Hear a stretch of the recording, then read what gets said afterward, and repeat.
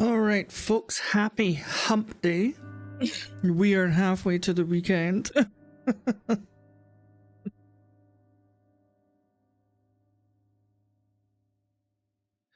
So yesterday in JudgeSim, this game was pretty crazy. I was really enjoying it. Very story based. I mean, met some funny characters yesterday. We were deciding parental concerns, who divorced and who the kids were going to live with. We've done music lawsuits where people have been reporting copyright. We've dealt with criminals, cartels, the mafia. God, we've had quite a few of the people yesterday. We also had a shady character at our door wearing a mask, so that was pretty freaky. So we'll find out today what that's all going to mean. Right, so I've got $575. Hey Jay, welcome back. How are you? Not seen you in a few days.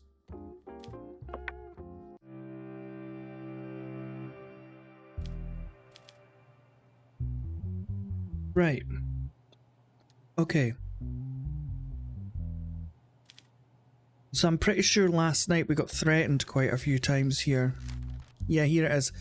If Sergei Monry receives any punishment, know this, Judge. I will not show you the light of day. This is my first and only warning to you. Think right and make the right decision. Is your life shitty like everyone else, or is it worth living? Think well. Oh Lord. Alright, what did this guy do? Right, so his name's Sergei Monry. So he's accused of assassination. John Wayne Gacy, you mean? The clown serial killer is in this game? I've not seen him yet. We had like a version of what do you call it? Kim K and Kanye West. There was a funny version of them in it. Right, so recently a person named Merg Blitz was involved in an accident with her own vehicle and died at the scene. Merg Blitz, who completed her shift at a company called Lincop, set out to go home with her own car. While she was driving, a truck coming from the opposite lane crashed into the vehicle of the person named Merg Blitz. During the investigations carried out by the police arriving at the scene, a crowbar was found in Merg Blitz's vehicle. Interesting. The driver of the pickup truck involved in the accident could not be found. The bag that should have been in the vehicle and containing important government information could not be found. So it sounds like somebody's bashed into her on purpose and stole her secret government documentations. Right. As a result of the autopsy performed on the person, how many times is it going to name Merg Blitz? It was concluded that she did not die at the time of the accident and that she was killed with the help of a crowbar found at the scene. As a result of detailed investigation, it was determined that the driver of the truck involved in the accident was a person named Sergei Monry. As a result of long efforts, the person named Sergei Monry was caught and detained at the airport where he went to go abroad. Right, so he's tried to flee the country. Oh, thanks for the sparkles, Jay. Thank you very much.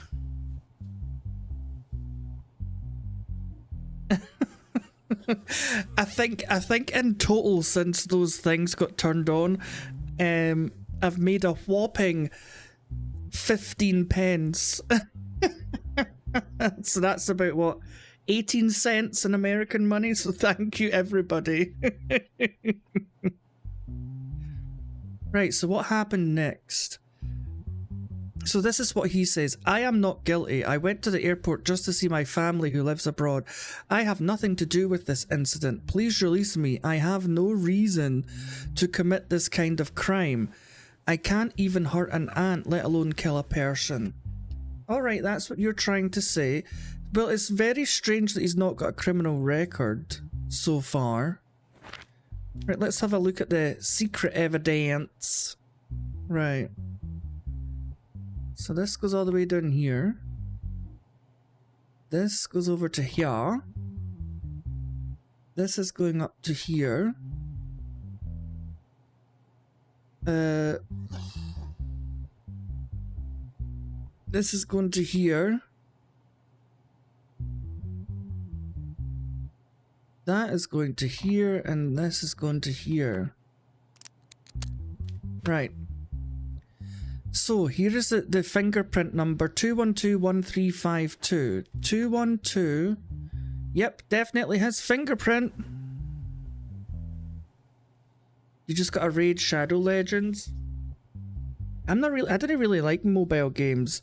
I've never really played mobile games that much, you know that. I see you can actually stream to YouTube live playing mobile games, I'm pretty sure. Right, so so his fingerprints are definitely on the murder weapon, right? That's a fact. So here's messages between two strangers on the phone. What's the situation? I have the bag now. How much do you offer? As we talked about, 50 million. I'm on it. Do you have a meeting place? Wait to hear from us. Right. So it seems like Mr. Sergey here has went and murdered Miss Merg Blitz and stole her government documents. The only problem is I've been threatened. If Sergey Monry receives any punishment, know this, Judge. I will not show you the light of day. This is my first and only warning to you. Think right and make the right decision. Is your life shitty like everyone else, or is it worth living? Think well. So now I don't know what to do. If I prosecute him, they're probably going to kill me. If I let him go, he's a murderer.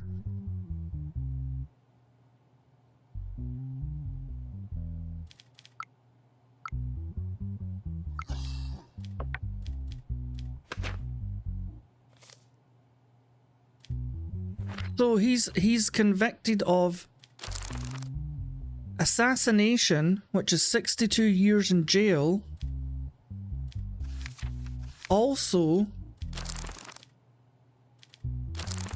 high treason, which is 100 years.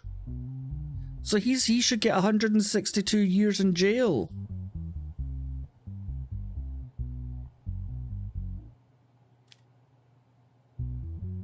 $100 years for treason.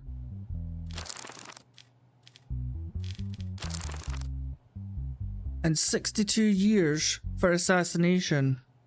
What do we do? Do we let him go or do we sentence him? Because I don't know if they're good. In the stream last night, someone knocked on our door, and when we looked through the peephole, there was a man in a mask, and we had to phone the police.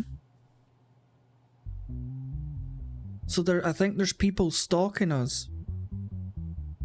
You know what? I'm sentencing him to jail. He gets 162 years. 162 years. Right, that's what he's getting.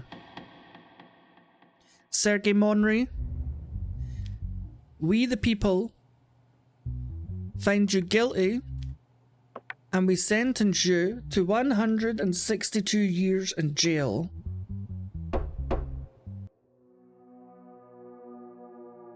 That's going to come back and bite me in the ass, I know it. I'm just going to get killed.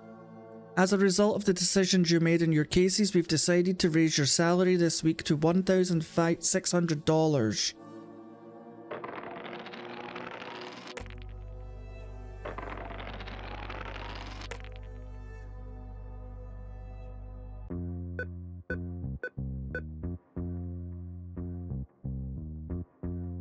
Is my computer from Temu? No, why would you say that, rich boss cat?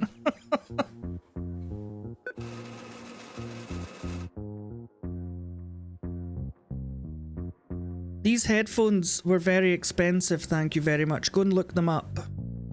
Actaris Nova Pros. Not from Temu, my dear.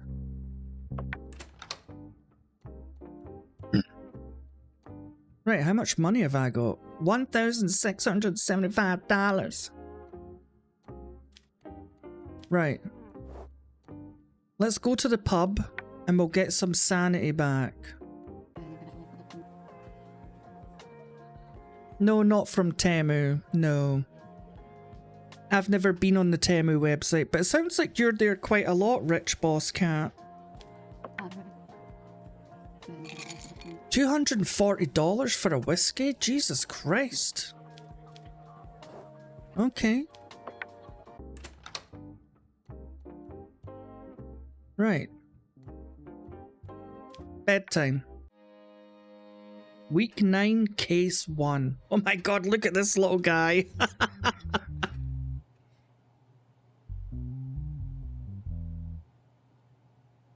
This looks like Rich Boss Cat. Frumpy little old man. Release Winston Gerald and accept the $750 we give you. If you accept this offer, the rest of the money will come and you will live a very comfortable life. Let me read what he did first.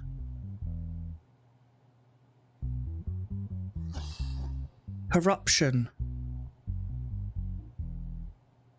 During the illegal prostitution and gambling raid carried out by police at the hotel called Palace of Jorge, at night, Winston Gerald was caught in the same hotel room with many mafia members and Frederick Lanson, who is known to be one of the high-ranking managers of the mafia.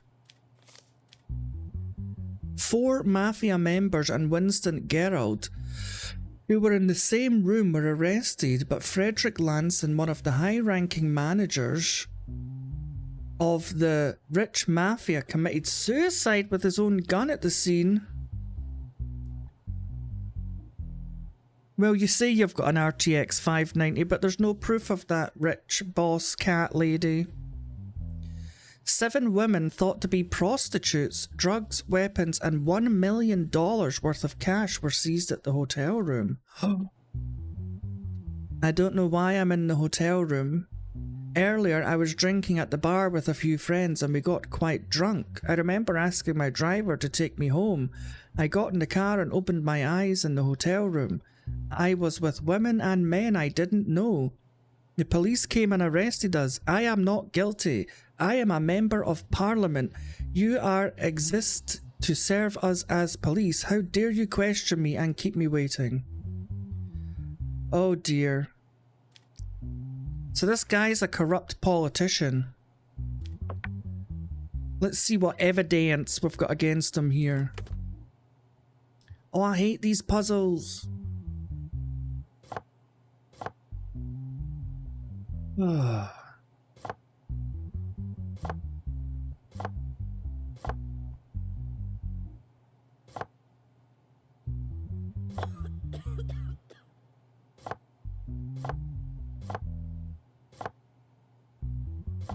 Oh.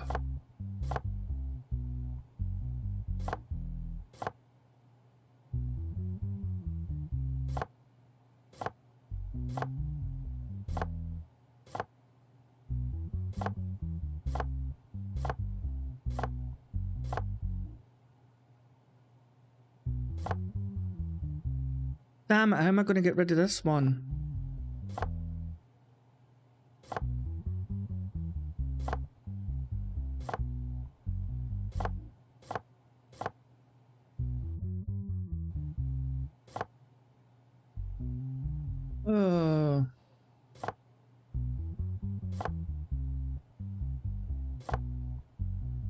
Okay, I think I've figured it out. Wait a minute. Okay. Right.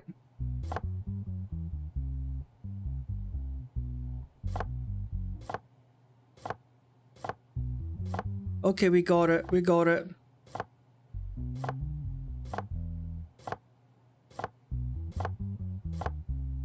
Oh, wait a minute.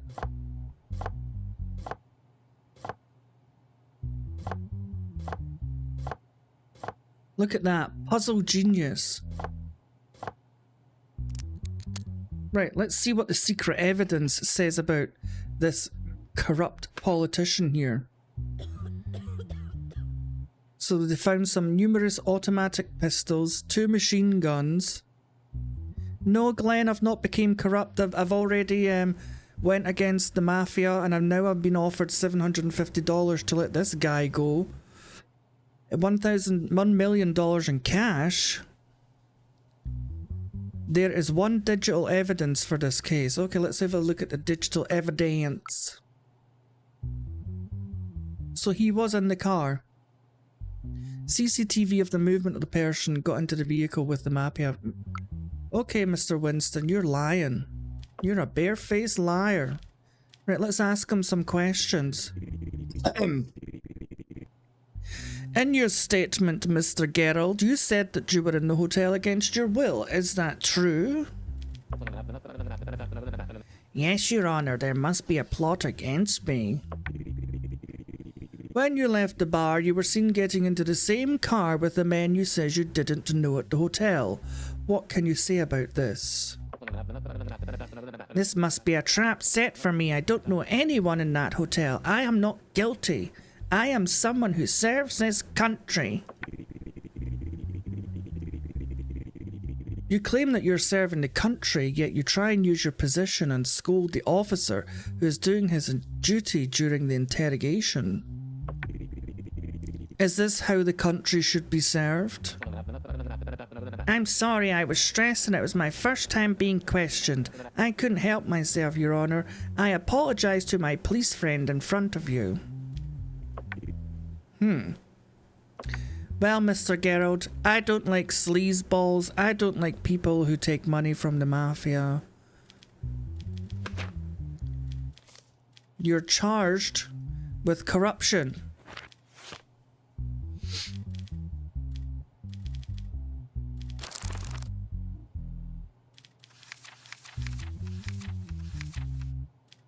What is that under again? Crimes against the state?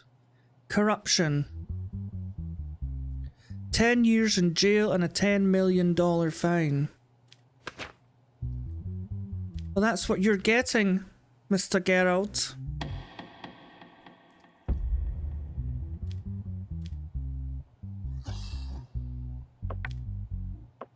You're getting 10 years in jail. I hope you don't drop the soap. And you're getting 10 million fine.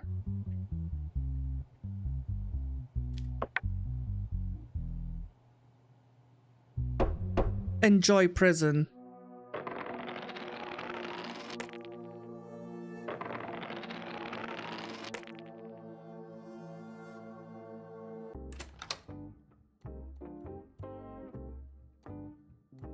This is my miserable wife, by the way. This is my less than bright son. He's as dumb as a rock. And this is my daughter who just wants to run and jump off the nearest balcony. She's just so happy in life. I've already given her $700 for a new phone. He got $300 for new clothes.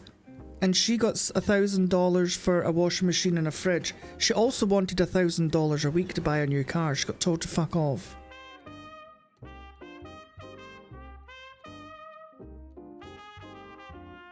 Yes, and this is a cat. He got a nice scratching post. Do you know what I've got? Do you know what I've bought for myself off all these weeks of working hard? A plant pot. That's all I've got is a plant pot.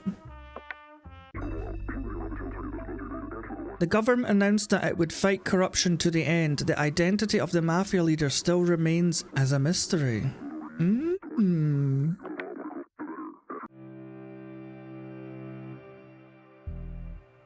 Oh god, my little bars went up. There's a 35% chance I could get assassinated. And a 30% chance I could get arrested.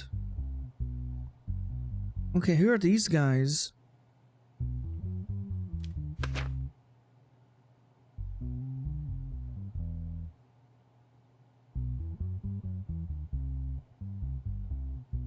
Not yet, Glenn. The last one was that prison murder. Right, so we have Mr. Oliver Mazikeen. Mazikeen was a demon that comes from hell. He was one of Lucifer's demons. That doesn't bode well for you, Mr. Oliver. Right, so his charges are theft. 3 years ago, a person named Oliver Mazikeen, who was at the scene of a theft incident in the alley of Mumbai Street, was detained as a suspect and was sentenced to 6 years in prison in the trial. Recently, a theft incident occurred again, and the suspect was caught and taken into custody. He's obviously never learned his lesson, has he? As a result of the suspect's statement, he stated that Oliver Mazikeen took responsibility for the crime of which he was convicted and that he actually committed the crime.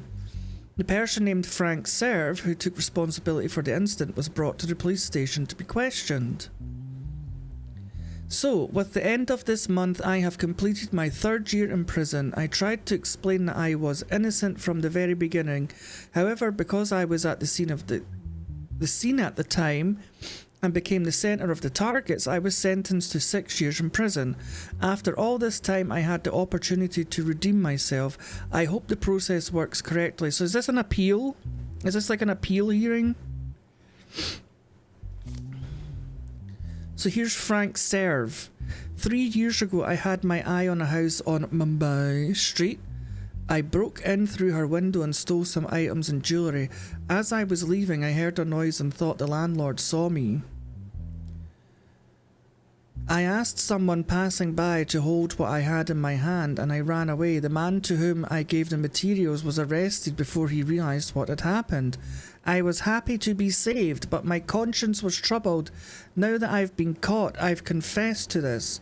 Right. So this poor man was arrested for his crime. He served 3 years out of 6 years in prison because this guy asked him to hold something and ran away, and he got arrested.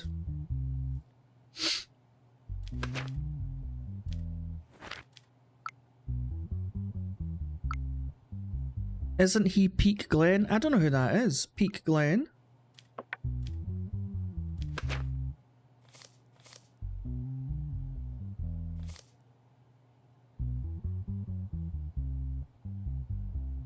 Right, so he's innocent then, right? So Mr. Oliver Mazikeen is innocent.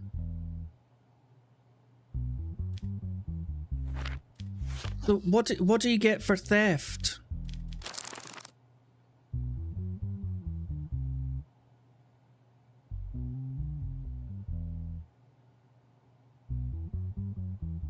Why did he get 6 years? None of these are 6 years. Oh, it was an armed robbery?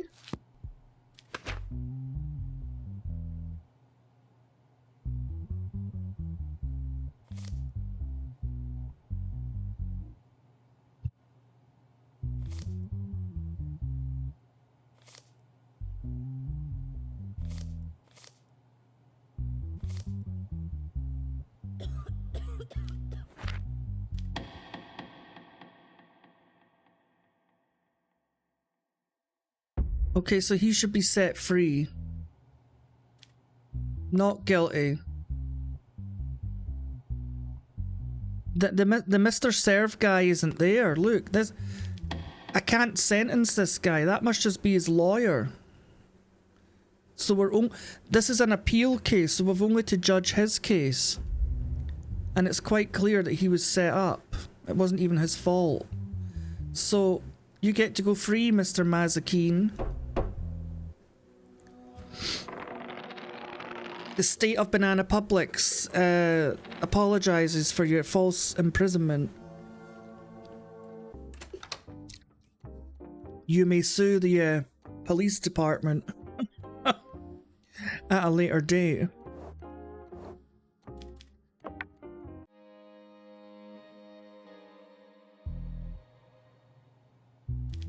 You know what? I'm gonna go to the shop. What can I buy myself?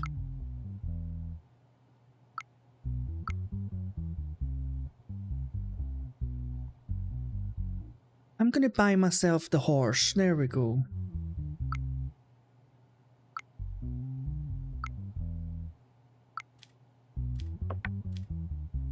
Right. Patrick Mickey should be punished no matter what. He is responsible for the death of the person I love most in this life. If you do this, I'll give... So this time I'm being bribed to send him to jail, not to release him. Let's see what he did. We'll check the evidence. So we've got Patrick Mickey, 46 years of age. Related to Humpty Dumpty. No criminal record. Mental health test. He's all right. He's not insane, but he's not got citizenship. So if he is guilty, he just gets deported straight away. Incitement to suicide. What? A person named Tiffany Helen recently committed suicide by jumping from the rooftop of the Haldentown shopping mall. Although the citizens at the scene tried to persuade Tiffany not to commit suicide, it was claimed that Patrick Mickey forced Tiffany Helen to commit suicide. Following the incident, the statements of the citizens were taken and the person named Patrick Mickey, who was alleged to be the instigator, was taken to the police station to be questioned.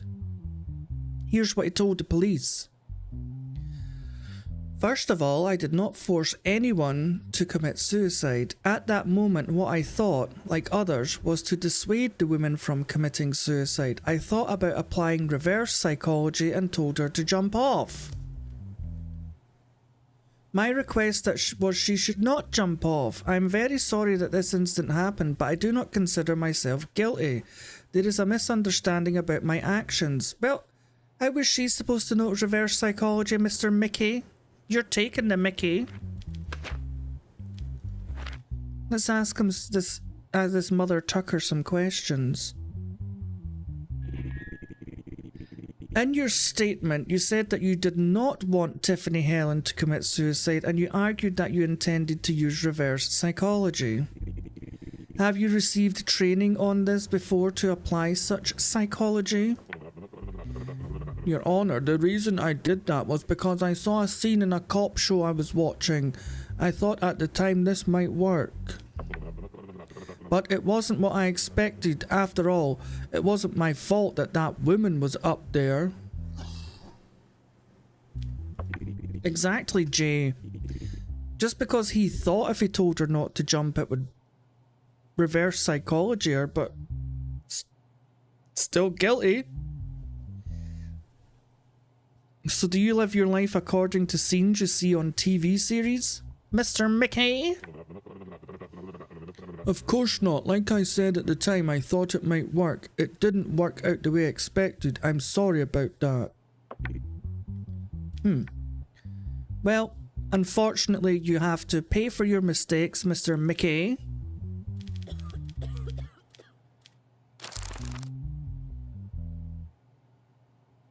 So that's 4 years in jail, Mr. Mickey. Does he have a criminal record? No. So he gets 4 years in jail. I, Justice Vaughn, find you, Mr. Mickey, guilty of incitement to suicide.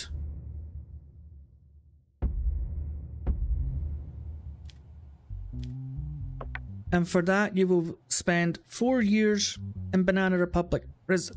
Oh yeah, he gets deported. You're right, Glenn. Thank you so much. I would have failed that there. Let me just check the rules still apply. Criminals without citizenship must be deported without penalty. What did that say? Does not apply to those who are not guilty. Okay, so he just gets straight up deported.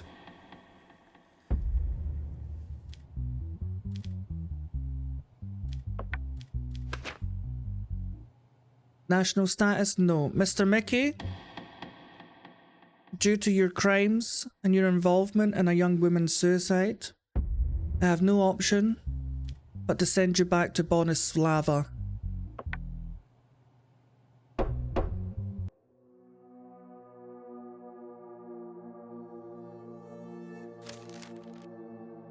As a result of your decisions you made in cases this week, we decided to raise your salary to $1,900. That guy should have gave me $500 as well, I think.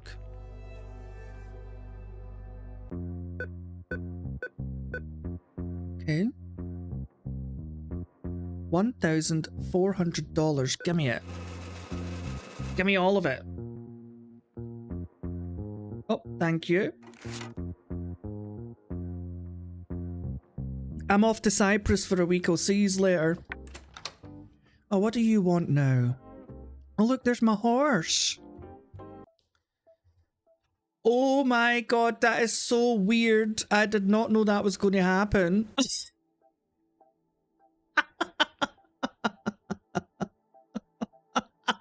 What are the chances of that? Me making a joke about going to Cyprus and she wants to go on holiday.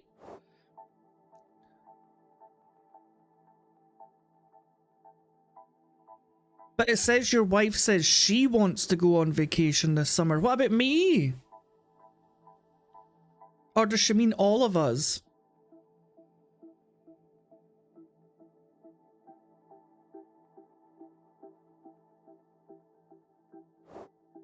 That would leave me with just over $400. I don't know. Should we do it? Just her and her battery-powered friend? No, do you know what? If you're not taking the rest of the family, no. I'm going for a drink.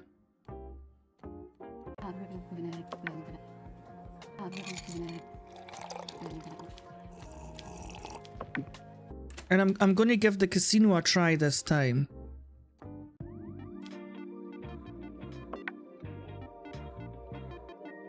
Okay, let's bet $5.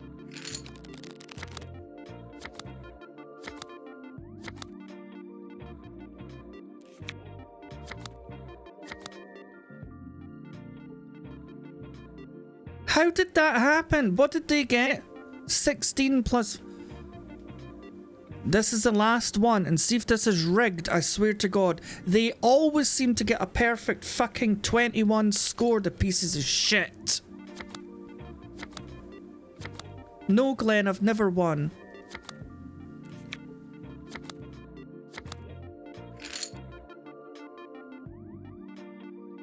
So the one time I win, it draws and I get $0. Do you know what? This is a fucking scam. You can get fucked. I'm going to my bed.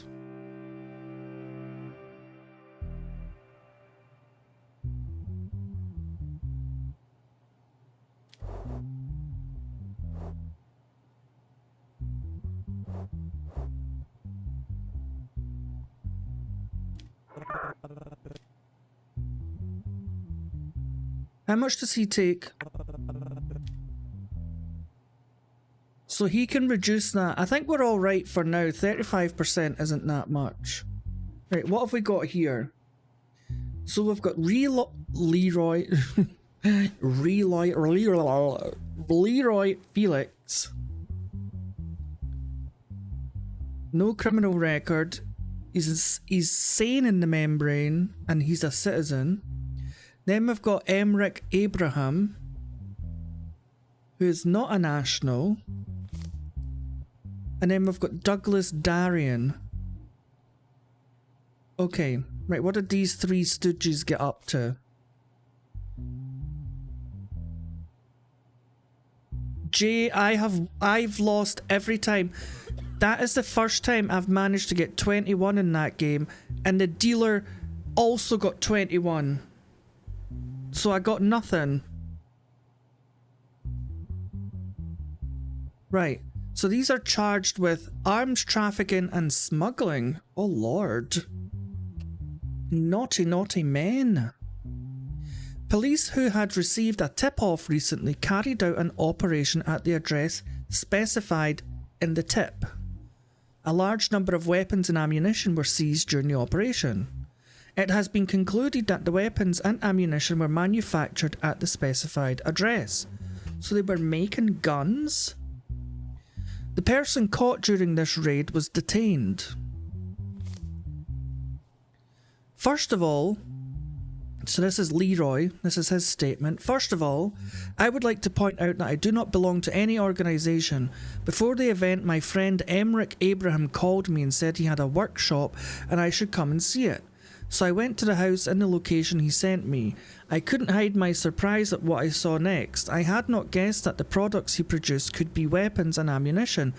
Afterwards, I told him that this was a crime.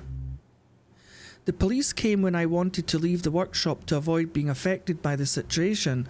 They detained me before I could explain the situation. Please understand me, I am innocent. That's what they all say, Mr. Leroy. Oh, I went to visit my friend and he just so happened to be making guns in his basement, and just at that moment the police showed up. Right, this is what Emmerich is saying. Douglas Darien, so they're all blaming him. They're all blaming this guy. Douglas Darien, a friend I had just met, invited me to his workshop. Oh, that sounds familiar. Which he stated belonged to him. When I asked him about the content of the workshop, he told me that it was an art workshop. Since I love art very much, I was curious and went to his workshop. I didn't know I would encounter something like this. Just as I was getting over my surprise and leaving the weapons workshop, police arrived. They detained him without giving him a chance to talk. I want to make it clear that I have nothing to do with the incident. Right, so what's Douglas saying? I am not guilty of the incident. Those responsible for this incident are individuals named Leroy, Felix and Emmerich Abraham. It's only been a few days since I met these people and they invited me to their workshop. I accepted their invitation thinking it was an art workshop. After entering the workshop, I was speechless at what I saw. When I wanted to leave the scene, police came and quickly detained us. I have no connection with the workshop. So they're all like, no, it was him, it wasn't me, it was him. Right, let's see what secret evidence we've got. Oh god, here we go.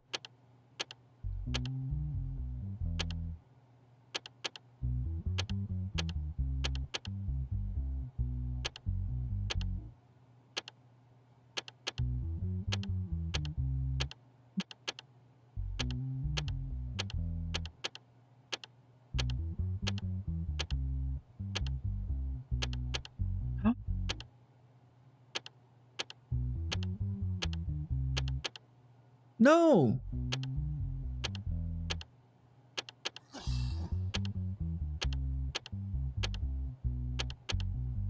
Damn it, I forgot.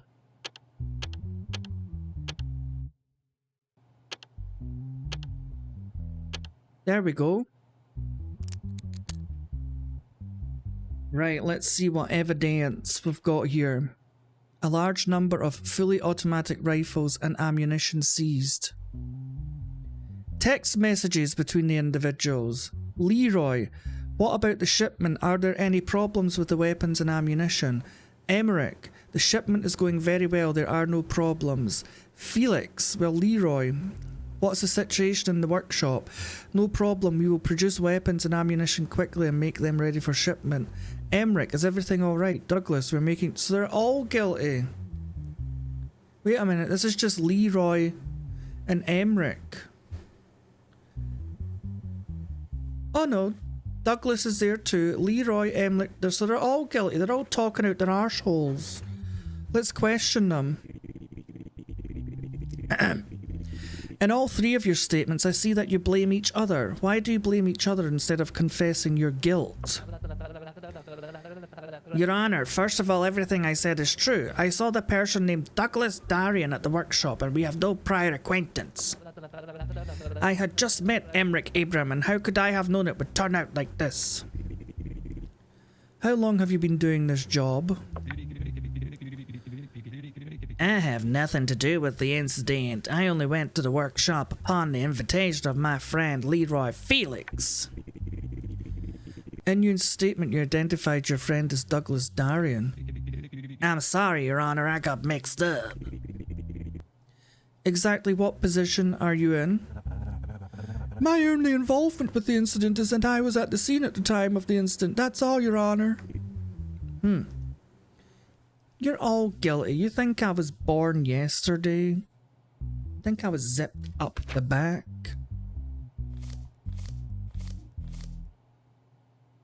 Trafficking and smuggling. Right, let's see what they get.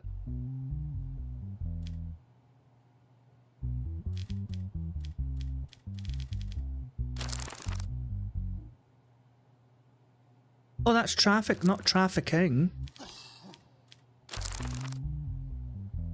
Arms trafficking is 10 years and a $100,000 fine.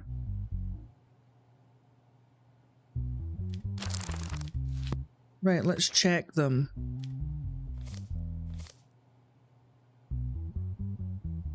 So, Leroy gets 10 years and a $100,000 fine.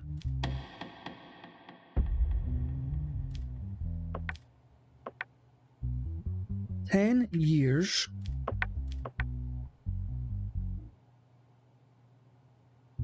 and a $100,000 fine.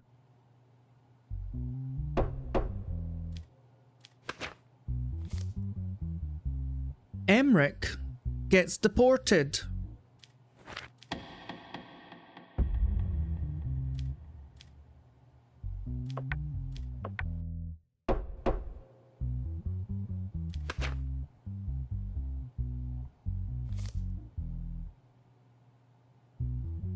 So he also gets 10 years and a $100,000 fine.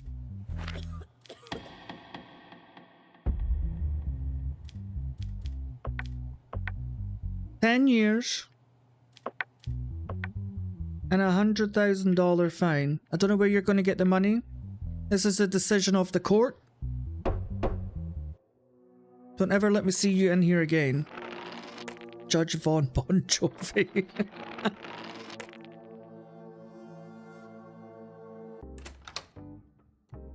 That's kind of a get out of jail free card though, isn't it? If you're guilty and you're an illegal immigrant, you just get sent back to your country, no punishment. And then you could just go somewhere else. Hey, court. No, I'm not going to get shot again. That was a one-off. Right. Let's go to bed.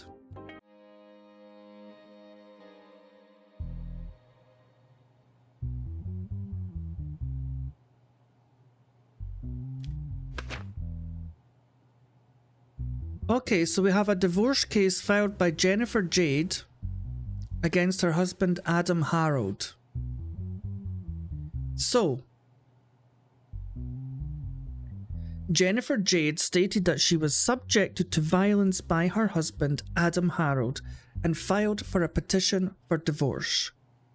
Jennifer stated that in her petition that the reason for the divorce was that the trust in her husband was shaken and that the promises her husband made to her as some marriage criterions were not fulfilled. Additionally, Jennifer said that sometimes he would try to take her up the back. No, that's terrible. Additionally, Jennifer said that she was faithful to her husband throughout their marriage and did not have any difficulty in fulfilling his wishes. Okay. Let's see what's going on here. Bruises and rashes due to impact in various parts of the body. A broken pinky?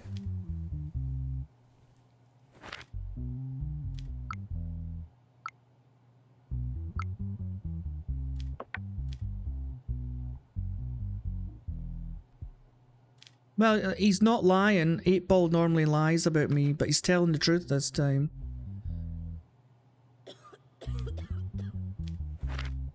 Okay, let's talk to them. Sorry, Miss Jade, could you briefly explain the promises your husband made to you as a marriage criterion? My husband lied to me about many things, including our sexual life. On what issues did your sexual life, did he lie to you? Your Honour, Adam and I promised each other before we got married that we would not have sexual intercourse, and he lied to me about many things, including the size of his penis.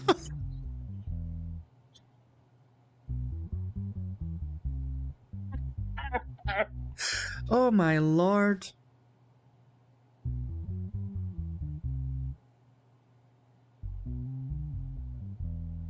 Why are you bothered about the size of his periwinkle when you didn't want to have sex, even when you were married? We promised we would not have sexual intercourse. So why are you worried about the size of his meat and two veg? If you didn't want to use it, Miss Jade.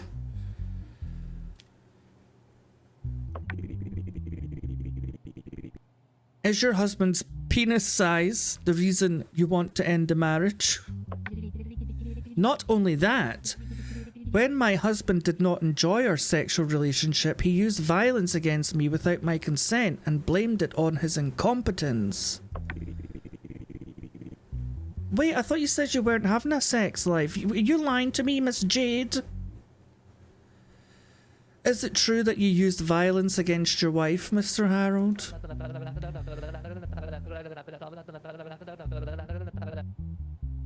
My wife argued that my penis size was below average and she constantly used this against me. Once she threatened to tell my friends. So I suggested that she could have a sex with a friend of mine and that she could enjoy our sex life more. She said she was open to it. She said this situation would not harm our relationship. Then she asked me to watch them while she was having sex with my friend. She says this would increase her pleasure. You know what? Just call me Judge Judy. What is this that I have before me today? In the face of his statement, I accepted his request, but while watching them, I succumbed to my anger and committed violence against my wife. I regret it very much. I love my wife very much and I don't want to divorce her. So, she wanted him to watch her having sex with his friend. He agreed to it. He wanted to try, a little bit voyeurism. He could have been jerking the gherkin in the corner while she's making the beast with two backs with his friend. But he obviously got upset and he couldn't handle it. So he broke her pinky and battered her.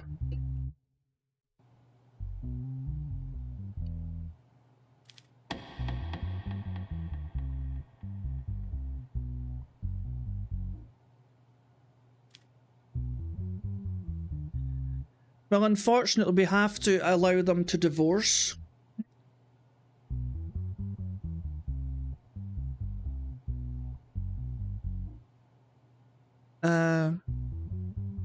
That's the rules, unfortunately.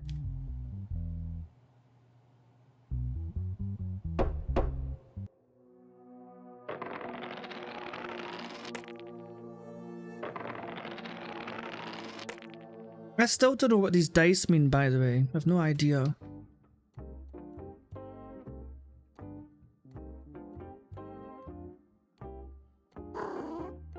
Hello, little chat. You need to cheer up. I bought you a new Lubble phone and it hasn't exploded yet. You should be thankful.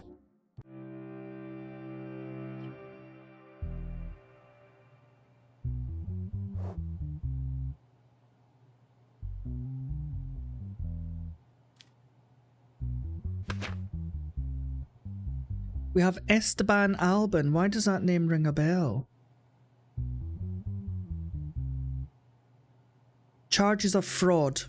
A person named Arturo Max, who thought that his vehicle had a mechanical fault, took his vehicle to the repair shop called Regular Auto to detect and fix the problem. After 2 days, the repair shop notified Mr. Max that the repairs were completed and stated that he could take delivery of the vehicle. Mr. Max, who received the vehicle, wanted to sell the vehicle 1 week later. He had received a report about the vehicle from the expert company before the sale. The person named Mr. Max, who saw that 3 parts of the vehicle were changed in the report, filed a lawsuit against the repair shop called Regular Auto, which he held responsible. So basically they took his car to fix it and they took out good parts that they didn't need to take out and probably put in crappy parts. Okay, so it's been about 1 month since I purchased my vehicle. Since the malfunction light came on, I took it to the repair shop called Regular Auto. They said there was a simple mechanical fault in the vehicle. They repaired and delivered my vehicle within 2 days. Afterwards, I decided to sell the vehicle and applied for an expert. Pardonnez-moi. The expert report revealed that there were 3 changed parts. This is not possible because I bought my vehicle from the dealer with 0 kilometers. I think it was replaced at the repair shop.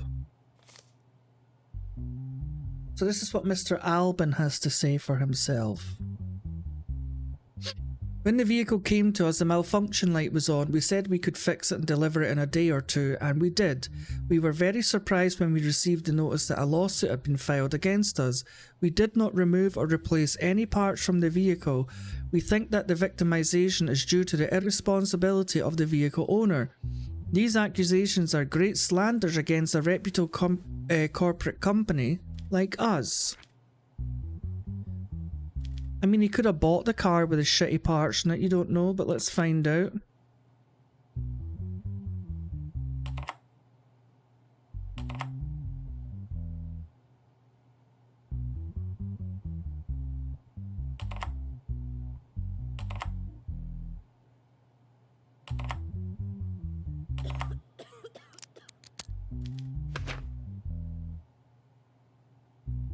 So the expertise report from the time the vehicle was purchased.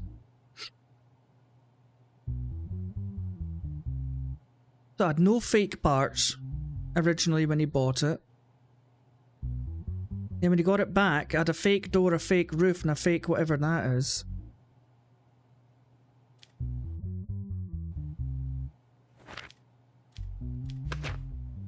Okay. So it's just fraud.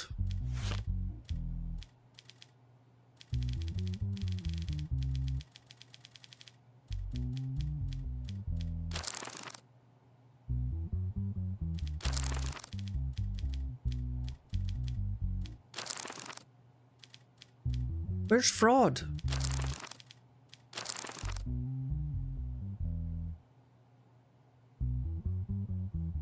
Four years in jail.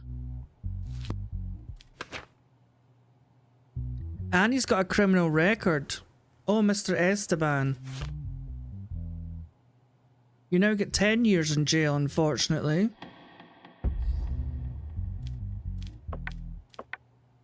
Well, he's not an immigrant, is he? No.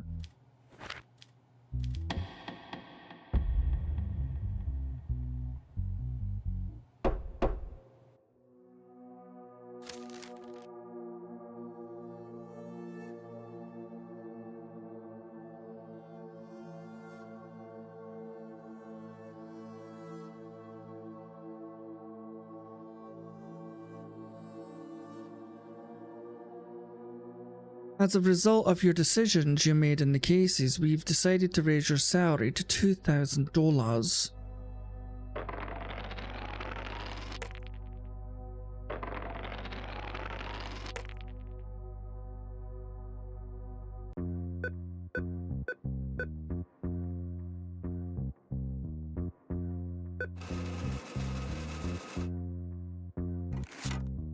Imagine having $2,000 a week spare just to spend on whatever you wanted. Oh, I'm getting rich. At least the internet supports us, we're doing good. Yeah, I'll be right back, guys, give me 2 seconds.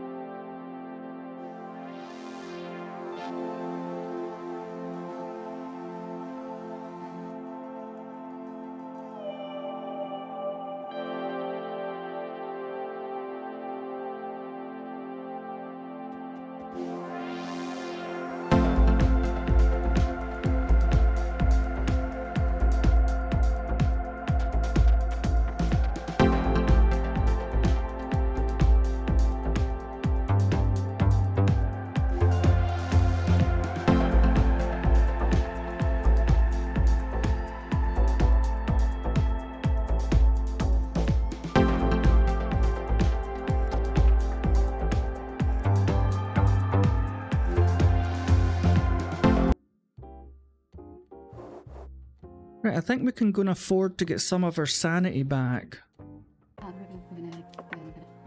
$960? Jesus Christ.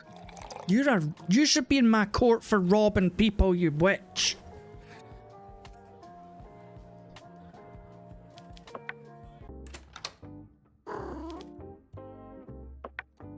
I will not be back to that bar, I can tell you.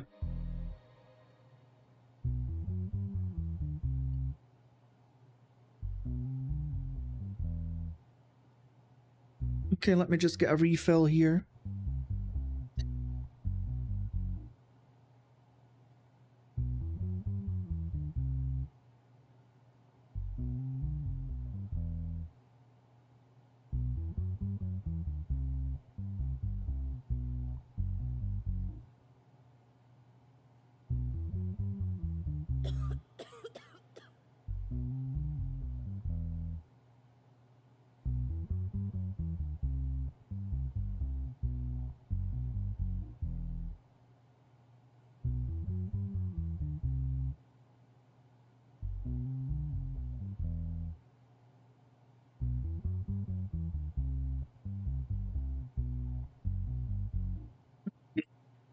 Right.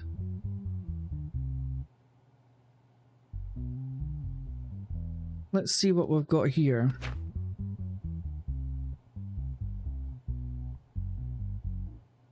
So Miss Jessica Grombert is charged with insult, beating, and home invasion. What the hell have you been up to?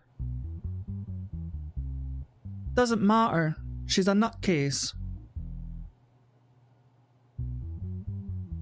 We'll read what she done anyway, so she's got to go to a bloody mental institute. We'll read what she's done. The incident took place in the evening of at the restaurant belonging to Philip Monroe. The incident calmed down with the intervention of eyewitnesses, and then the police were called and asked for help. After Monroe filed a complaint, Jessica Grombert was caught and taken into custody. First of all, I would like to say that I am in the right. I don't quite understand why she attacked me. I was just doing my job at my restaurant. Suddenly she entered my restaurant screaming my name and started attacking me. Even though I told her to calm down, she continued to punch me. The incident calmed down with the intervention of my customers. Afterwards, I called the police and asked for help.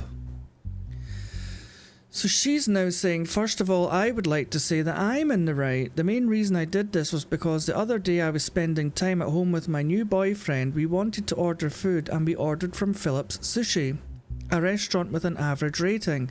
The app said the order time was 20 to 30 minutes and my friend was in a hurry. They brought our order an hour and a half later, and of course my friend had already left by then. When I sent my message to meet up the next day, he told me that he was not available, and I was very angry about this situation. If we had been able to have dinner together in the evening, this would not have happened. That's why I went to the restaurant and attacked the person I met. I just wanted him to stay, but this food situation broke everything. Okay, you're a crazy person. I was eating my favourite sushi at the restaurant called Philip's Sushi, which is one of my daily routines. Suddenly I saw a woman enter the place screaming. She was swearing and shouting, "Philip." She ran towards Philip, who is also a dear friend of mine, and started attacking him by swearing and punching him. I separated them and the woman left the place. Then we notified the police.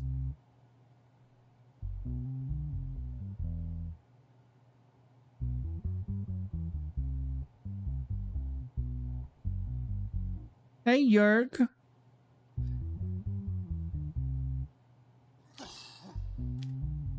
Yeah, she needs to get sent to the,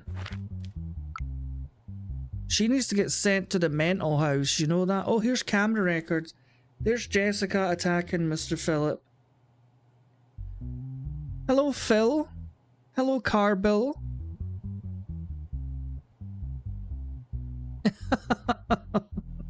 You went to the horizontal? You know, that's why I put vertical in the thumbnail and the title. Oh, Jörg, you silly sausage. Right. Hello, dear. Hello, dear. Right, so she's nuts. So she just has to go to the mental asylum.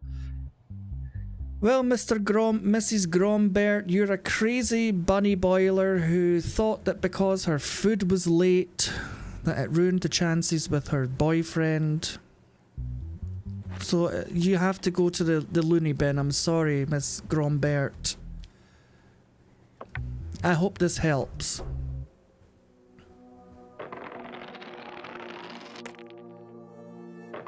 You're struggling with tech tonight. Yeah, the horizontal mambo. Well, thank you for the raid, Jörg. I appreciate that.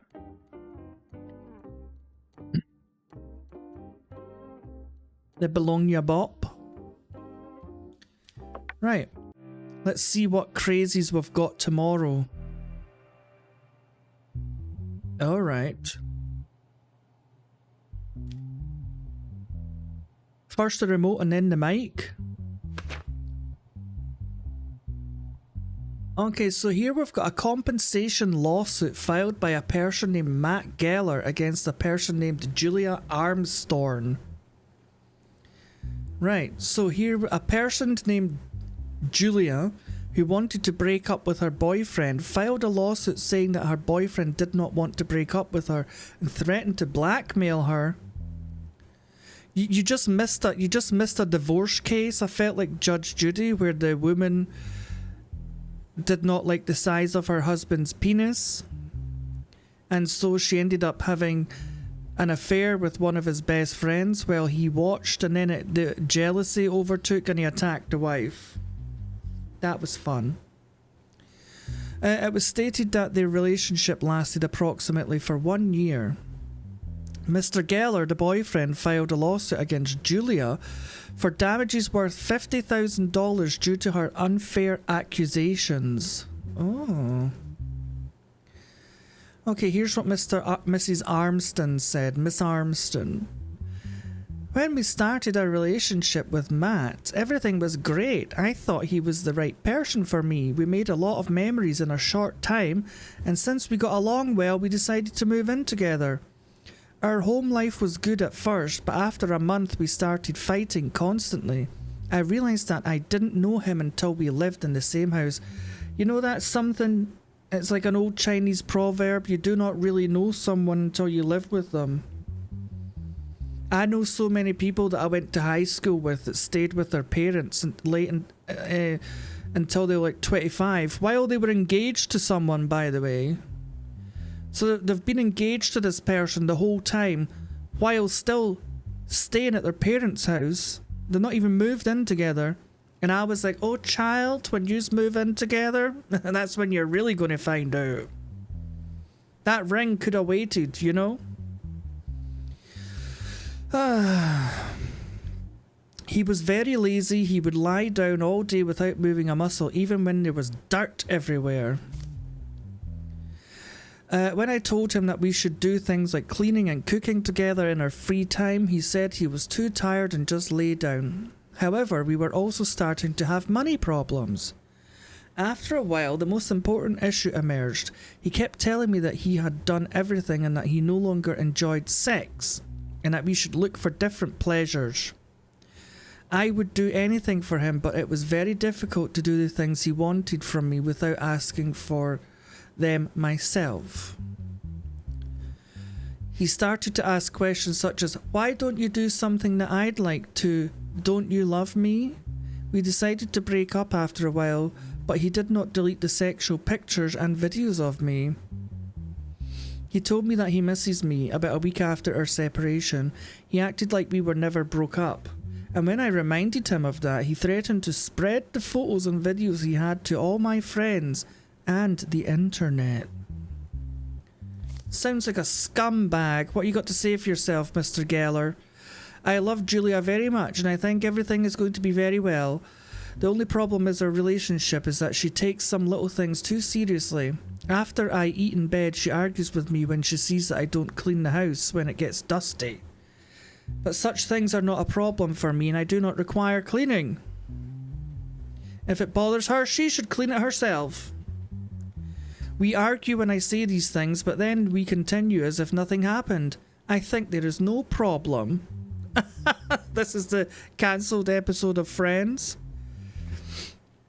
We started living together in the middle of our relationship. Naturally, we tried everything we could in bed. When I go to her with different ideas, she always acts offended and rejects them. I just want to discover new pleasures together. Afterwards, she wanted to break up with me. Since I didn't want to lose her, I told her that I love her and miss her very much. Geller, Julie Geller. I never watched Friends. I wasn't a fan of Friends. Yes, shoot me now.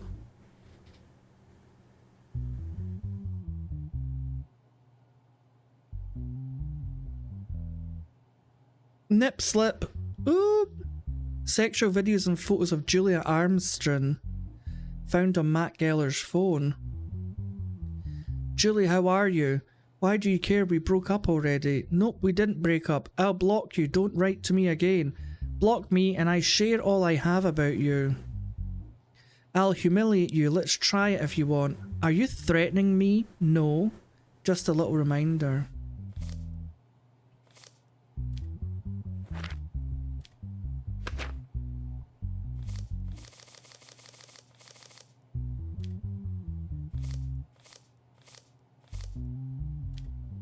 Okay, let's see what they have to say for themselves. You're a scumbag, Mr. Geller. Why do you still keep photos and videos of your girlfriend even though she asked you to delete them? Because I miss her so much. I miss us. I want to have things that I can remember even if I delete them and we never make up again. Why are you secretly sharing private photos with your friend? That's a tough question, Your Honor. I have some strange feelings and it gives me pleasure sometimes. I trust my friend very much and I was just wondering what he thought about my girlfriend. I thought that if they were good comments and my girlfriend was ready to try new things, it could lead her to other things, but now I realise how ridiculous it was to do it without her notice.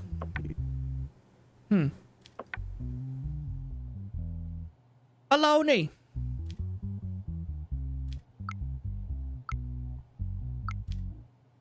Okay.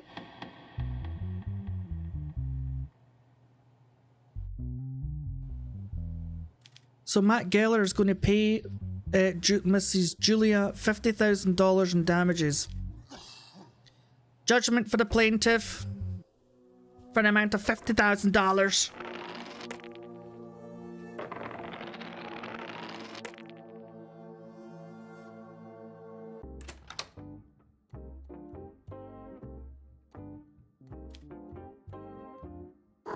Hello.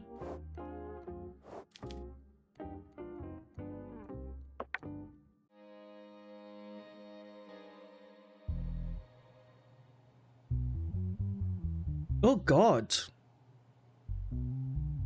Are you on speed or something? Okay, so he's being charged with high treason. Jamal Roderick. He looks very alert. Jamal Roderick, who was captured by Prime Minister Matt Drake's guards during their patrol around the property at night, surrendered without difficulty. According to the information provided by the Prime Minister's guards, the police officer was wearing his official uniform and had a gun with the safety on in his hand when he was caught. The guards who searched the person found a red rose and a steel choke rope. Is this the Red Rose killer?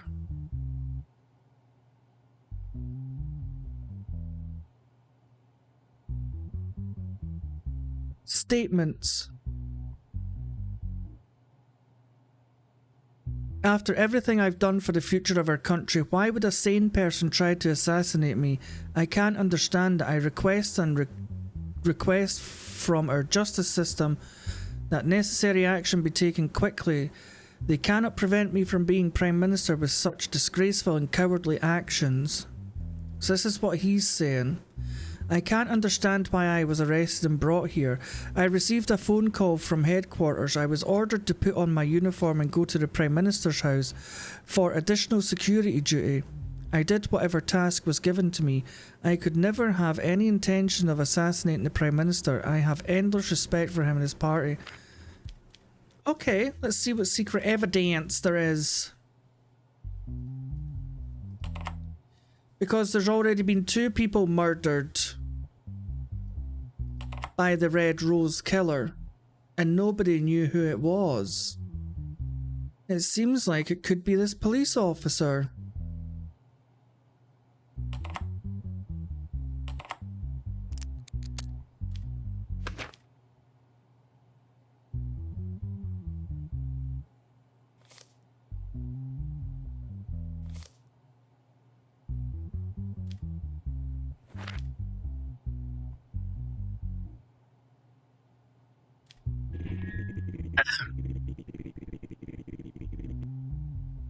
The exact same rose found on the corpses in previous assassinations was found on you. How do you explain this, Mr. Roderick?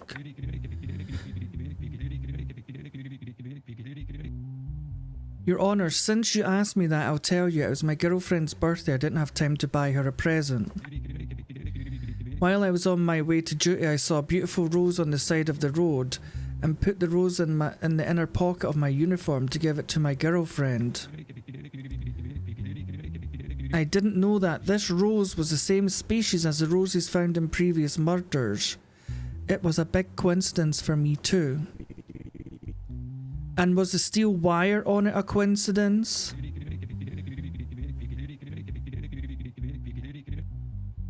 I always take into consideration all possible negative situations as a professional habit. This is just extra precaution. In your statement, you said you went on orders from the centre. However, it was accepted that there was no such order from the centre. Your Honour, the order I received was not a written order. I don't know, there may have been some confusion. Jamal, you're guilty as sin.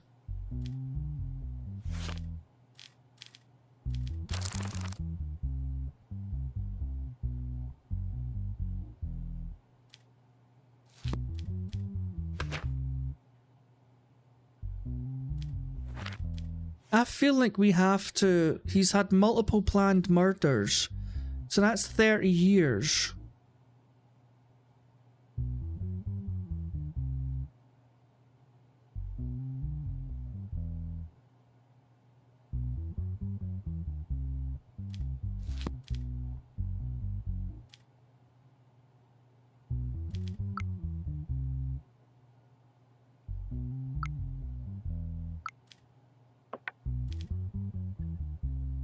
This is difficult because he's murdered 2 other people, plus he's been accused of fraud. High treason, sorry. What is high treason anyway?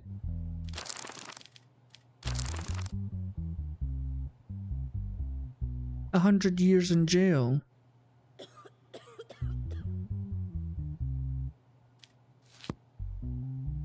Let's just sentence him to 100 years in jail. He's not gonna get out anyway.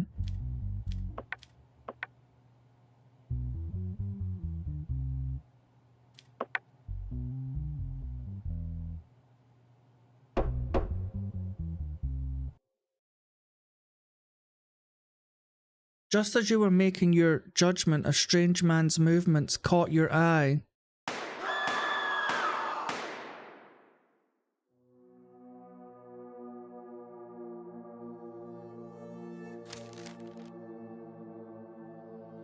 Did somebody shoot him? As a result of your decisions you made in the cases, we've decided to raise your salary to $2,500.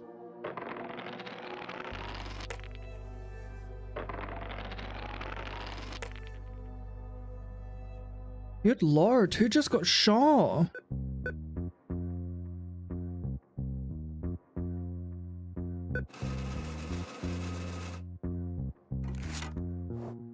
Holy moly, I've got nearly 5 grand in my wallet.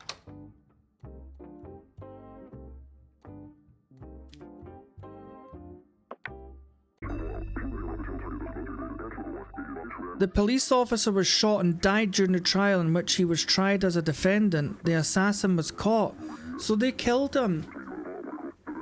I mean, he's already killed 2 other people, and he tried to kill the mayor, and someone took him out. Why has my courtroom got bigger? Have I been promoted? Your Honor, after the recent events, we've decided to promote you to a more secure palace of justice. You will never be subjected to such an act again. We convey our wishes to get well soon. Ministry of Justice. I've been promoted. I've got a bigger courtroom. Ooh, so we've got Alex Martin. What has he done? Oh, so he was the assassin. He was the assassin. Recently, a person named Jamal Roderick was shot 4 times and killed by Alex Martin during his trial. After shooting, when he was about to commit suicide, he was neutralized by security forces. During this process, he refused to testify. Oh.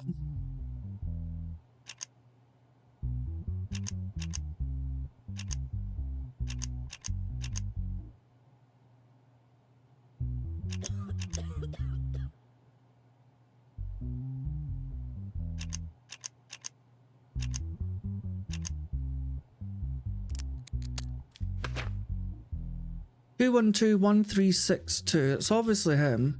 2121362. So he is. Does he have a criminal record? Yes. Right, so he gets tried for assassination. 102 years in jail.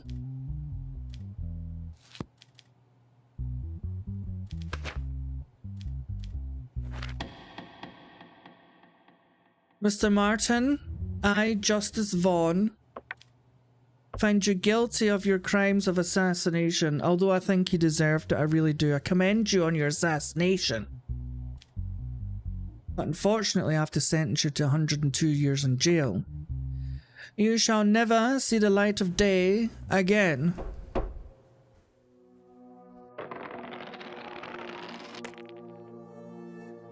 What?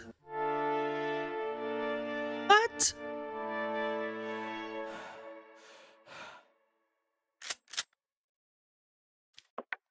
That's what he gets.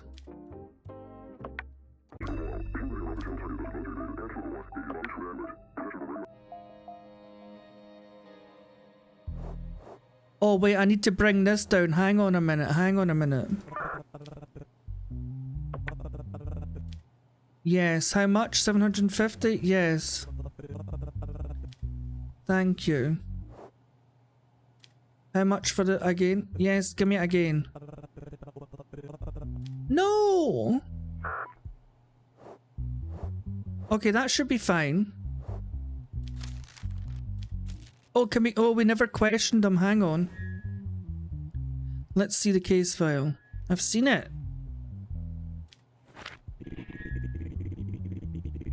Do you insist on continuing not to talk? Why did you commit this murder? Who do you work for? I have nothing to say. I'm an anarchist. Right, I'm seriously confused about why I died there. It's assassination. He's got a criminal record.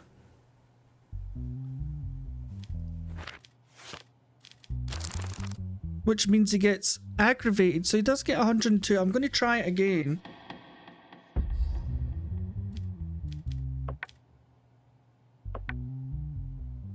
Maybe it's because my assassination attempt thing was up quite high.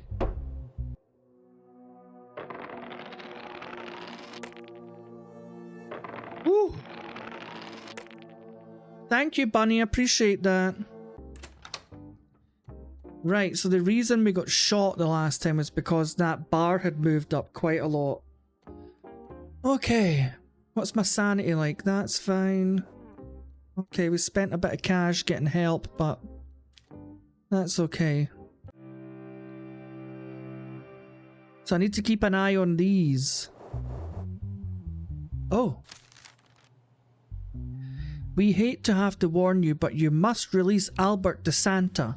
Otherwise your wife and children will suffer for it. If Albert DeSanta is sentenced, be prepared to watch your family disappear. That's alright, I don't like my family very much anyway. You can have them, they cost me nothing but money. Okay. So he's been charged with murder. Recently at noon, 3 gunshots were heard in the restaurant called Burger Queen. A person named Martin Madrex lost his life in the incident. It has been stated that the cameras are not active because the restaurant has just opened. Well, then they should definitely work. As a result of the constant statements of customer Amanda Franks and employee Katia Stones, my god, what a name, who were there at the time of the incident, and the photo fit they drew, the information of the person named Albert DeSanta was obtained. Not long after, the person named Albert DeSanta was caught by the police and taken into custody. So here's what Katia says. I started my shift at noon. Since the restaurant is secluded, I can remember the customers' faces. While I was waiting at the counter, I noticed that the customers at the table 14 were arguing. The customer in the leather jacket suddenly pulled out a gun and pointed it at the person in front of him. As soon as I saw the gun, I hid under the safe. Then I heard 3 gunshots. I didn't show up for a while because I was afraid. When I came out, I saw the man laying on the ground. Then I notified the police. Here's what Amanda Frank says. I went to Burger Queen's around noon to order, but I went to the restroom before making it. I stayed for about 5 minutes. After leaving, we made eye contact with the customers at table 14. While I was heading to the cash register to my order, I heard the scream of the cashier. With a sudden reflex, I threw myself under a table. Then I heard 3 gunshots. After a while, I came out from under the table, and one of the men was on the floor. The other one had left the place. Here's what Albert says. I was sleeping at home at the time of the incident. You accused me of shooting a man, but I was at home until the evening hours that day. I only went out for drinks with my friends in the evening. This is a murder they are trying to pin on me. I am not guilty. There's no evidence. I don't know, court. She said the restaurant was secluded, so I just imagined it was in the middle of the sticks somewhere in like South Texas or something like that, you know?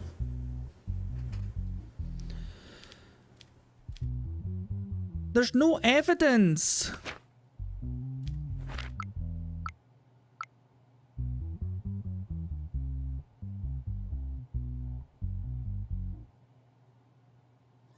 I mean, that looks like Hitler to me. I guess he does look like Hitler, actually.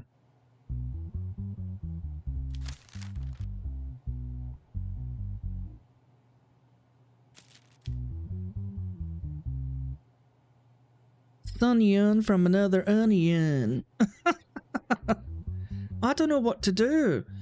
It sounds like none of them actually really seen the person. Yeah, so she remembers the customers' faces. She was waiting at the counter.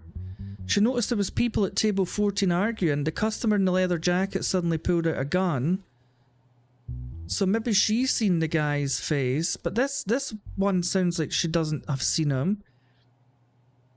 She was heading to the cash register. She heard the scream of the cashier, And then she threw herself under a table. Then she heard, so she never seen squat.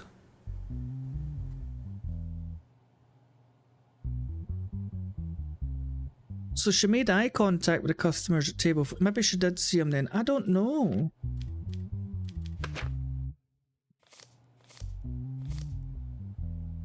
Murder. So they're going to murder my family if I don't release this guy. What do you think I should do? Let him go, or should I just sentence him and hope that my family gets kidnapped?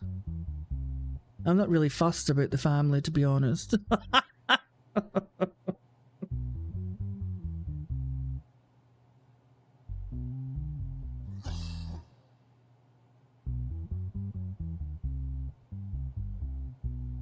You know what? I'm just going to sentence him to murder. 14 years, he's not got a criminal record, has he?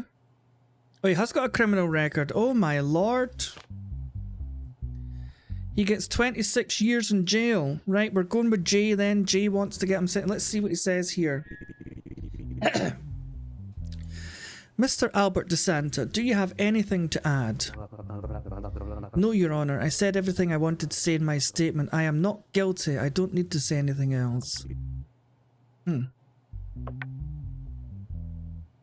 Right, let's sentence him then.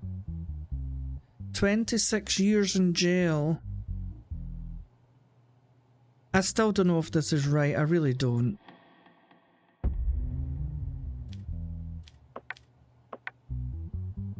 Mr. DeSanta, I, Justice Vaughn, find you guilty of murder in the first degree, and I sentence you to 26 years behind bars.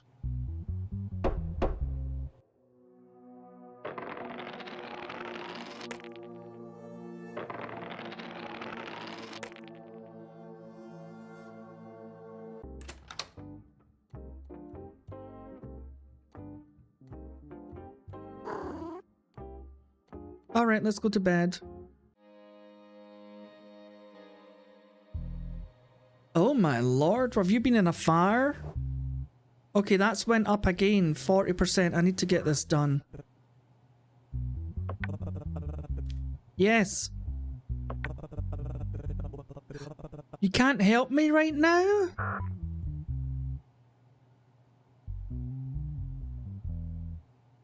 I have to be very careful.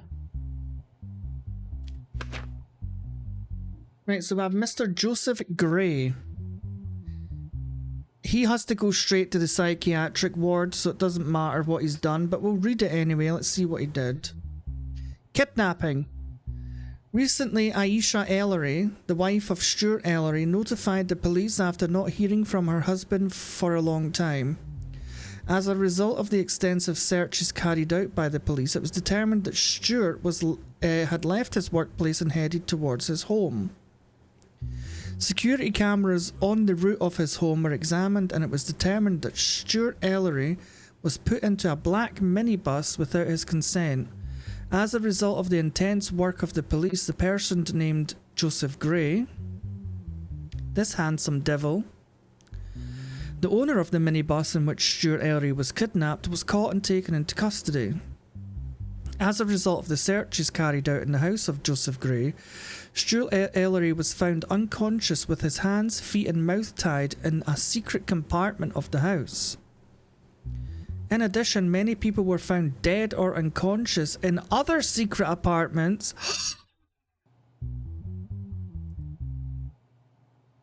So this is his statement. First of all, I would like to state that I am definitely not a murderer. I only treat sick people who are on their deathbed. While doing this, I do not ignore their consent. I provide them with the opportunity to continue living. This is an opportunity for them. I am not crazy. I didn't force anyone to do anything. He's only been charged with one murder. Kidnapping? Dead people were found in his house.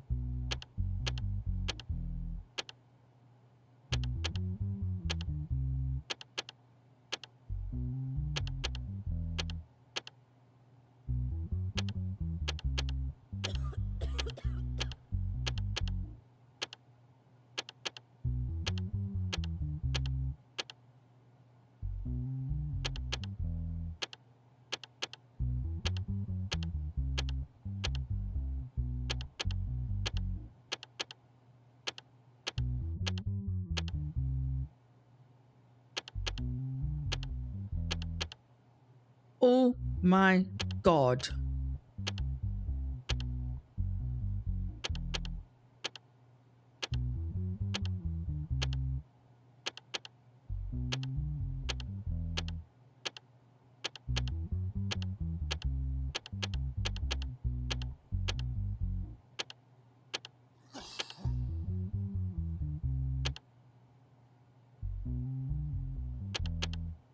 You mother tucker.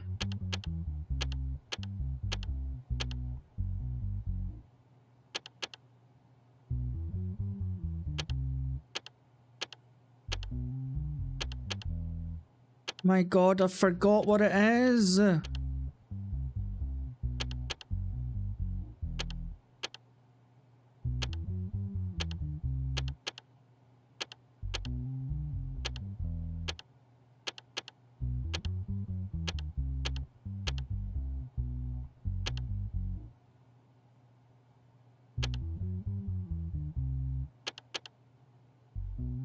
You have got to be shitting me.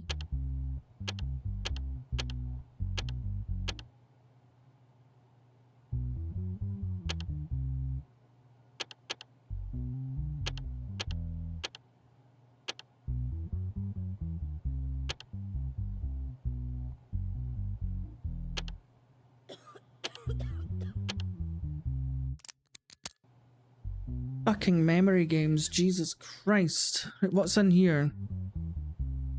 Joseph Gray. Multiple personality disorder.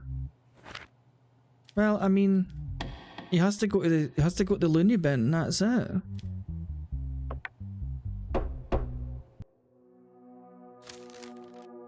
As a result of the decisions you've made in the cases, we decided to raise your salary to $2,600 a week.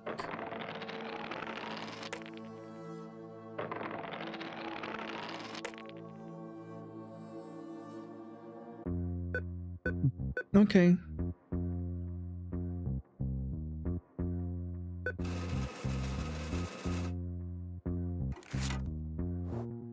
Holy moly. Right, let's go to bed. Are you gonna help me again?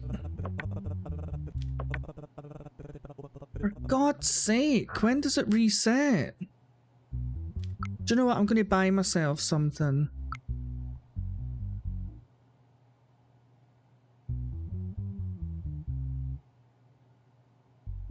How much money have I got? $5,000.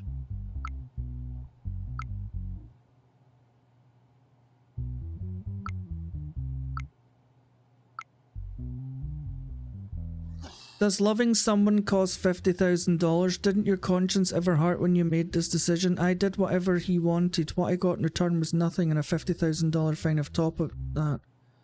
I cannot find words to say.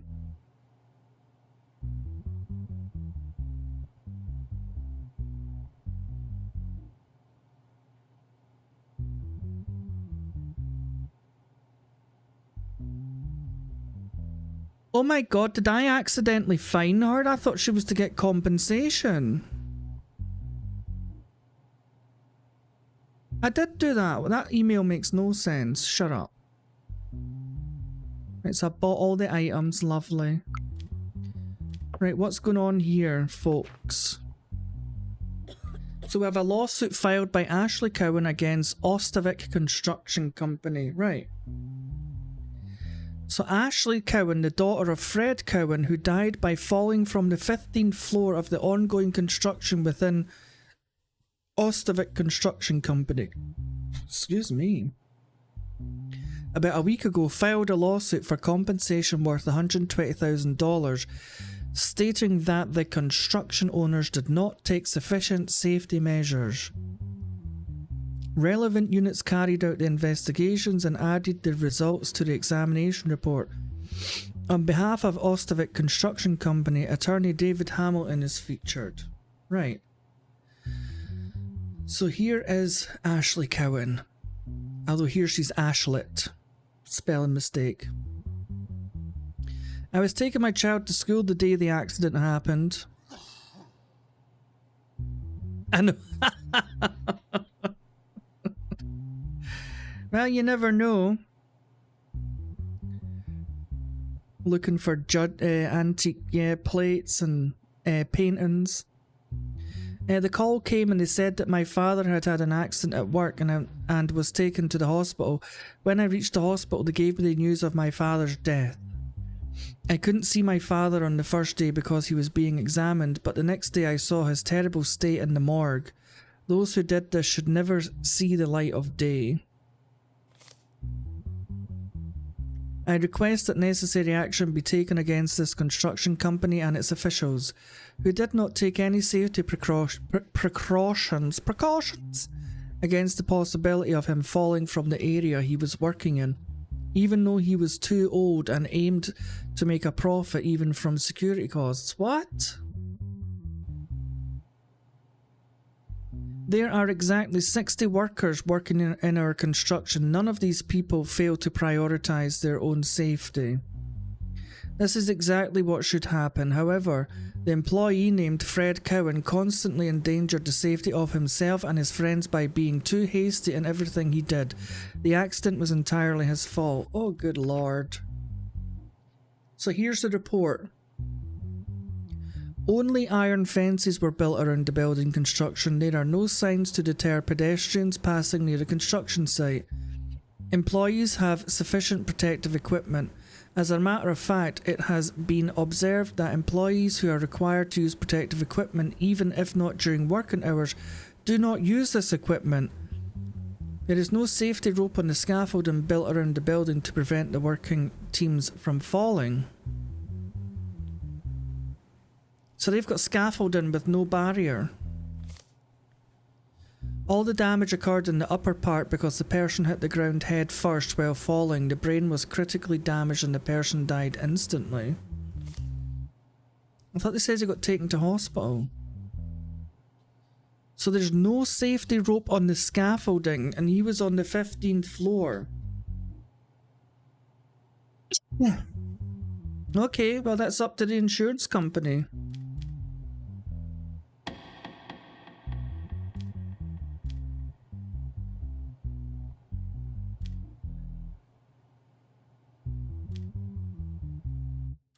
Okay, so Ostevik Construction Company pays compensation worth $120,000 to Ashley Cowan and the company's operations are suspended until you put some safety measures in place.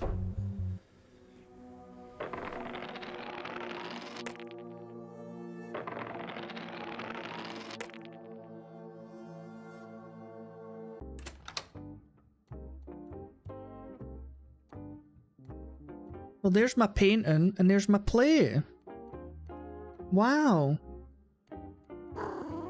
Hello. Right, let's go to bed.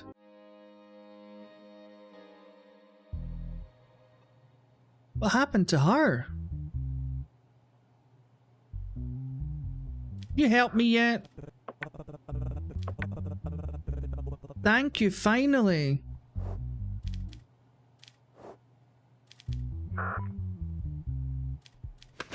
Right, so we have Valentin Plaus, 37 male, okay. Charges beating. Recently, Vinnie Plaus made a report to the police and stated that her husband was violent towards her. The police went to the house where Vinnie Plaus and Valentin Plaus lived, checked the situation and seriously warned the person named Valentin Plaus. The next day, Vinnie Plaus notified the police again and reported the same situation, and the police went to the house where the couple lived to detain the person named Valentin Plaus. Vinnie Plaus stated that she had a complaint against her husband. So here's what Vinnie Plaus says. We're married for 5 years. I have never experienced any violence from my husband until now. But during this year, he increasingly started to use physical violence against me. I had to report him to the police. I thought it would calm down a bit after that, but it wasn't what I expected and he started to take a more aggressive approach towards me. The last incident I experienced was the last straw. I complained and filed a complaint against him again. I request that the necessary action be taken. Okay, here's what Mr. Valentin Claus has to say for himself.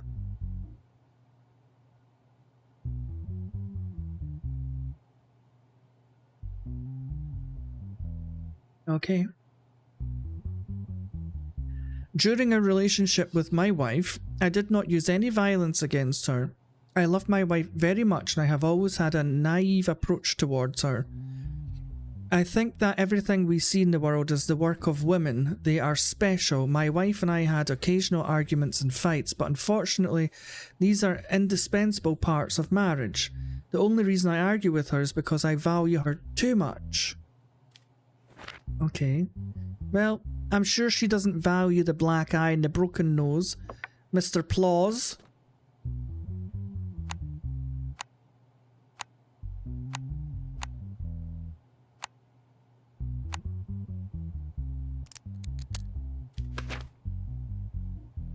Swelling and bruising around her right eye due to impact. A broken nasal bone. Right. Beating. What does that get him? Has he got a criminal record? Yes. Where's assault?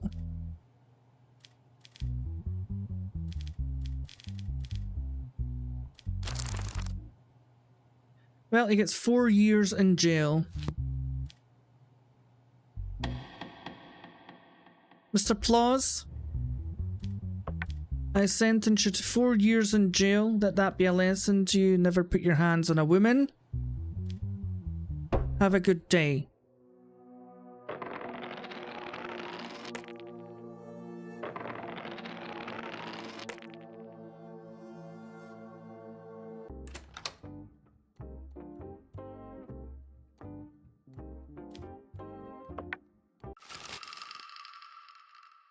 Bill passed. Penalty reduction has been arrived for criminals over 50 years of age. God damn it.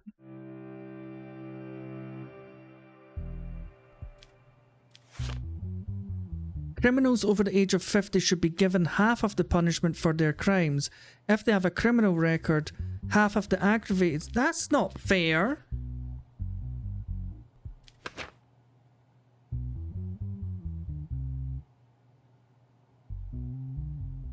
Right, what has Miss Jean Isaac been up to? Cyber crimes. Okay. Recently, an abnormal money flow was detected in the inter-account transfer reports of the bank named Art Bank. The first person to notice the incident was a person named Johann Floyd, who had been working at the bank for 10 years.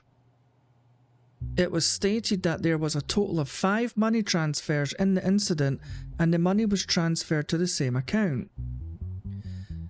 As the amount of money increased at the same rate with each transfer, Johann Floyd thought there was something wrong and checked the accounts.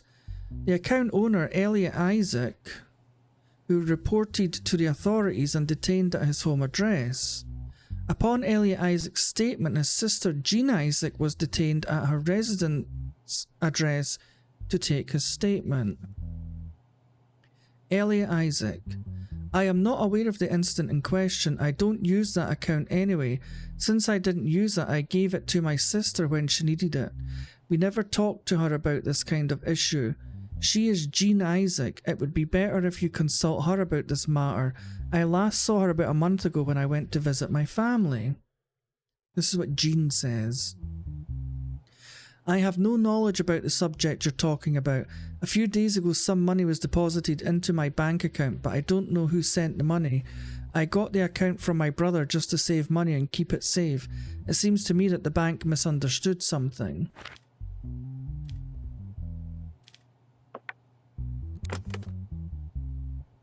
Let's see what secret evidence there is.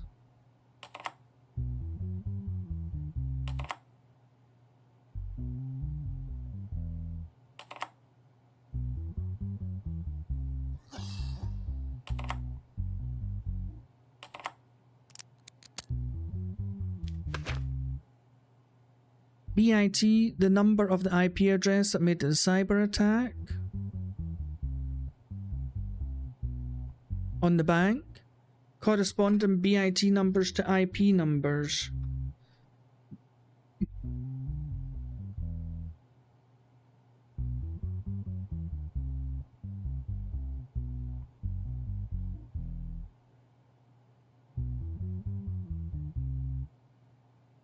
Right, so 172, 164.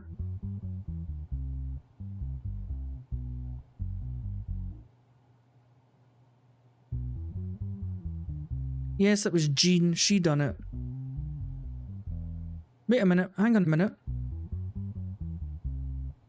Right, so 172.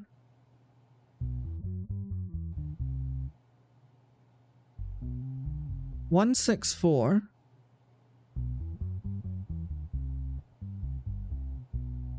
What? None of this makes sense. It's a mixture of both of them.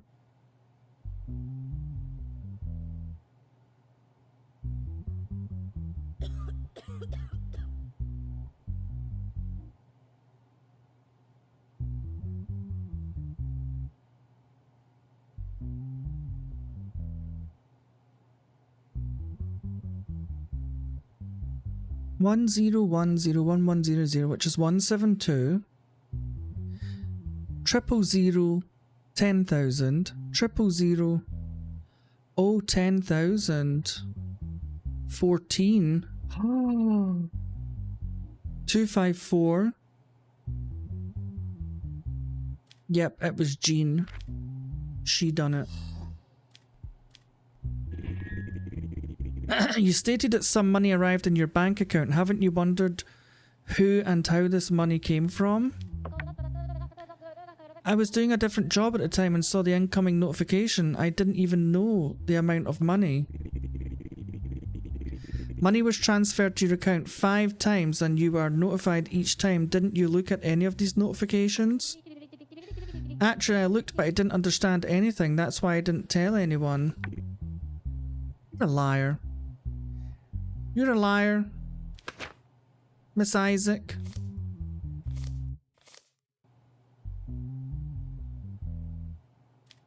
Cybercrime. Yeah. 4 years in jail. Ellie Isaac.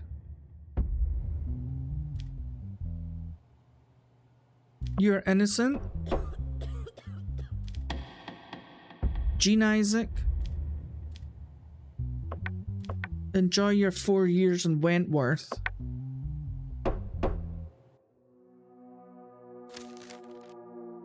As a result of decisions you made this week in cases, we've raised your salary again. Oh my lord.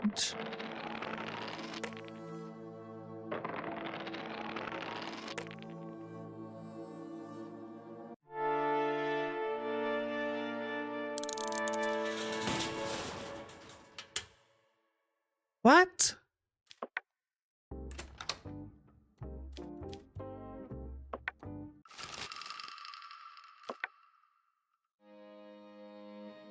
How?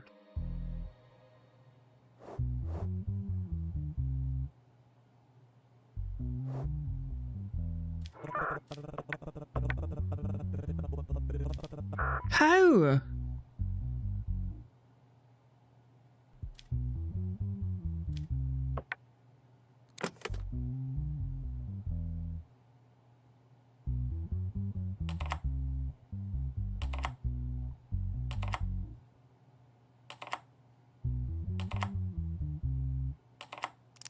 It's definitely her IP address.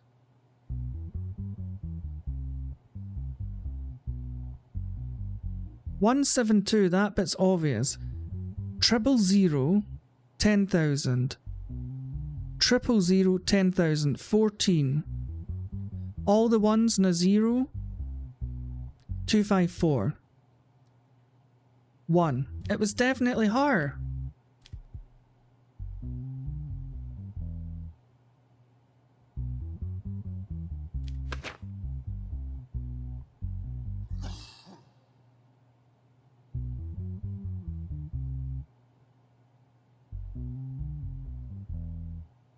Maybe I just need to do it again. Maybe I just got a bad roll of the dice there.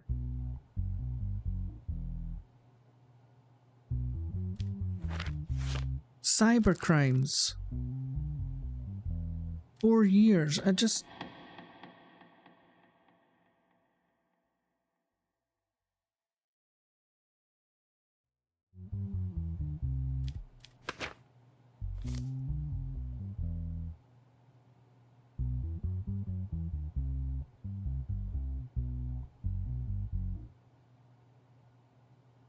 See, he has got a criminal record.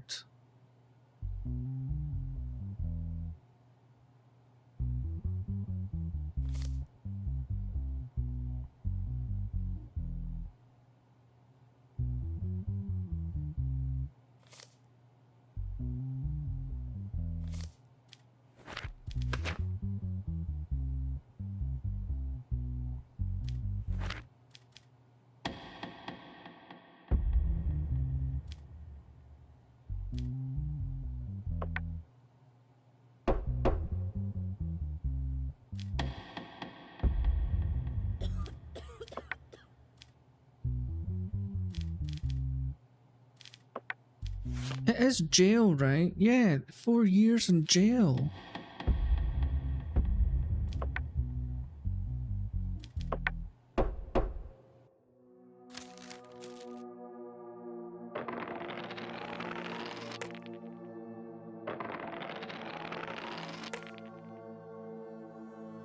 Yes, I just got a bad roll of the dice.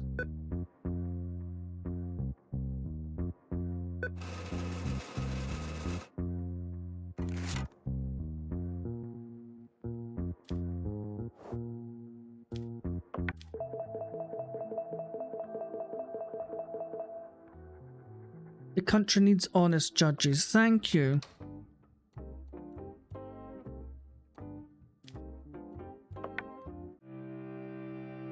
Week 14. Oh Lord.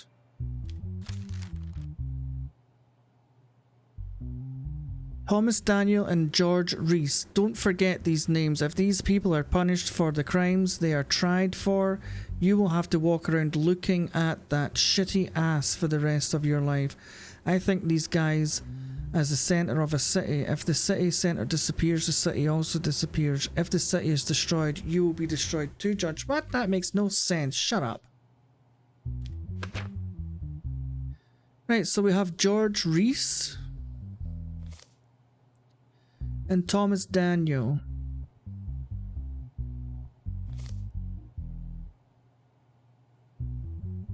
Human trafficking, organising prostitution activities. Oh, good lord.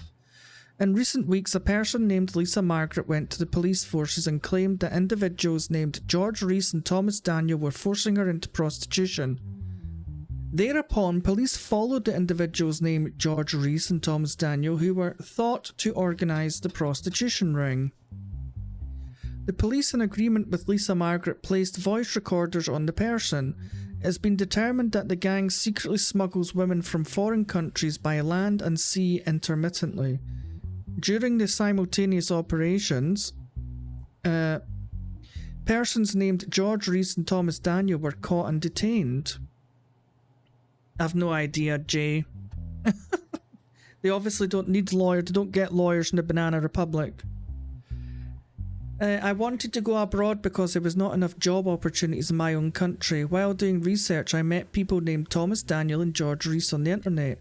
They introduced themselves to me as businessmen and said they would help me with passports and visas to enter the Banana Republic. They said that they would also help with finding a job after entering the country. I thought I should take advantage of the opportunity. They demanded $10,000 from me for the transactions, and I paid afterwards. We came to Banana Republic on a boat with many whose nationalities I did not know. Immediately afterwards, they called me to a hotel room. When I went, they told me about a few businessmen. The job was about serving alcohol to these men and spending time with them. Shortly after accepting the job, I realised that this was actually prostitution for money. I said I didn't want to do the job. They also threatened me, saying that they would file a complaint against me because I entered the country illegally. Right, here's what George says. I don't know why you arrested and questioned me. I'm not guilty of anything. What you say is just ridiculous gossip. We run an institution that has a certain reputation abroad and provides language training. We provide job opportunities in Banana Republic for affordable wages to people who achieve 95% success in our institution's training. I have nothing to do with organising the prostitution ring of which I'm being accused or trafficking in women. Thomas says you can't ask me to tell you anything. I know my rights and I don't have to explain anything. I do a very respectable job. I do not accept the accusations. I find them disgusting. I want to speak before the judiciary. Well, now's your chance. Let me look at the secret evidence.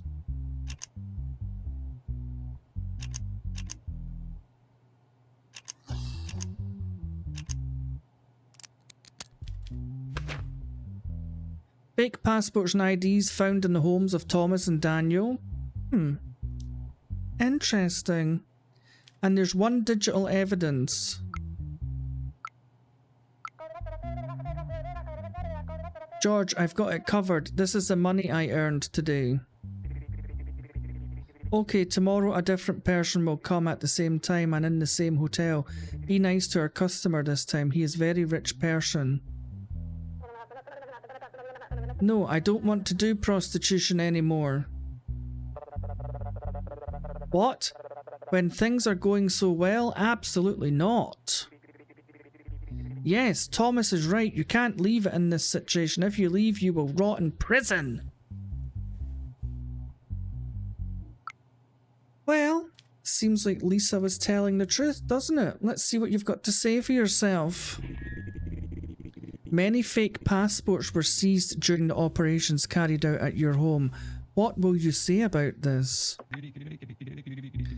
We give these passports as gifts to our students who are successful in language courses. The reason for this is to increase their motivation. And was the reason for the conversations on the wire also motivational? Your Honour, those conversations are fake. The conversations you're referring to are not mine. You said in your statement, Mr. Daniel, that you will only speak in front of the judiciary. I'm listening to what you have to say. There's only one thing I can say, and that's I'm innocent. I don't know what George Reese was involved in, but I'm a businessman doing business within legal boundaries.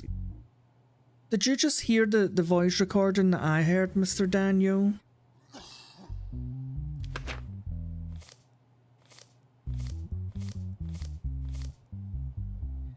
Human trafficking and organising prostitution activities, they've both got criminal records, so they get aggravated, right? So human trafficking.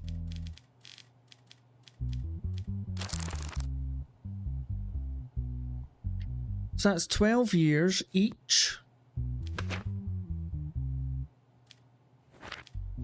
Plus, now where did I get prostitution?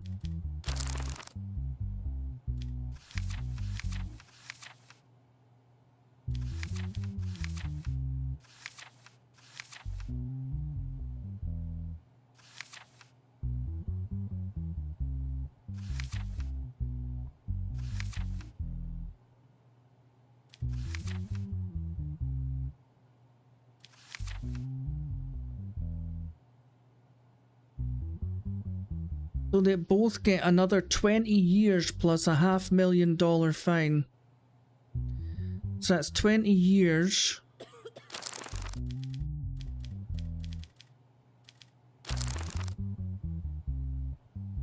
So 32 years plus $500,000 each.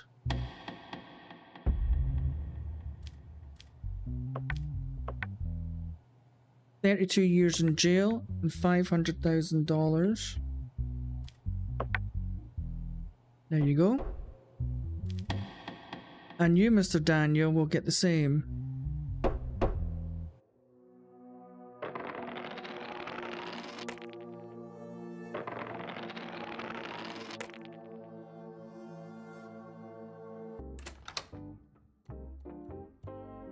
Excellent.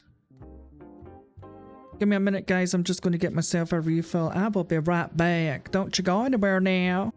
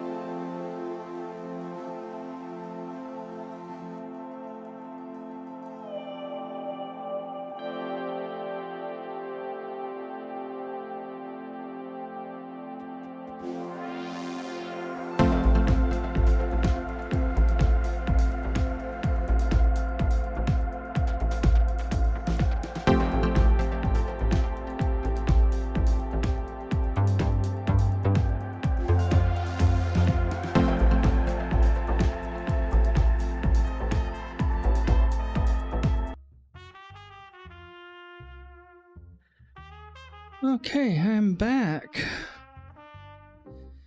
Back again.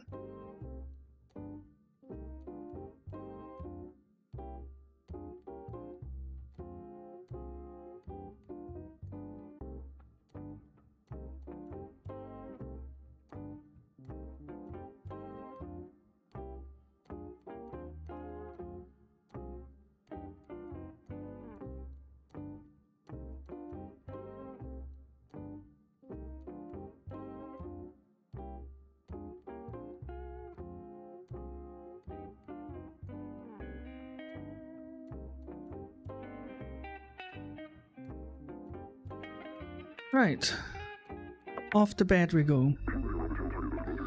As a result of the depression caused by the economic crisis, people took to the streets. The government, on the other hand, targeted the mafia as responsible for these protests and said that it organised people.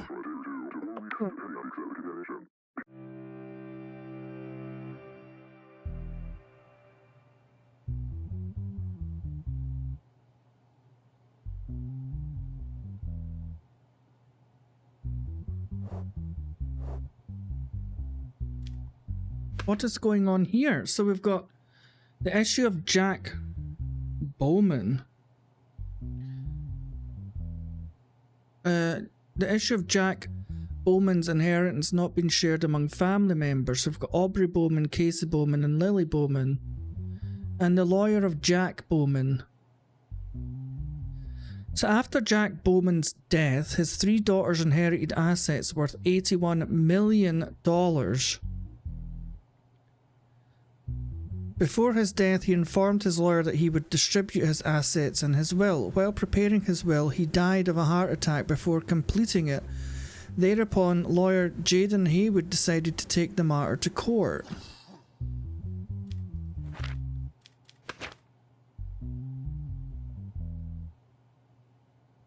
I am Jack Bowman. I give away all my wealth to my most beautiful daughter. Oh, good lord, how are we meant to know who's the most beautiful?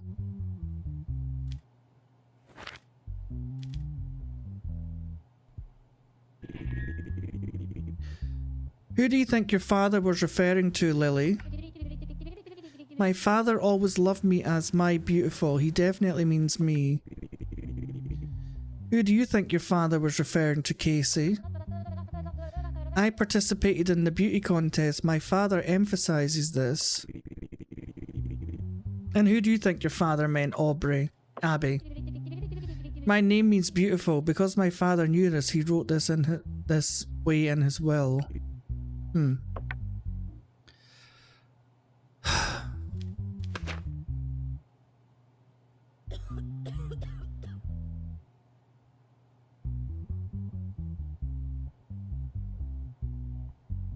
So what are the decisions?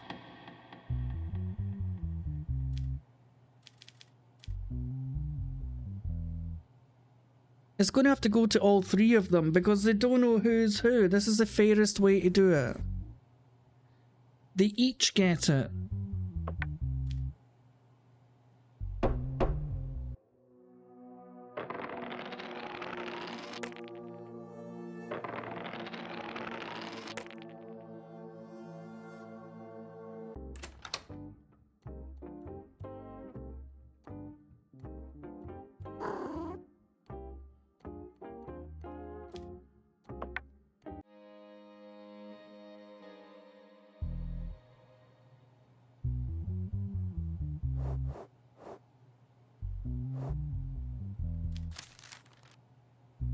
If you do not find Max Freud guilty in the charges for which he is tried, his acquittal will be your end. Understand that we say thoroughly and make a careful decision.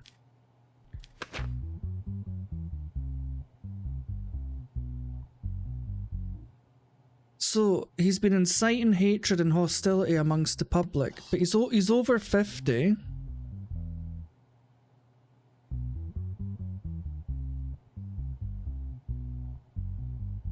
Max Freud has been criticising the current government on his social media accounts for the last 2 months. Posts shared from these accounts contain both misleading data and incorrect information. Says who? The government? People from the public who believe in him and tend to be anarchists took to the streets, demonstrated without permission and committed illegal actions collectively in some regions. During these illegal actions, the slogans of the demonstrators, "Resign the government" and "Long live Max Freud," were recorded. As a result of these events, a person named Max Freud was taken into custody. Okay.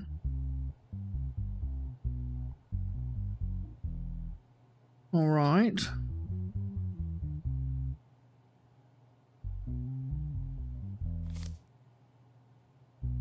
Max, this is what Max has to say for himself. I did not commit any crime. I simply exercised my right to freedom of expression in our country and pointed out the aspects of the government that I did not like. I would expect statesmen to take these statements of mine as constructive criticism, not as threats. In conclusion, you can judge me for criticizing, but you cannot interfere with people's freedom of expression.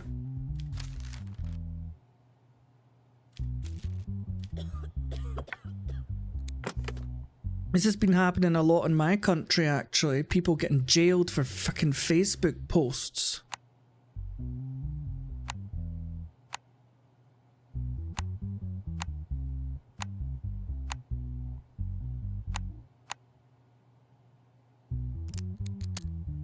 Hey, Jay. Isn't it time to put a stop to this happening? Now is the time to show the power of the people. Let's gather for action tomorrow and show them who's boss.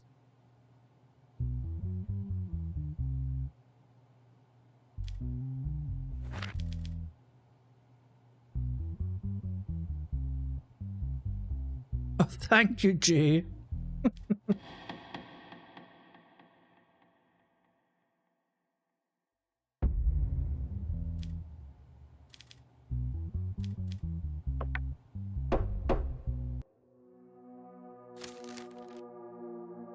Oh, we'll earn 2,000. I think my pay went down there.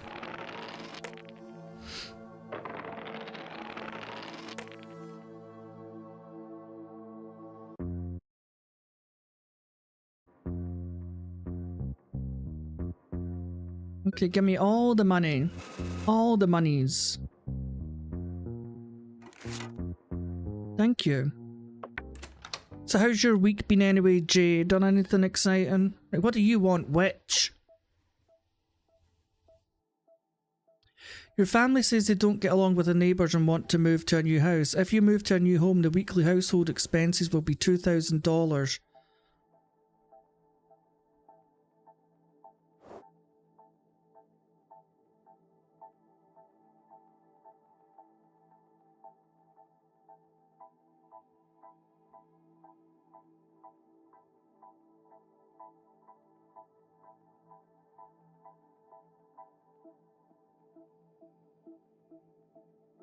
Other than being rained on? No.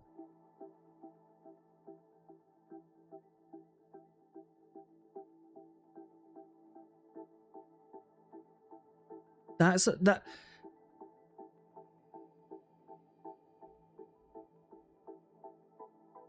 Oh, let's just move to a new house. To hell with it. I better have a new house next time I come back here.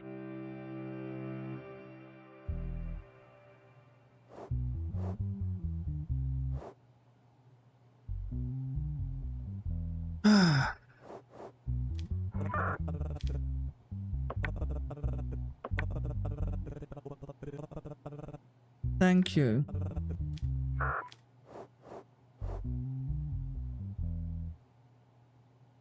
I mean, at least I get a new house as well, Jay. It means my bills have gone up every week from 500 to 2,000. Right, what has Jeremy Jean done? Jeremy Jean is not my lover. He's just a crook. Beating and extortion. Jesus Christ. So he's no criminal record. He's a loony though. That means he just goes straight to the loony bin, but let's see what he's did. This incident took place in the evening of 11 Rose Street near the Congress Centre. A person named Melanie Ruby, who was walking on the street, was stopped, beaten and some money was stolen.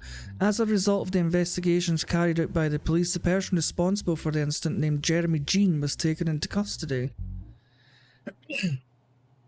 This is what Melanie had to say. It was evening. I was returning home from the market. I passed by the Congress building. At that moment, someone blocked me and started hitting me with a hard object in his hand. The last thing I remember was resisting not to give up my bag. Afterwards, I fainted and dozens of people waited over me until I woke up and informed the police.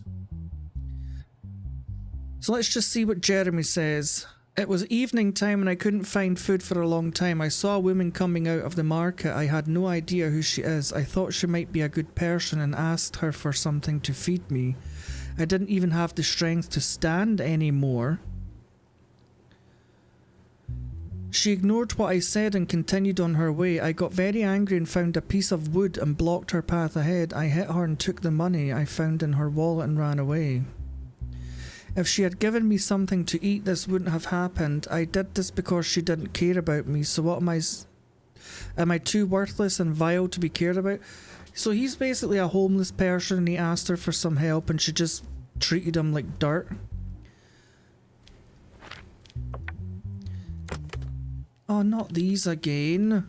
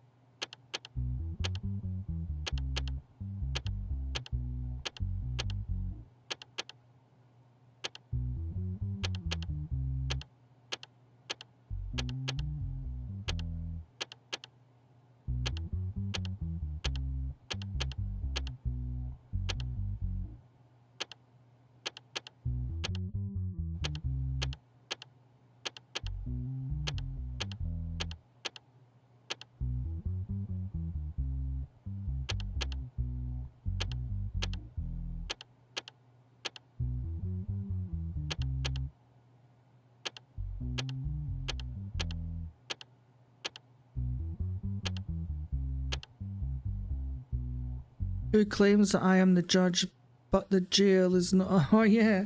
Who claims that I am the judge, but the jail is not my choice?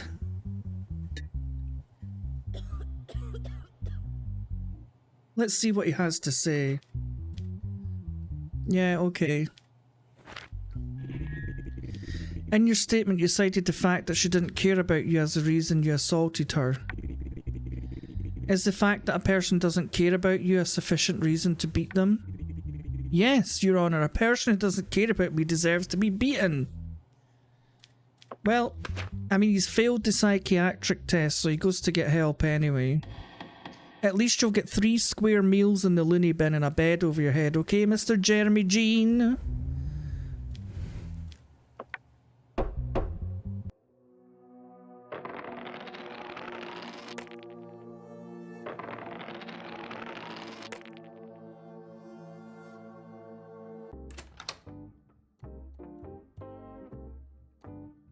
Excuse me, why am I still in the same old house? I'm giving you $2,000 a week.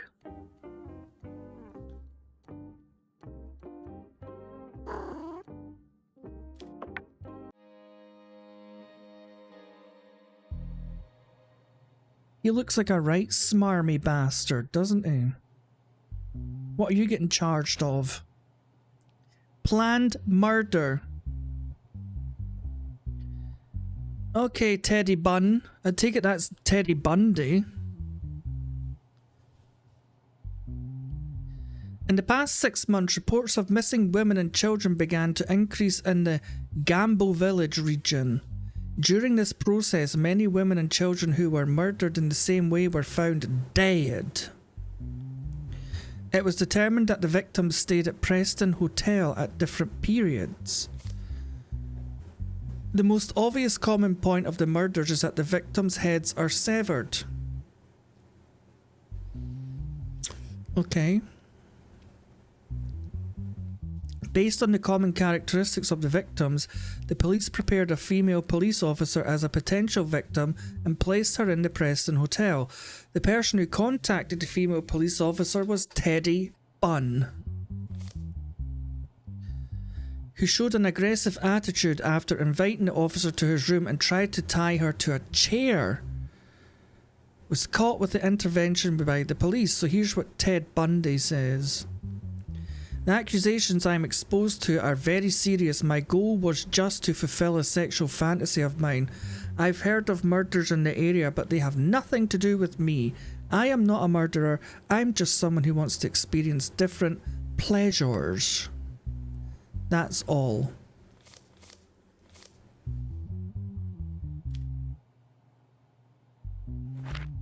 Well, let's see what secret evidence we have here, Mr. Bundy.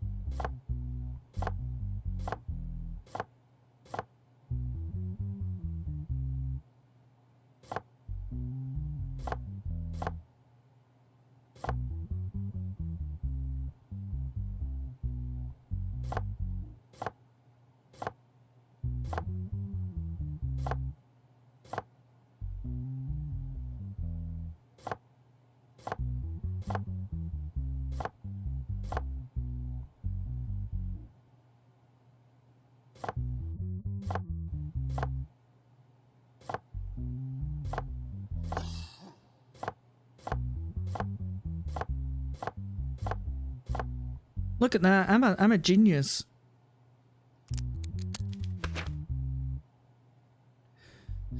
A large number of cutting and piercing tools found in the hotel room where the suspect was staying. A large number of human teeth were found in the garden of the person's house. These teeth were tested for DNA. DNA of teeth found in Ted Bundy's garden. Past victims. Strand matching guide to correct DNA. Right, okay.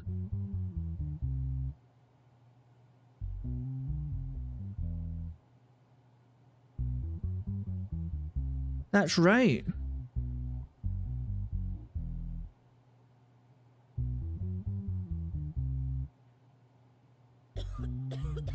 So yellow with green, red with blue. That's right, right? I know it's back to front, but...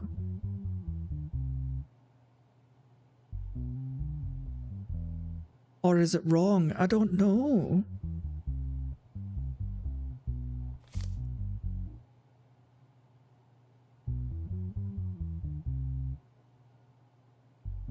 Yeah, I think it's right. So he's been charged with planned murder. Let's see what he has to say for himself.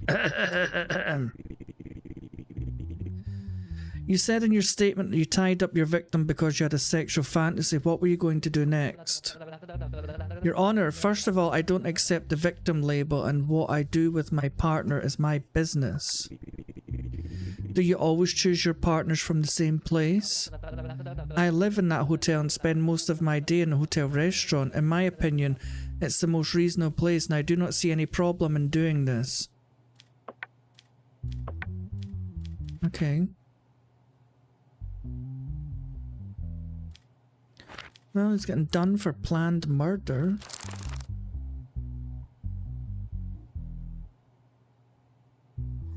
"30 years in jail."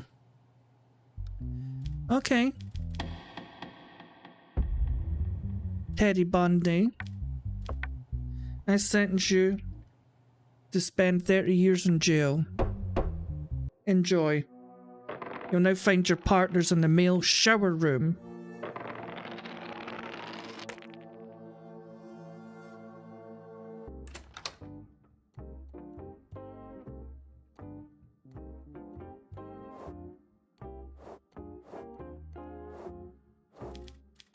Right, let's go to bed.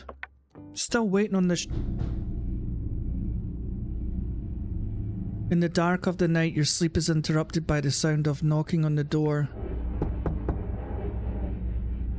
Look through the hole.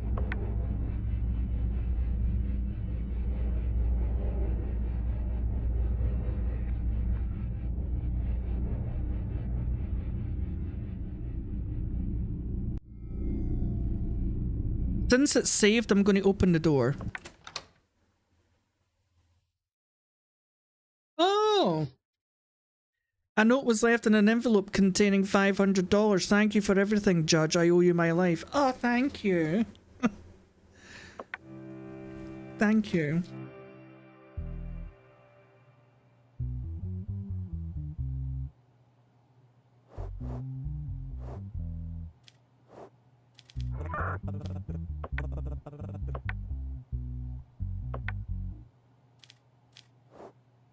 Yes.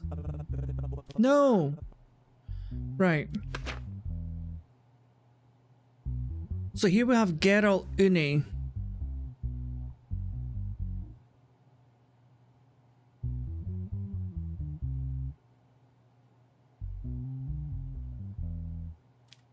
Right, so child abuse and sexual harassment. Ellen Amy lives with her own mother. This is a woman called Geralt?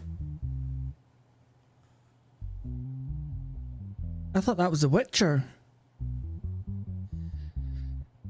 And a person... Oh, this is Geralt. Okay, so this is a guy. I thought her mum was called Geralt. Whom her mother married after breaking up with her ex-husband. A week ago, Ellen Amy called the police and reported that her stepfather was sexually harassing her. After the notice, the police went to the house where Ellen Amy lived and detained Geralt, her stepfather. Here's his statement. I'm in great shock. I still can't believe Ellen would do something like this. I don't do such a thing. I can't. It's very difficult to understand why she reported me this way. I am really sorry. She is my daughter. I love her more than my life. I wouldn't do such a thing to her. This is a very big accusation. I am innocent. Please understand me. I don't have any information such an event and I can't even imagine it happening. Geralt is my second husband and he sacrificed so much for Ellen. I don't think there's anyone who could ever do that.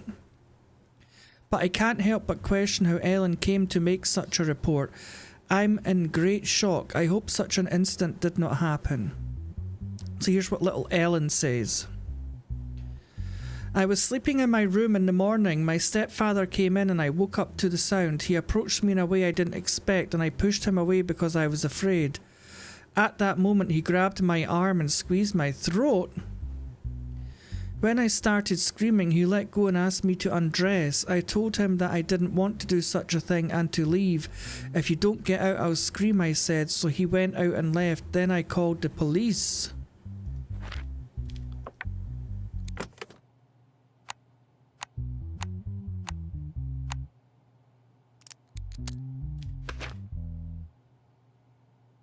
No, there were no signs of any assault. Is she lying because she just didn't want her mum to get married again?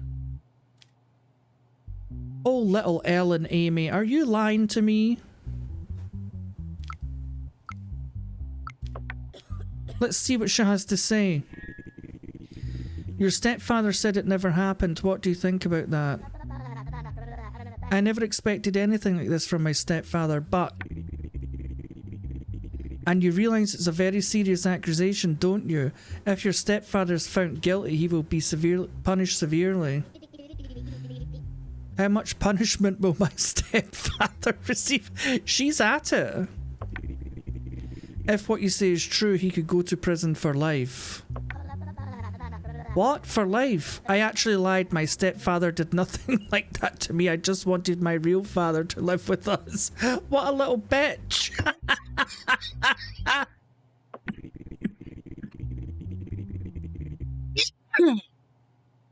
What do you mean? Did you slander your stepfather so that your real father would come back? Yes. I thought if I did this, my real father might come back. I'm sorry. What? Oh dear. Oh, thank you, Jörg.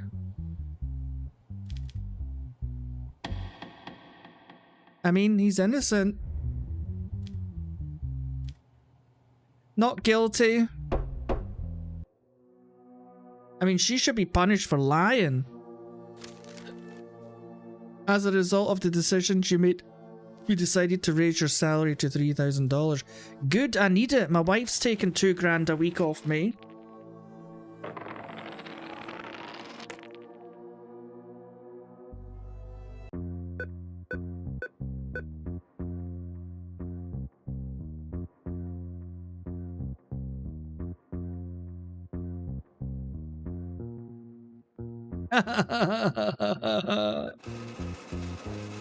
I mean, I've still got $6,000 in my wallet.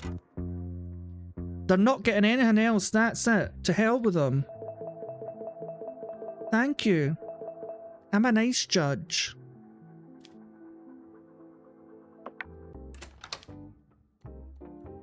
You ask me for money and you're getting kicked out, lady. I have had enough of your demands.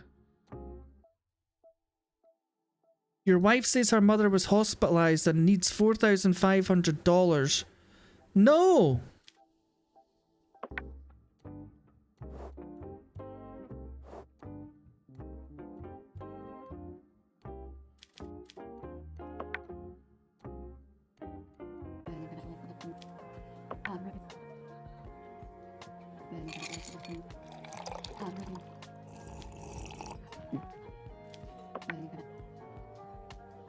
What?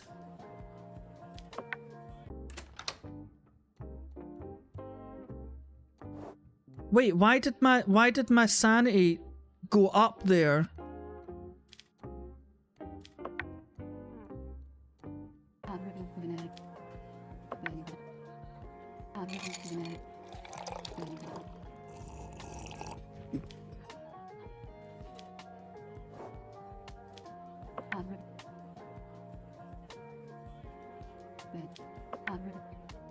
You are a fucking bitch.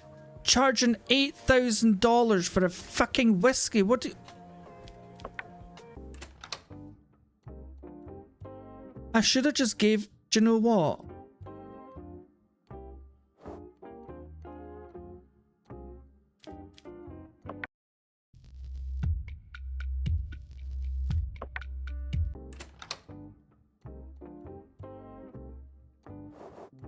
Oh no!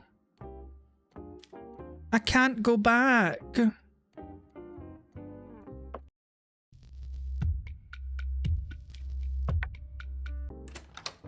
I should have just gave her mum the money. It was only $1,500. That has severely screwed me. You fucking... Do you know what? I'm getting divorced. It's claimed that the secret leader of the mafia escaped abroad.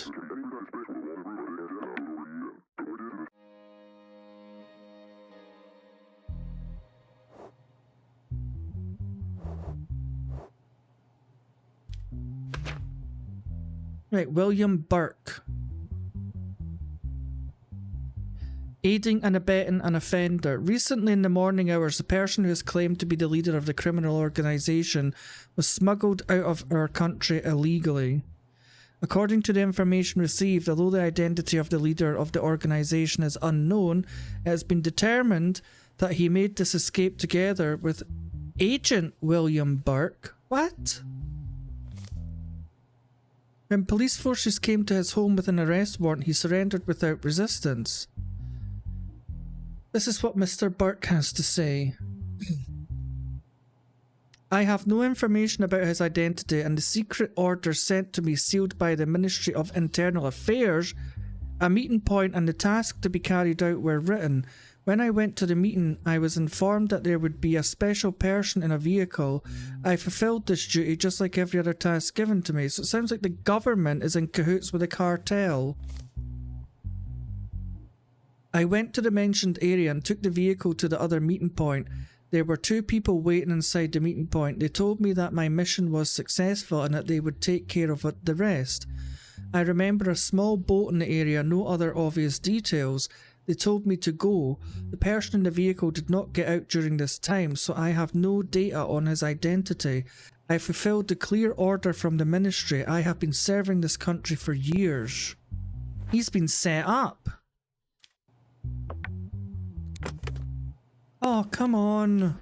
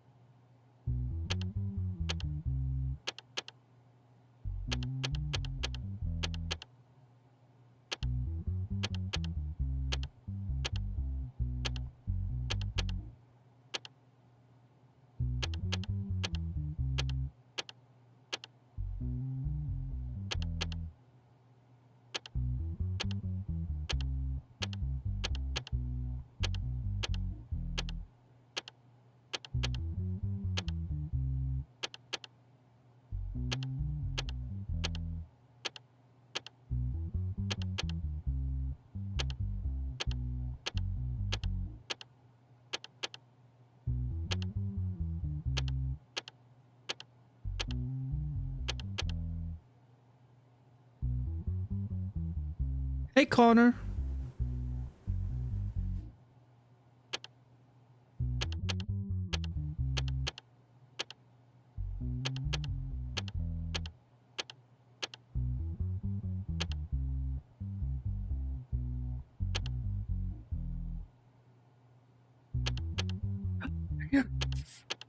Mother Tucker.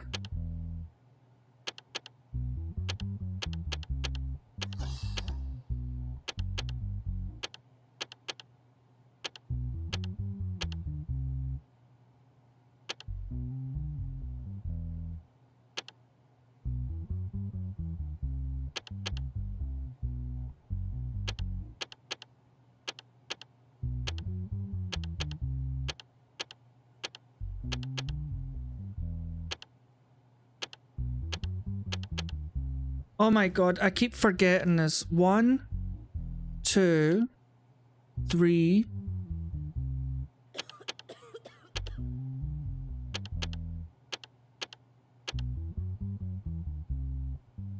Oh, thank you, Connor. Sorry, Cannon. Why did I call you Connor?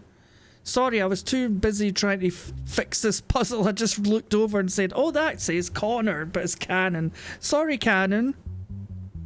Thanks for stopping by. I appreciate it. I'll get the name right the next time. Oh, come on. 2, 3, 1, 2, 3, 4, 5, 6. Oh, thank God.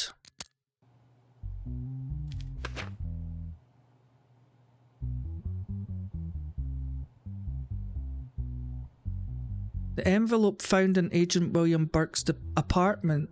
So it was the government that put him up to it. Have you ever received such duties from the ministry before? You can guess that I cannot reveal my duties. I've received a few more orders, the contents of which I cannot share. You did not inform the intelligence while carrying out this order. What is the reason of this? Your Honor, this order came directly from the Ministry of the Interior. It is also said that the mission was secret and that I was not to inform anyone.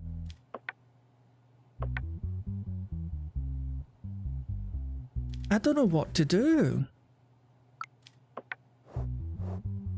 He was obviously just following orders, but...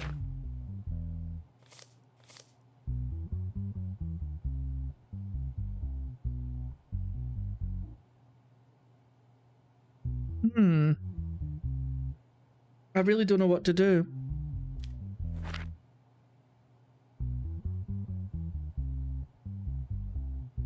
I wonder what happens if I let him go.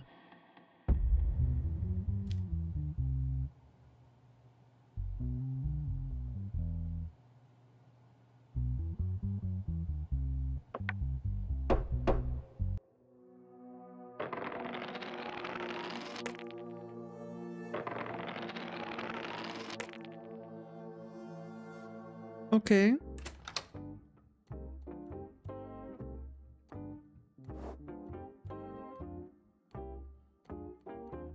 There's absolutely no way I'm going to get this hit back down having to pay $5 for a drink now. That is ridiculous.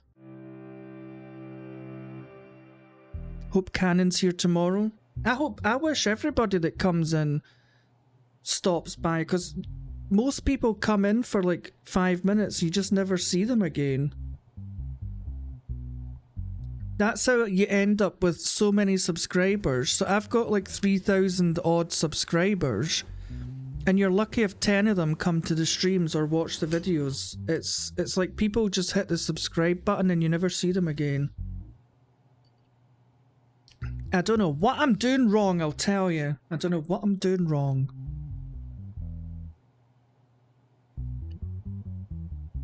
Right.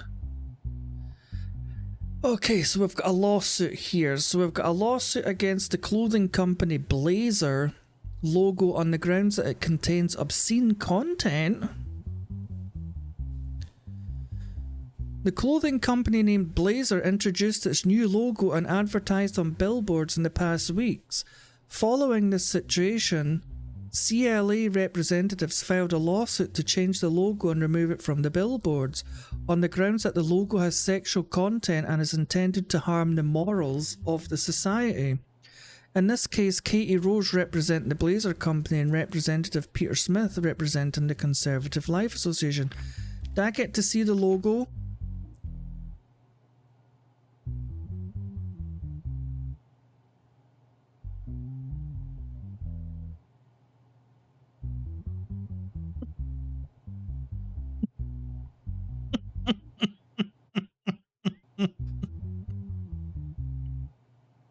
I can see why I can see why the logo may be identified as sexual content. Let's see what they've got to say. Mr. Smith, what do you have to say? Your Honour, I think you will agree that the first time you look at the logo, it is displayed on billboards where our children can easily see it. We would like these to be removed from the boards and the logo to be changed. Mrs. Rose, what is your defence? Your Honour, as a woman, I don't feel uncomfortable looking at this logo. I think it's very well designed. You will never allow this association to be a moral watchdog over us. You cannot put giant vaginas as your logo on billboards. Hello?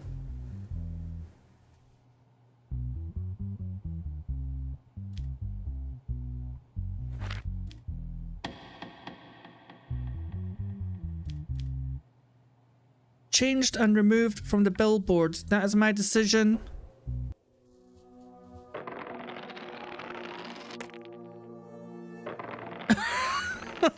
This game is wild. Oh, good lord. Right, let's go to bed.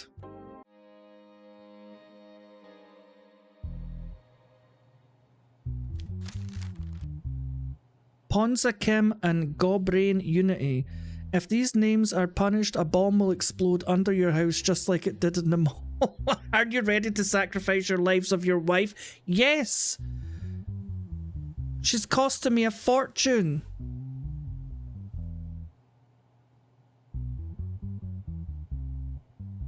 Exactly. J.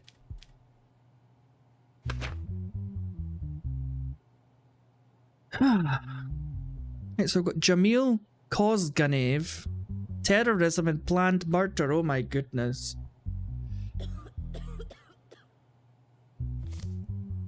Honza Kim and Gobrain Unity. So they want me to protect Ponza and Gobrain. No, nobody's getting protected. Not in my court. Right, so the bomb incident took place in the evening at the Jewelton shopping centre. 44 civilians lost their lives in the incident. 3 suspects were detained upon review of camera records. Ponza Kim, the fact that you caught me doesn't change anything. Such actions will continue. Everyone will know who we are. Okay, Ponza. I have no connection with the terrorist organisation you mentioned. I was just there to shop. Just because I wasn't physically harmed doesn't make me guilty. I was trying on clothes in a store booth when the bomb exploded. Okay. I don't understand why you detained me. I am innocent, and this is the first time I have even heard the name of the organisation you mentioned. I am a doctor who practices his profession and loves his country. My job is to keep people alive, not kill them. So this is the guy they don't care about. They want him to be punished, and they want these 2 guys to go free. Let's see what evidence we've got here.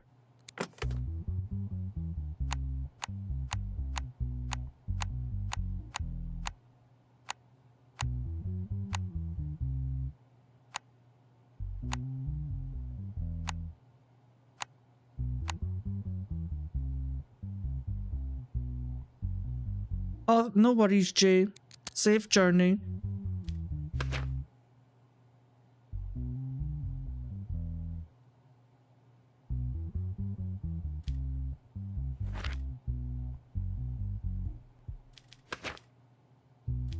Okay, this guy's innocent. If you give me the name of the leader of the terrorist organization, I will do my best to ensure that you receive the minimum sentence. There is no one in charge of the organization I'm affiliated with. We are people from among the people. We don't have a leader. Why did you carry out such an action? What is the fault of the civilians? No worries, Jay, thank you. They are creatures living in comfort. When we were in so much trouble, you never thought of us. You never saw us. Of course there will be recompense for everything. You pleaded not guilty in your statement, but your face matches one of those wanted on the red list. What do you say to that? Your Honour, I think it's a great coincidence. I think it's natural for people to look alike. How do you know these guys? Your Honour, this is the first time I've seen these men. I was so scared there. I ran to the person closest to me. How was I supposed to know he was a criminal? So he's definitely not one of the wanted people. Him. Right. So they're being accused of terrorism and multiple planned murders. So he's not got a criminal record. He's not got a criminal record. But this guy does.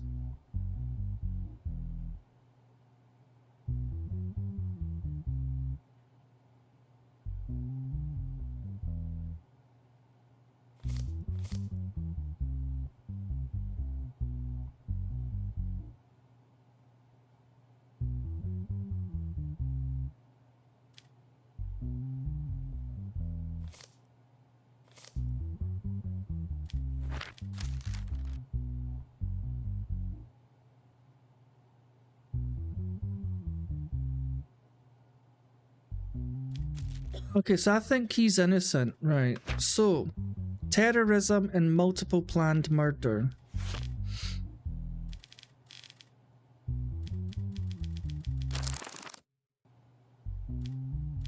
Where is terrorism?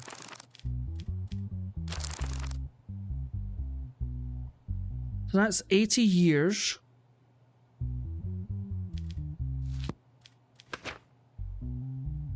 Plus planned murder.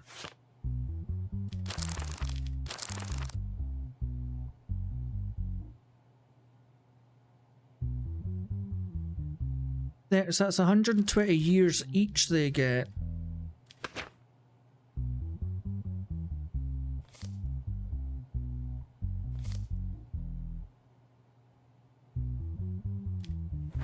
Okay.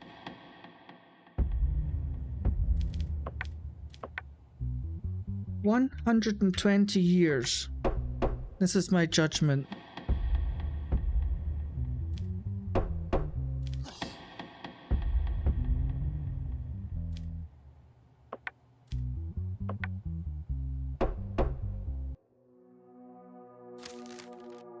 This week I will earn $3,200, thank God.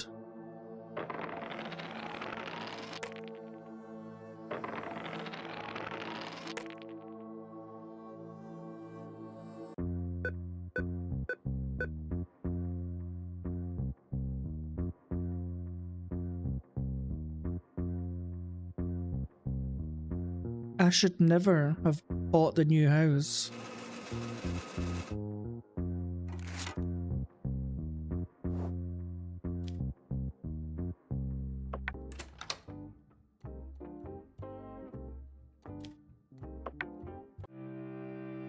I thought my wife and all that was going to get blown up.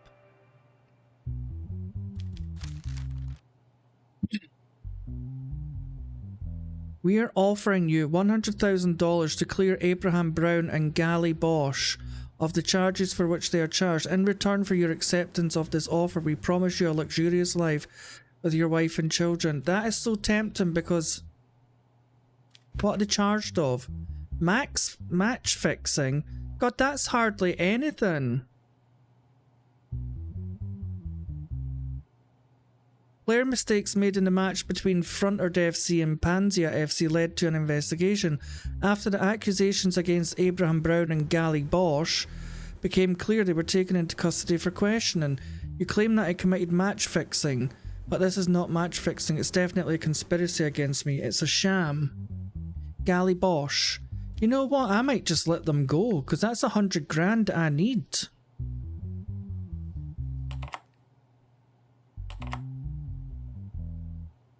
I need it to get my sanity back down.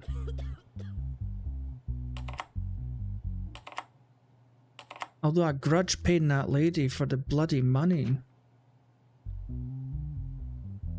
Hi Micknan, how are you? Hello Mr. President, I'm fine, how are you? I'm also good, I have an offer for you. If you accept, it will be better. I'm listening to you, President. You know that we have a competition with you this weekend and it's of critical importance for our championship. I have an offer of $5 million to give us this match. Distribute some of the money to your players and technical staff. How can I do such a thing, Mr. President? There is nothing that can't be done. What I want is not illegal. You will only give some money to your players and technical staff. Most of the money will remain yours. I don't want any objections. If it's not illegal, then okay. Reports were prepared that Gally Bosch, the vice president of Frontier FC, sat with managers for 3 hours and the money bag given by Gally Bosch was observed. Telephone records of the football. Okay. Hello Vex, how are you? Thank you, Mr. President. I'm fine. How are you? I'm good, thanks. I'll tell you what. Yes, Mr. President, you know that we will play a match with you next week. Yes, President, I know. I have an offer for you. I want you to play badly in that match. Don't score goals. Don't run too much. Avoid tackles. If you do what I say, $1 million will be in your bank account as soon as the final whistle blows. Mr. President, it's not possible for me to do what you say. This is a crime. No, it's not. If any trouble happens to you, responsibility belongs to me. There is nothing illegal here. Okay, Mr. President, if you say so. So it sounds like Abraham Brown was the worst one. What do you say to the accusations that you gave incentive bonuses? Your Honour, I'm a president who, like every president of a club, meets with the executives of other clubs. I have given incentive premiums due to the sincerity between us and not match fixing. So you don't admit to match fixing? No, Your Honour, I don't match fix. All club presidents do what I do. Do you have any evidence you can provide us regarding this? Not yet, Your Honor, but if you give me some time, I can find proof. What do you think of these charges? As my president said, incentive bonus is not a crime. This is also frequently done by other club presidents. And you have evidence you can give me about that? Not yet, Your Honor, but I'm sure I can find it if you give me some time. Should I just let them go and get $100,000?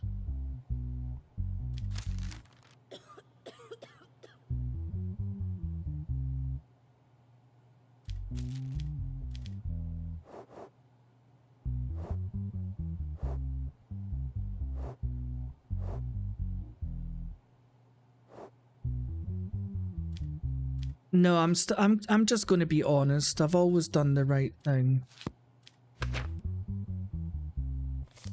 I think as long as my sanity doesn't get to 0, I'll be fine. Match fixing. What does that come under? Organized crimes?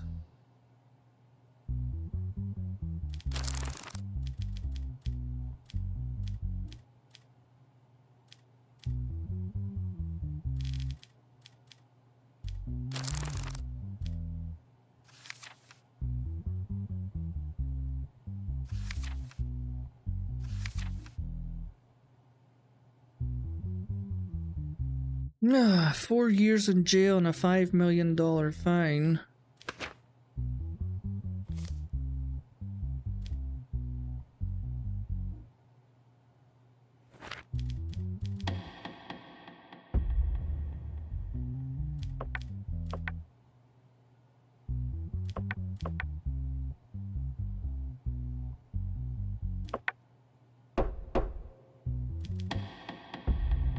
You the same, Gally Bosch.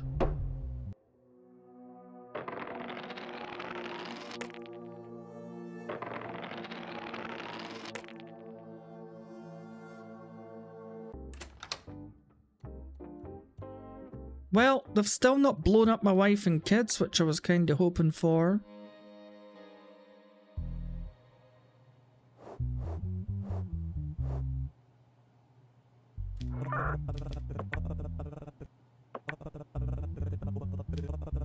Thank you.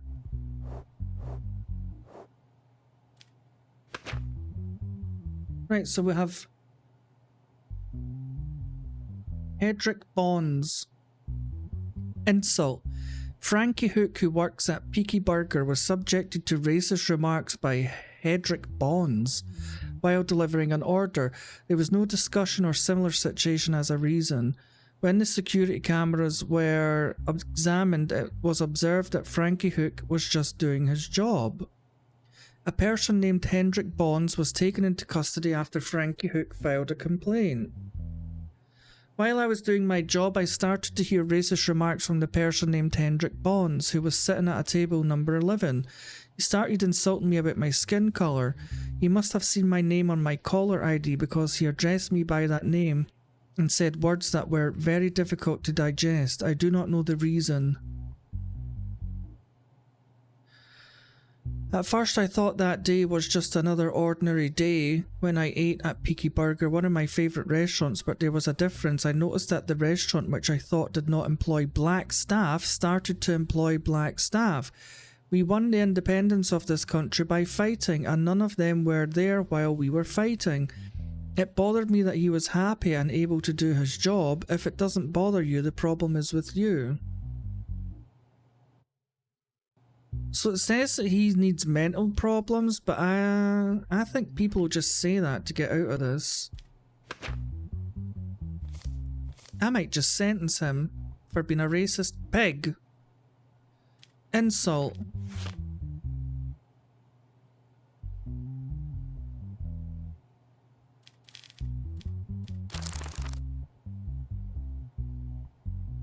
$8 years in jail he should get because he's got a criminal record.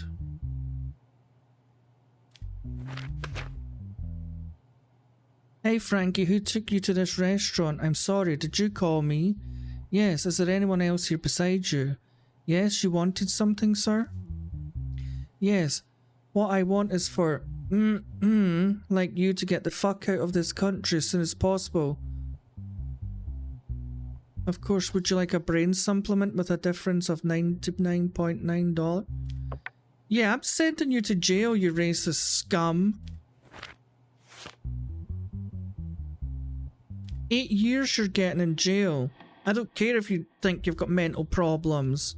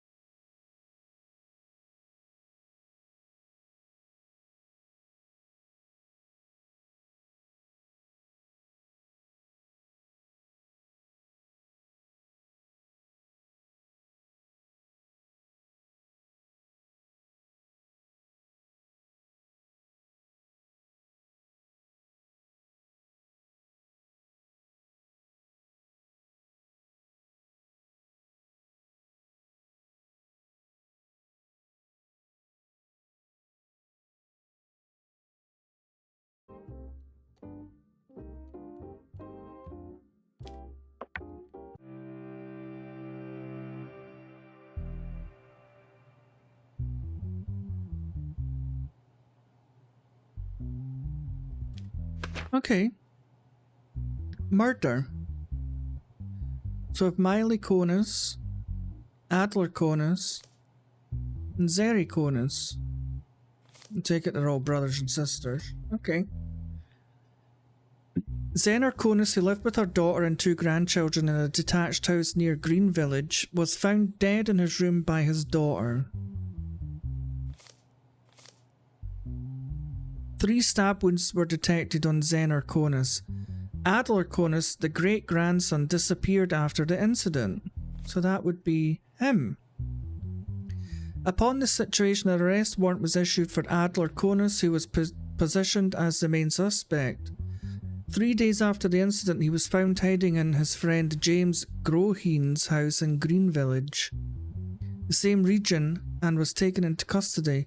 Upon the statement of Adler Konus, his sister Zeri Konus and his mother Miley Konus were taken into custody to take their statements. So here's what he says. It's missing a D there. I am aware that I've become a suspect because I ran away. I'm still trying to digest the incident. I loved my grandfather very much. I'm the last person who would hurt him. There were constant fights in the house over an inheritance issue. My mother and sister were constantly arguing with my grandfather. I should have predicted this would happen. I'm so sorry about my grandfather. So Zeri,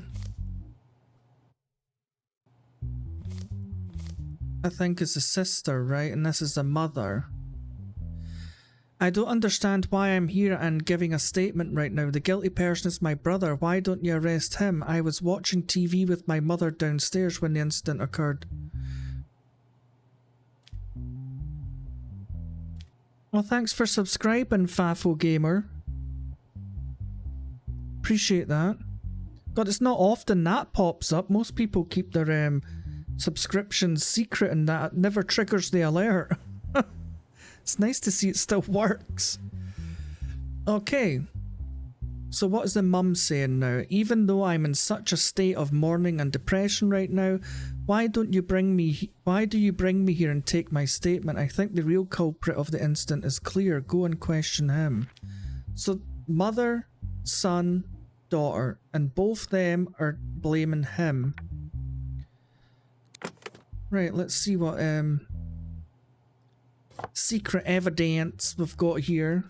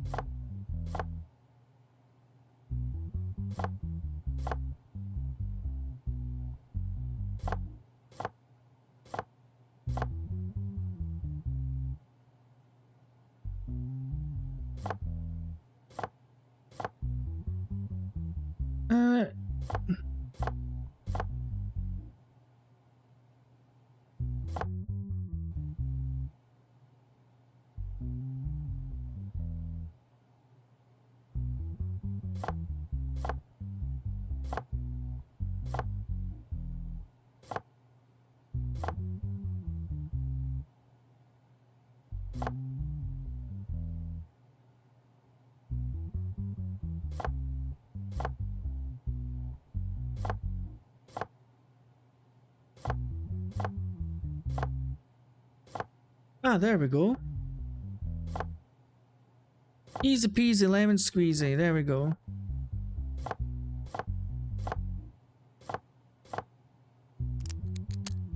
Right.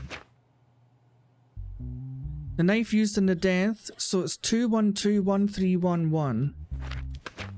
21213. Oh, her fingerprints are on it. Oh, interesting. Miley.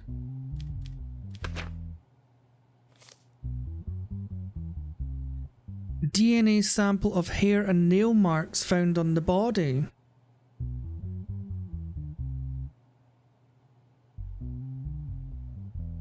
Okay, so it matches the mum's DNA.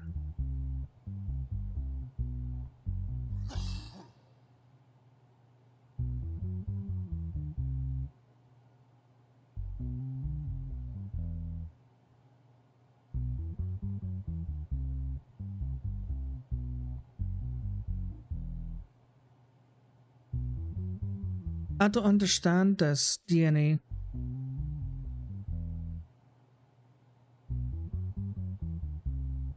I don't understand how the DNA works. Let me Google that. How does the DNA in JudgeSim work?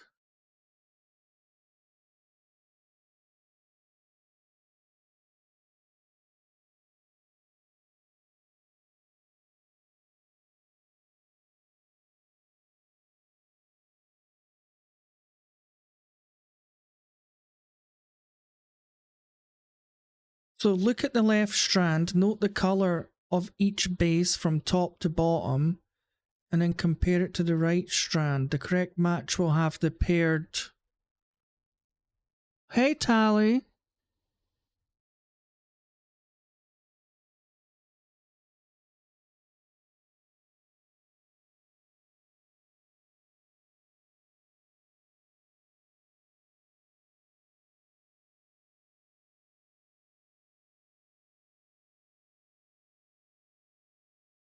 I don't understand this.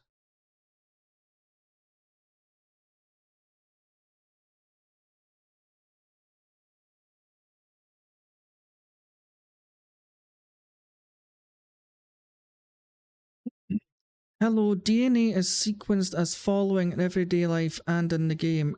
Adenine, thymine, guanine, cytosine, and this inverted version of it. In the game, you can find the right match to the DNA image, but it's easier to match the colours. In JudgeSim, adenine is yellow, thymine is green, guanine is red, and cytosine is blue. In this way, you can find which DNA matches and which does not by matching the corresponding colours. Hey, Buckaroo!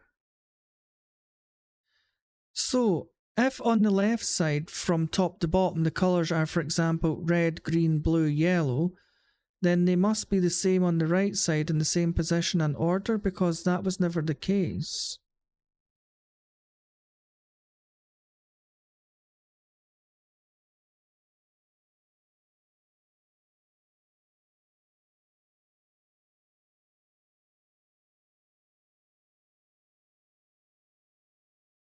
I don't understand this. You people are crap at explaining things.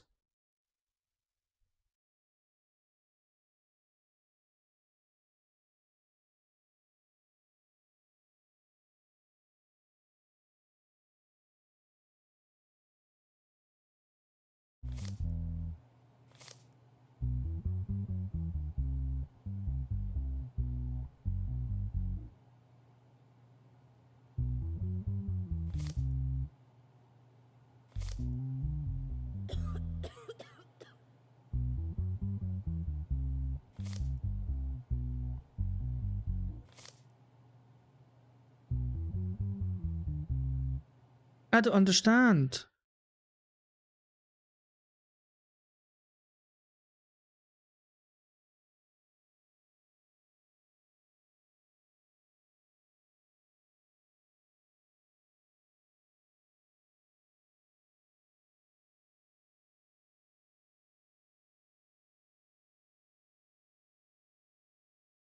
If you're unsure, match the colour on the left to its partner on the right.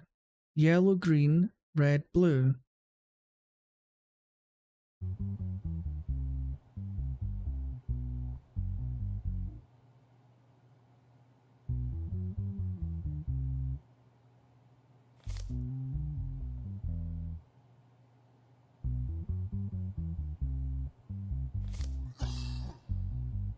They're all the same!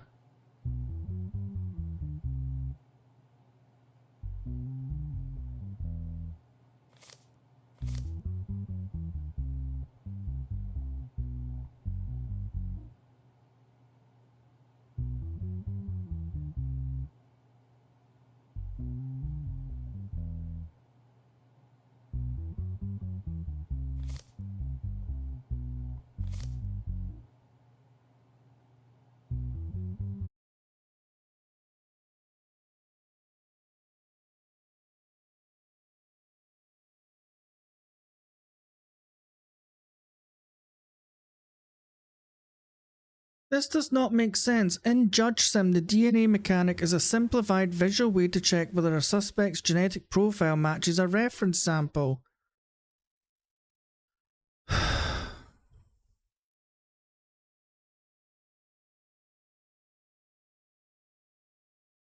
The DNA is shown in two vertical strands, left and right.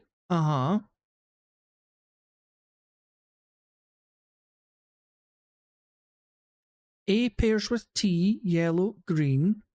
G pairs with C, red, blue. Look at the left strand. Note the colour of each base from top to bottom. So yellow.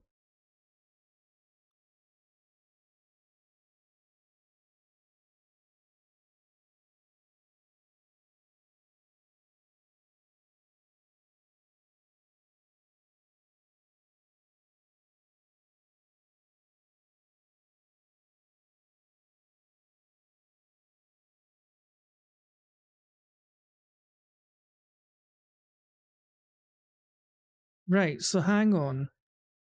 Yellow pairs with green, red with blue, so that should be right.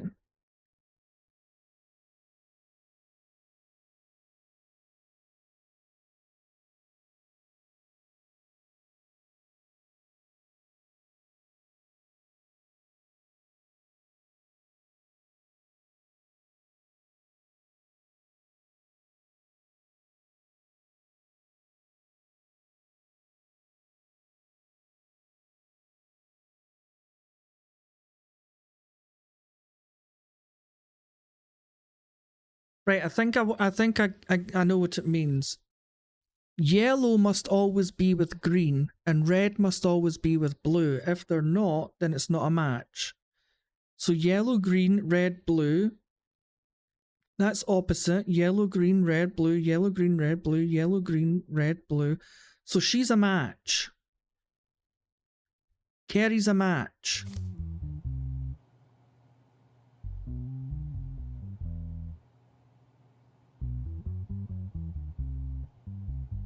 He's not a match because there's two greens. That shouldn't happen.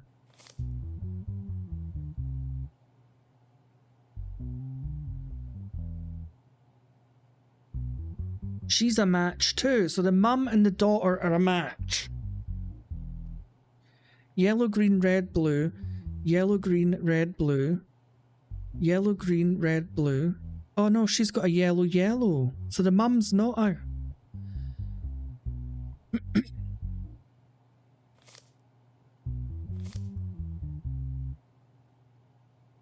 Right, so her DNA was found on the body. The mum's fingerprints, however, were found on the knife. So they've both got something to do with it. The son's innocent.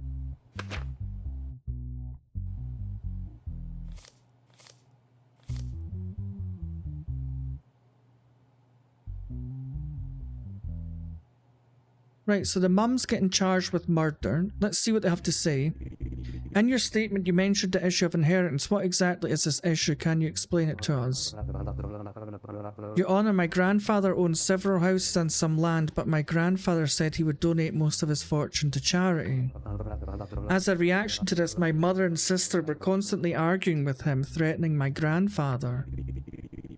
What do you have to say about the inheritance incident your brother mentioned? Your Honour, what my brother is saying is crazy. He's thinking about who he can blame for his crime to avoid punishment. And you have any evidence to prove your brother's guilty? No, but while I was watching TV with my mother, there was a noise upstairs. No one informed you about the timing of the incident. How do you know the time of the incident? I just said I heard a noise. I guess that's when it was processed. Who do you think committed the murder? In your statement, you didn't specify who you blame for the crime. I think the culprit of the incident is my son, because he disappeared after the incident. No matter he is my son or not, truth must be told. Nope, you're guilty, and she's guilty. The thing is, the mum's going to get less time. Because if you're over 50, you get half the punishment.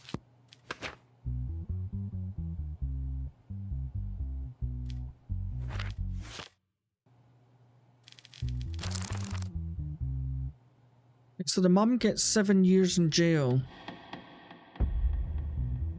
I don't know why she gets less time, just because she's old.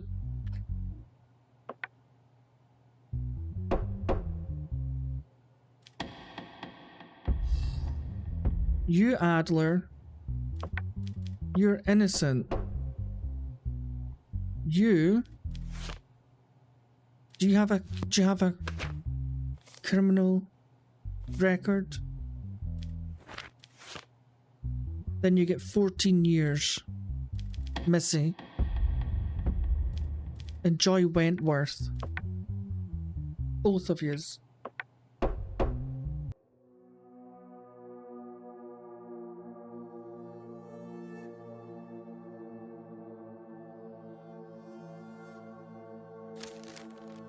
Nice, I'm getting $3,400 a month now, a week now.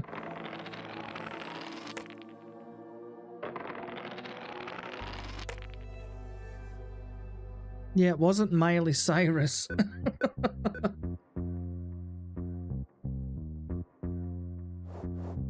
Okay.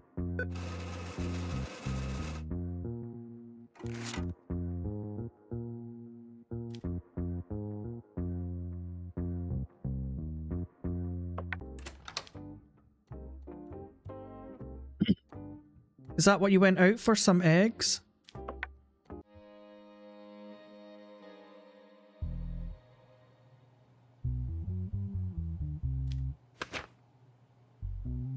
Okay, Mary Alvick and Henry Gaz.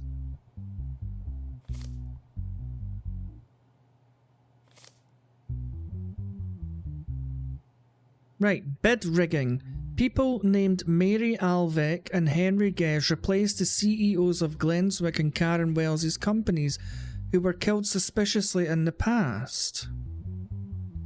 It has been determined that Mary, the new CEO of Glenswick Company, and Henry, the new CEO of Karen and Wells Company, received 2 government tenders through irregular means. The purchase figures stated in these tenders are well below the market. So, Mary says, it's only been a few weeks since I started my duty. During this process, I had the opportunity to prove to our company and our board of directors how well I could do my job. They are also aware of the value and efforts I add to the company. Okay, Mary. In an email I received last week, a statesman whose identity I do not want to mention made me an offer that he thought might be beneficial to the state and the company. I also considered this offer. Yes, there might be something behind this offer, but I thought it would be useful. Okay, she just admitted it. Henry, it had been a few days since I took over CEO of the company. During this time, I received an email from the person who introduced himself as the mafia leader. He told me that he had killed the company's CEO who had been killed before, and that if I didn't do what he wanted, the same thing would happen to me. He also threatened my family. In order to keep the situation under control, I had to accept his offer. As a matter of fact, I did not observe anything illegal in the request. I was only asked to take part in a tender to be opened by the state.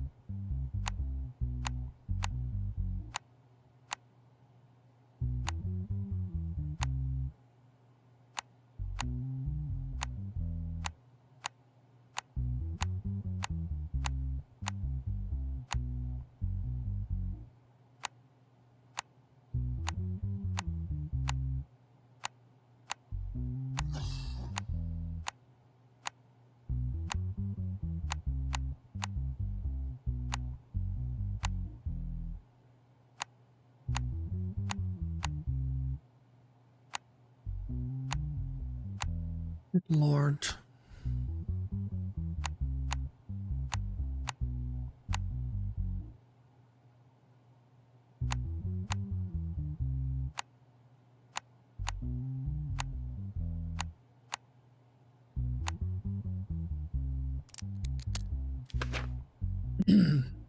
Right, so here's the emails. Hello Mary, I am Martin Redrow, Interior Minister of the Banana Republic. I would be happy, very happy if this information could be kept between us. I will make you an offer that will benefit both of us.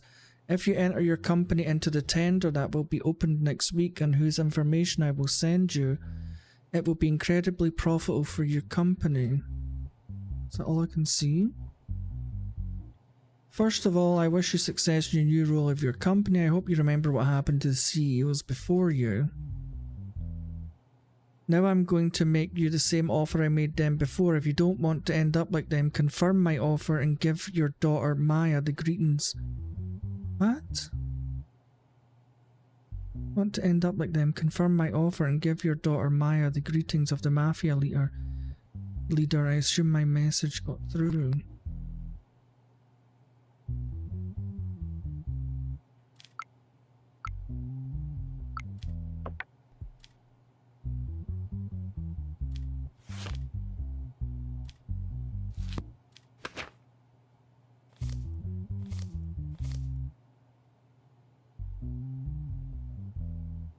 I think she's guilty.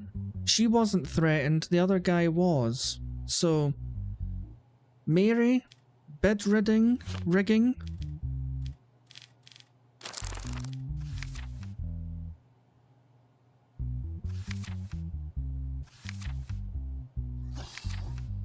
I don't know what that comes under.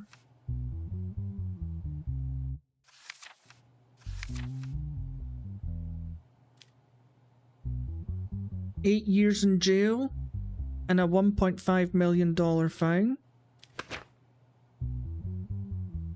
Okay, that's what you're getting.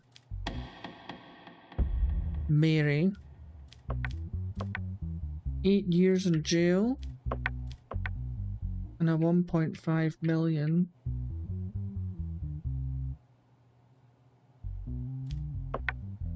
Fine.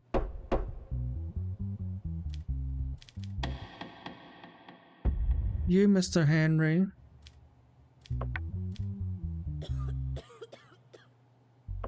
Not guilty.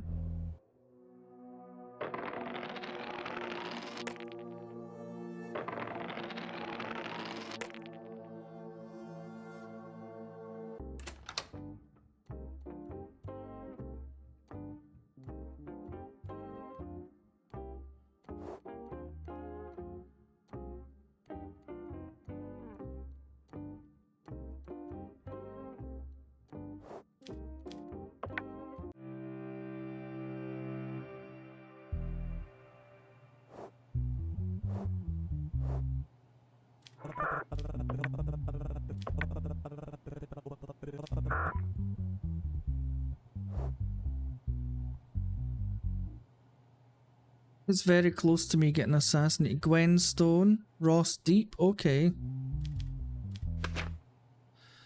Famous actress Gwen Stone's lawsuit against her ex-husband, famous actor Ross Deep.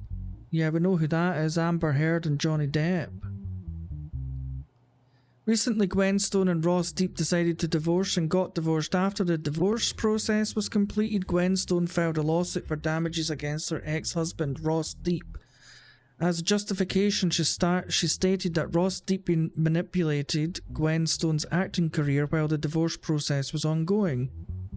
Gwen Stone filed a lawsuit for damages worth $5.45 million, stating that her career was in decline and that she suffered financial losses during the divorce process. First of all, I would like to point out that my time is very valuable, therefore I ask you to carefully understand what I say. Already I don't like you.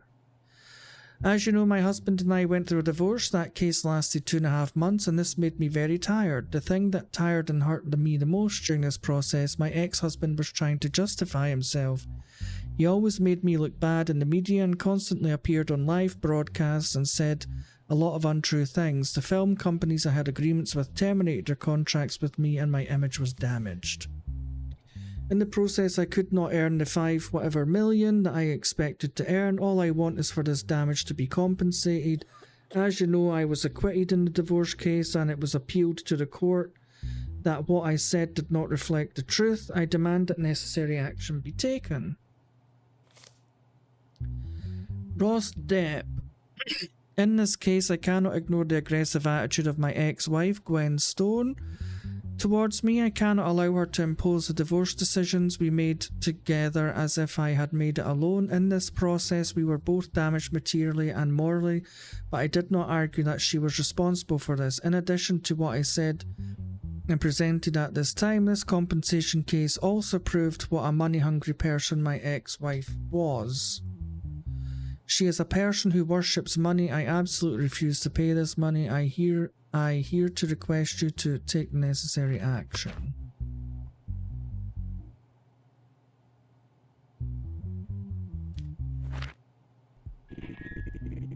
In your statement, you said that your husband manipulated you during the divorce process. Can you explain this more?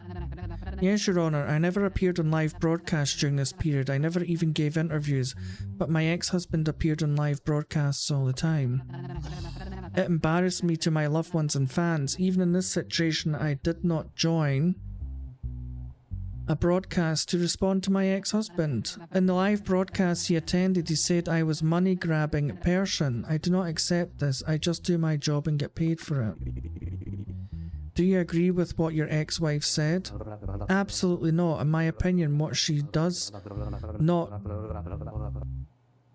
What they say does not reflect the truth. During this process, we were both badly affected financially and morally. I stand behind what I said.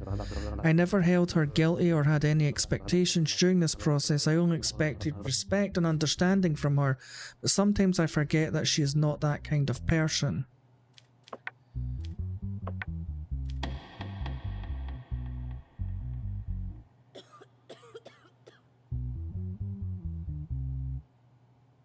She's not getting any money.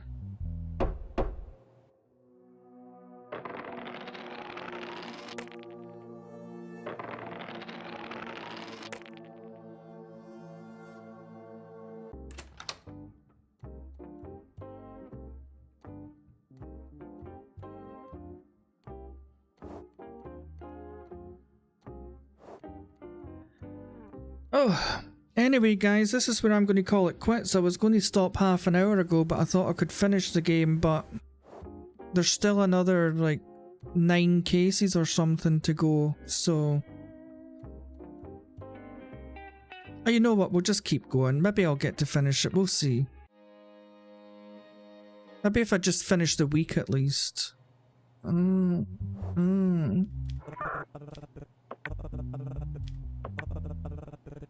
Thank you.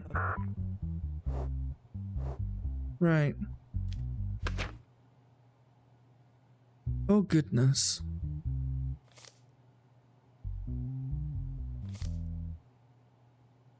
Edwin Darrow.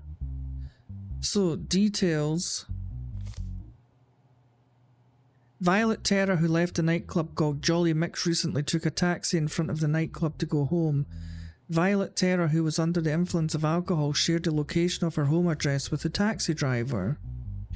After a certain period of time, Violet Terra realised that she was moving away from her home and told the taxi driver that she wanted to get off. The person driving the taxi locked the doors and turned to a secluded road. He pulled the car aside in the forest area, took Violet Terra out of the vehicle and hit her on the head with a hard object, knocking her unconscious. When she woke up, she found herself far away from the city and covered in blood. Violet Terra walked to the gas station 2 kilometers away from her location and asked for help. During the checks carried out by the police, the license plate of the taxi in which Violet Terra was taken was questioned, and information was obtained that the owner of the taxi was a person named Francis Drew. Based on the statement given by the person named Francis Drew, the person named Edwin Darrell was detained at his residence address. So that day I went to a nightclub with my friends to have fun. My friend and I consumed some alcohol, not enough to make me lose my temper. After leaving, I took a taxi in front of the club to go home. The distance between my house and the nightclub is about 5 kilometers, and it takes about 10 minutes by car. About 15 minutes after getting into the taxi, I realised that we were moving away from where my house was. I wanted to get out thinking the taxi driver would hurt me, but he didn't even listen to me. We entered a forest area. I screamed as the car shook, but he didn't say anything. After a while he stopped, but he got out of the car, opened the door, pulled me out of the car. As I fell to my knees, he hit my head with something hard. Afterwards I fainted. When I woke up I felt very bad. There was blood everywhere. It had dried a little. I hit the road, half running, half walking. I reached a gas station and asked for help. The taxi driver had a hat on and I couldn't see his face. I don't know what you're talking about, Mrs. Francis. That day my wife and I were invited to dinner at my mother-in-law's house. Yes, I have a taxi plate, but I wasn't working that day.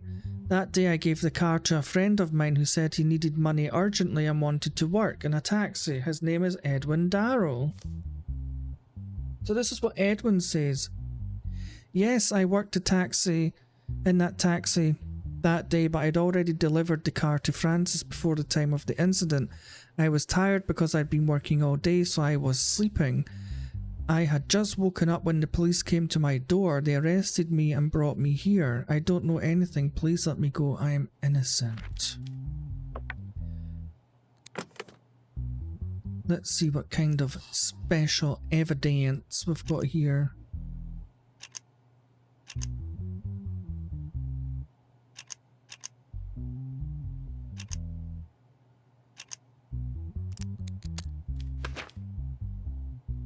Uh-huh.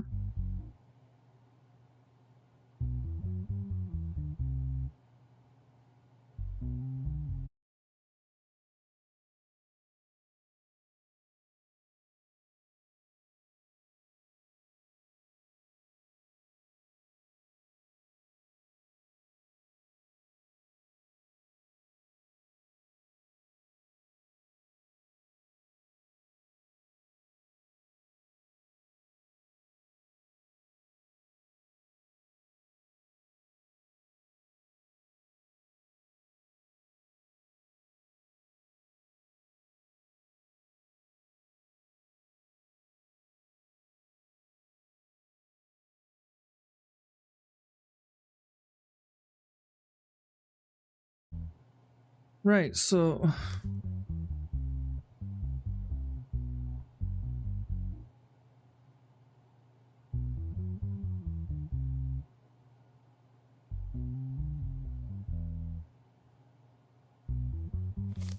this should always be yellow, green, red, and blue, right? So there's yellow, that's not green, so yellow, blue doesn't match. So this DNA, Edwin is not involved. That little mismatch, I understand how it works, and it should go yellow, green. Yellow always goes with green, red always goes with blue. If they're swapped, it's a mismatch. So here we go, yellow, green, red, blue, green, yellow, red, blue. So this is all the same. These all match. Red, blue, yellow, green. They always match. So Francis is actually the one. So he's the one that's trying to blame his friend here.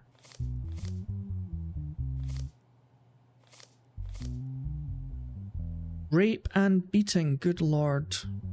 And he's got a criminal record. Oh!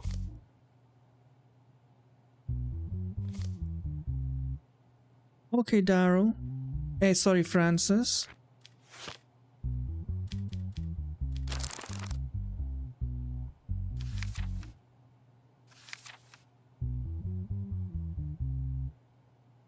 So that's 4 years for beating.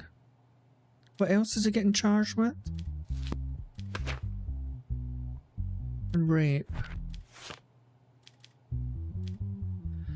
So because he's got a criminal record, that's 4 years for the beating he's got. So it's aggravated sentence. And oh god, he gets executed.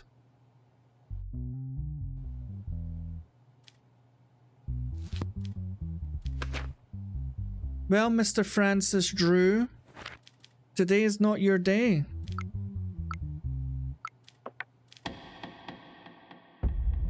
Mr. Darrell, you're free to go. In fact, can I hear what I've got to say first? Your friend said driving the car that day stated he delivered the car to you before the incident. What do you have to say about this? This is impossible, Your Honor. He's lying. After you delivered the car to Francis that day, did he tell you he would work on it? Yes, Your Honor. After returning the car, he told me that a nightclub was very busy and you could pick up passengers from there. I didn't care much at the time because I was too tired. Yep.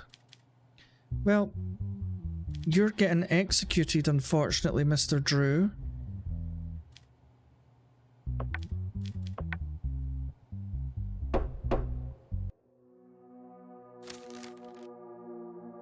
Nice.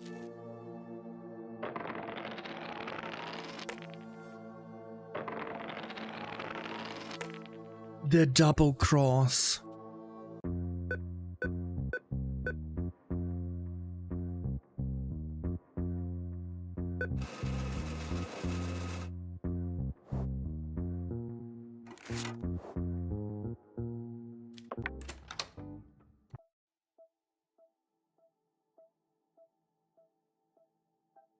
Your wife says she wants to travel abroad on your wedding anniversary? Fuck off.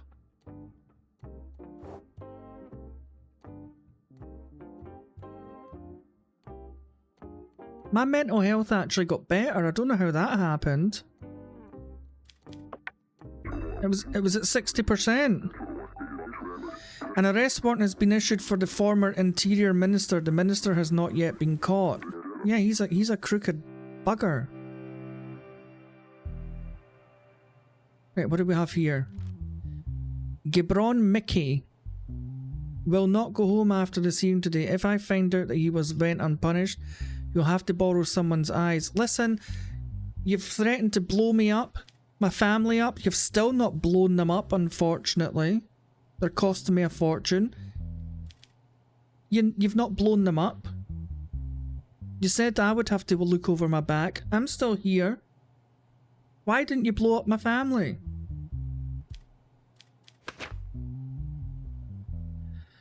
Right, so he's been charged with murder. Okay.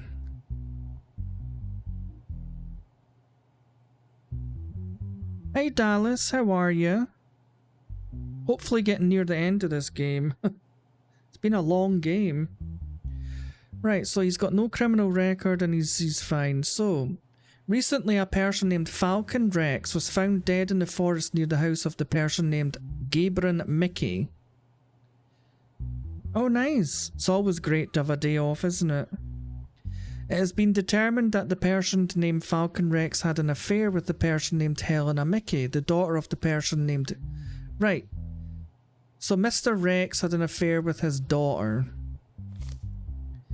As a result of the autopsy, 3 bullets were found in Mr. Rex's body and it was confirmed as a cause of death. In the examination of Mr. Rex's mobile phone, it was seen that he received warnings from a person named Gibron. No, Jay, it's not infinite. Gibron. To separate from his daughter, and he rejected them. After a while, it was observed that these messages turned into threatening messages. Upon these observations, the person named Gabron, who became the prime suspect, was detained at his residence address. So this is what he says for himself. I recently found out that my daughter has a boyfriend. My daughter is my only child and I raised her under very difficult conditions. I asked her and she told me that her boyfriend was Falcon Rex. He was the son of our neighbour who lived next door to us and he was a troublesome kid. I told my daughter that I do not approve of this relationship. I didn't get the response I expected from him, so I decided to talk to Falcon. I approached him with sweet words and tried to explain to him properly, but in return I did not receive any understanding or decent behaviour. On the contrary, I was encountered with great insults. My daughter was still insistent on continuing her relationship and I was very uncomfortable with the situation. I sent him a few threatening messages to scare him. He didn't even respond to the messages I sent. The next day I learned that he had already been killed. I cannot say that I am very sorry about the incident. He had a character that constantly provoked the other person to strangle him. I saw that I was not alone in this thought. I had nothing to do with his death. I knew I would become a suspect because of the timing, but like I said, I didn't kill. God must have kept me from getting blood on my hands. Okay, so here's what his daughter says. My relationship with Falcon was going very well. It's only been about a month since we started our relationship. My father noticed my mood changes and asked questions several times, so I told him I had a boyfriend. He responded very positively, but when I told him his name, he immediately objected. He wanted me to leave Falcon, but I couldn't do such a thing because I really loved him. When I asked my father why he wanted me to leave, he said that he was a troublesome person and his circle of friends were very troubled. Therefore, although I agreed with my father, I said that I loved Falcon and would not leave it. A few days after this conversation, I learned that Falcon had been killed. I'm sure my father didn't do this. I still haven't digested his death, and I don't think I can.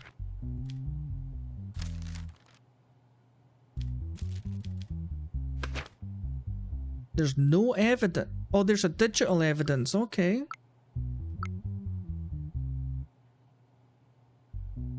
Camera footage from the shopping mall called Jupiter on the day of the murder. So he wasn't even there. He was in the shopping mall.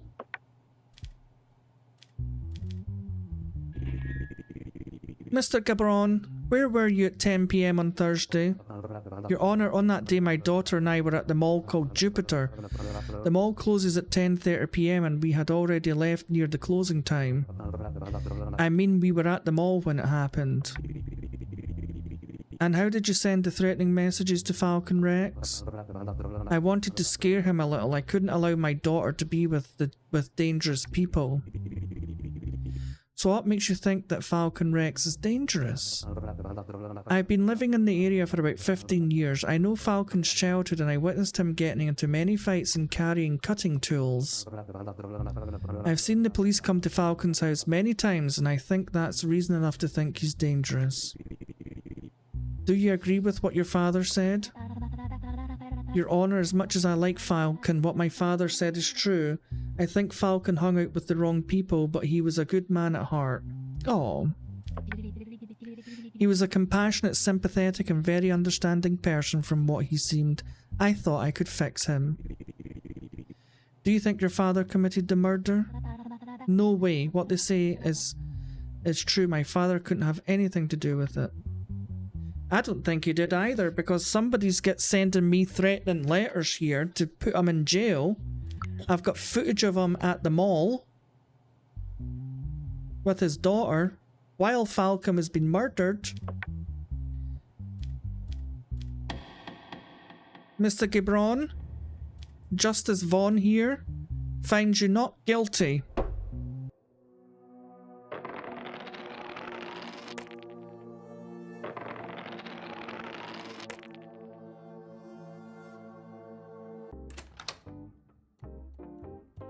Right, I'm off to bed. That was a long day today.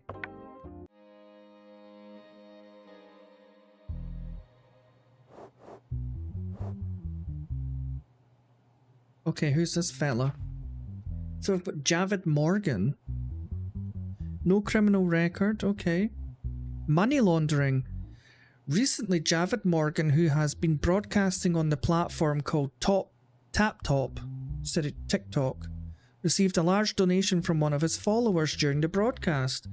This situation, which seemed normal at first glance, attracted reaction from several different publishers, and an investigation was initiated by the relevant units. As a result of the investigations, it was determined that the user who donated a large amount of money had previously donated the same amount. In order to clarify the incident, an investigation was launched into the incident, and the person named Javid Morgan was detained to be questioned. Here's what he says. Like all broadcasters, I play games and chat with my followers. Me too, Javid. What can I do with the donations sent? Also, what's the problem with me getting too many donations? I think it's quite natural that I regularly receive donations from a follower who loves me very much. It supports me to continue doing this work. I'm publishing more to repay his love. Okay. It could be innocent. A lot of streamers end up with sugar daddies and sugar mamas. I'm still waiting to find mine, anybody? Just kidding. No, I hate this puzzle. Oh, I hate this. This is the worst one. Okay. Oh.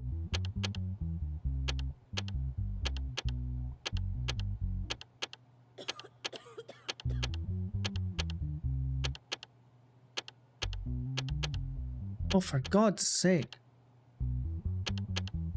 1, 2, 3, 4.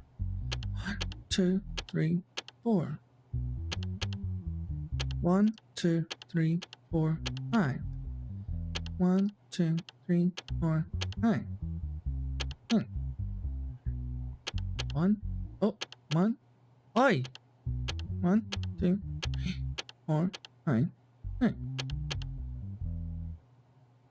1, 1, 2, 3, 4, 5, 6.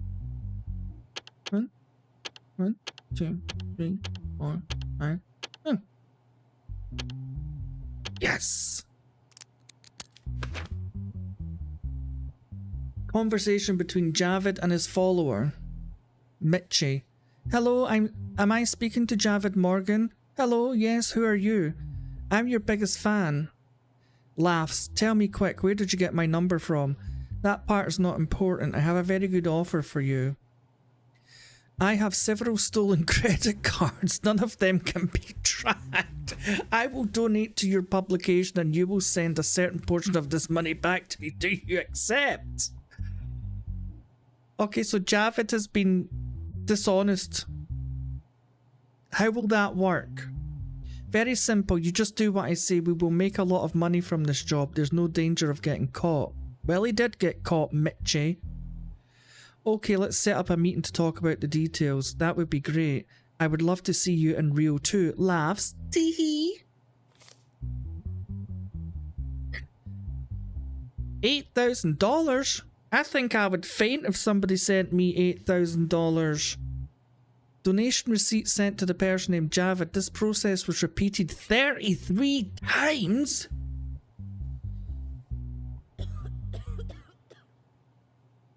That's $240,000, I think. 8,000 times 33, let me work that out. 8,000 times 33. Yes, $264,000. Some of the donations coming to the bank account of Javid Morgan were constantly sent back to the same person. He's guilty as sin. In your statement, you said you received several donations from a follower who likes you. In the evidences, I see that you received donations exactly 33 times. Is that the number you meant by several times? Your honor, my follower loves me and supports me. What crime is that? I don't understand.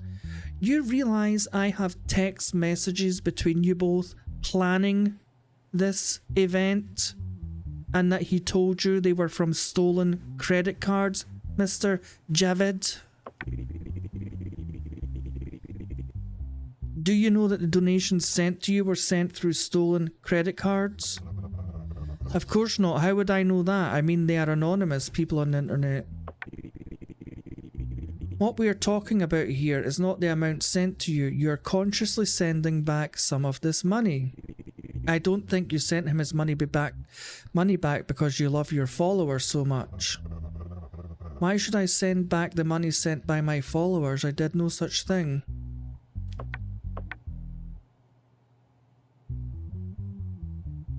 You're going to stand there and lie to me, Mr. Javid.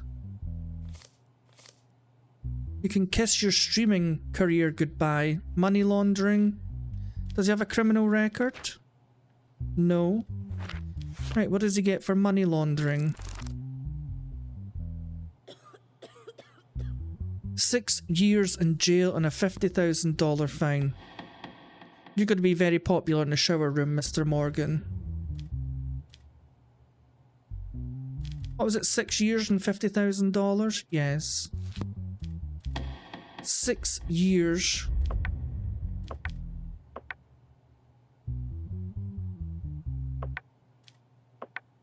And $50,000 fine. That's if you've any money left by the time we take it back off you for proceeds of criminal enterprises.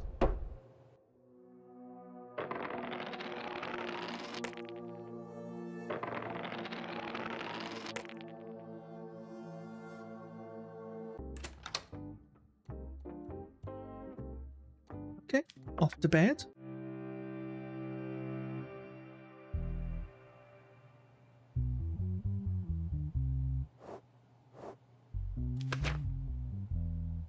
Request for confirmation that Vladimir Arkip is the father of the child born to his ex-wife. Oh good lord, we've got a bloody paternity test here. So Vladimir and Casey did not have children during their relationship. Casey gave birth 7 months after the couple were divorced. A person named Vladimir claims to be the father of the child and wants to take the child into his own care. Casey claims that the father of the child is her new boyfriend, Elring Ricky. My ex-wife gave birth 7 months after she broke up with me. This is an indication that my wife got pregnant while she was married to me. I don't think my wife is cheating on me.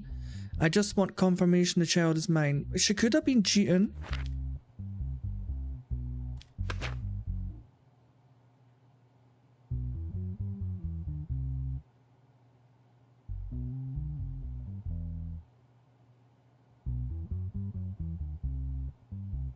Uh-oh, it's not his kid. It's not his kid.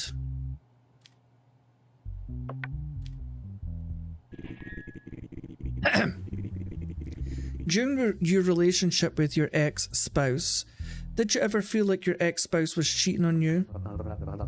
No, Your Honor, I've never had that feeling. Casey would never do such a thing. Spoiler alert, she did! Mr. White, what do you have to say about this? Mister? Why did that say Mister? I'm sure that my child is Elring Ricky's. I don't want to say anything more about this. She cheated on you, dude.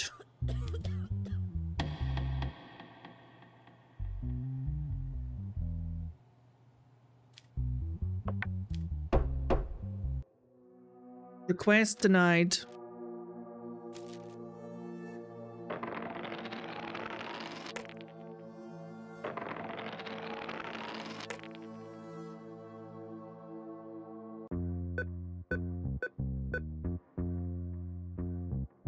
Goodness gracious. Okay, give me the money.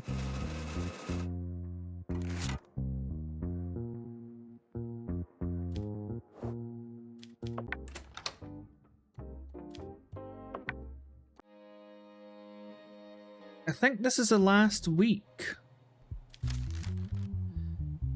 Chai Young Wong is our leader. Under these circumstances, it seems inevitable that he will be punished, but he will not be punished. If Chai Yo Wong is not acquitted and sentenced today, a heavy punishment will be waiting for you at the end of the day.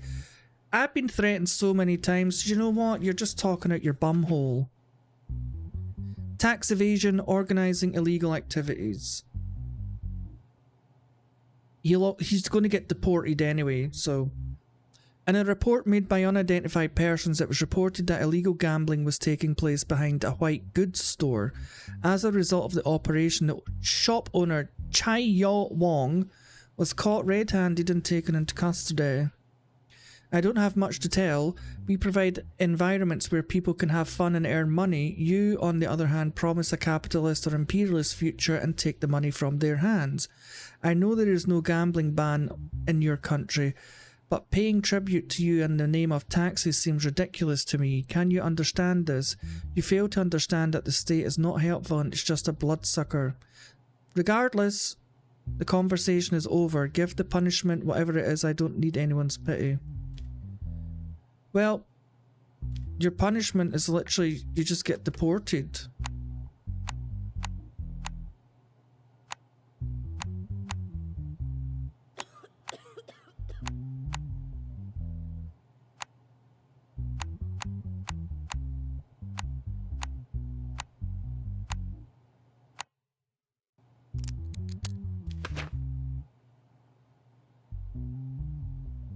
Almost $1 million worth of cash and jewelry, gambling machines, yeah.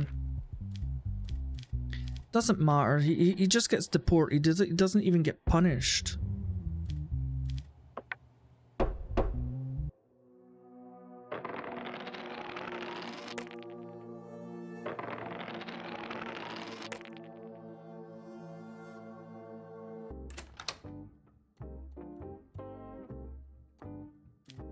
Let's go to bed.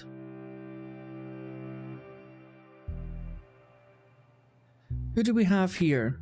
Sheldon Werner.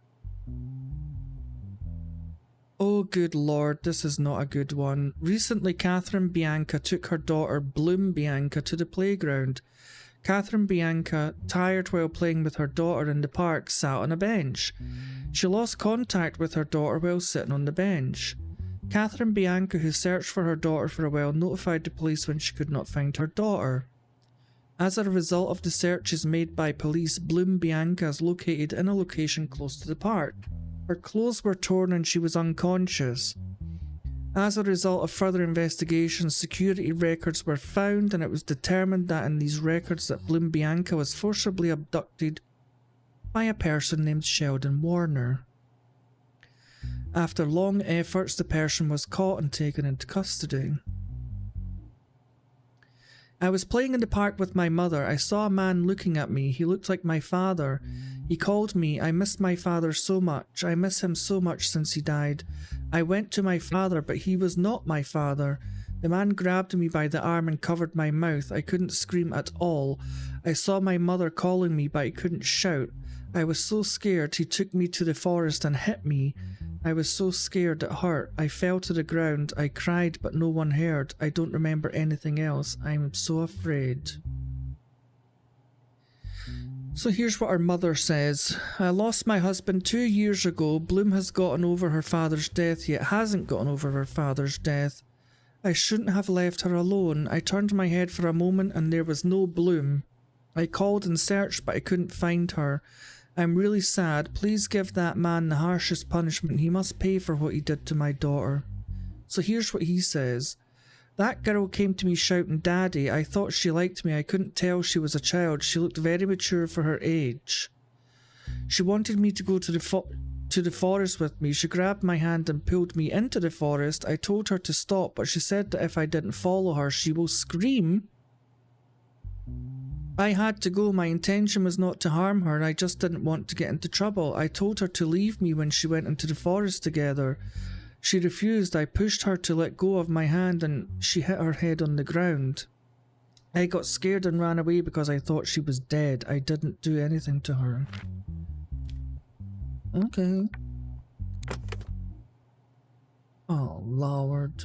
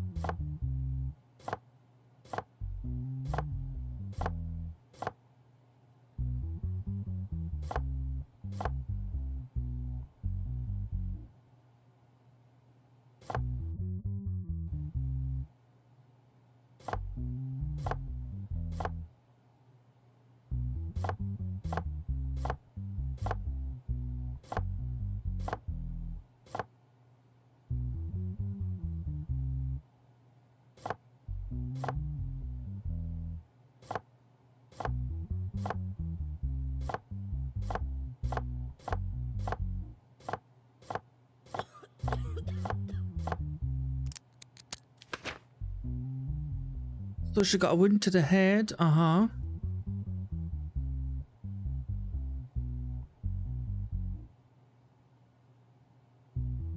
DNA sample found in Bloom Bianca's body.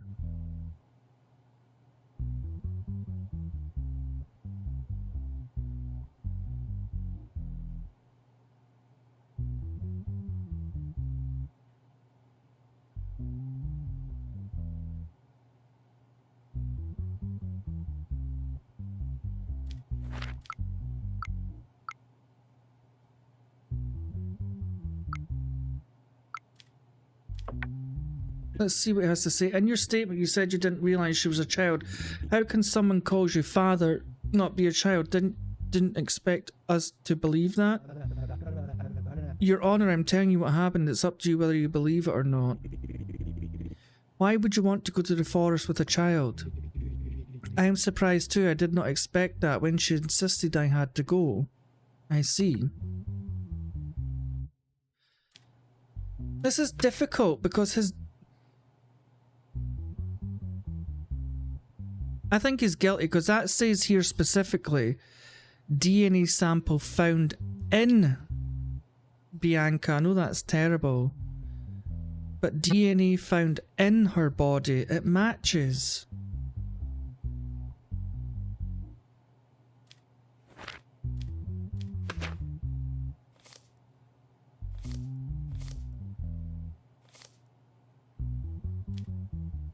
He's no criminal record, so it's child abuse.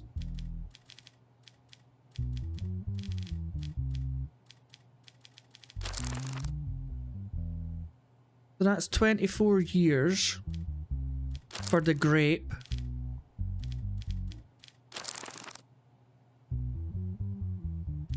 Where do I get child abuse?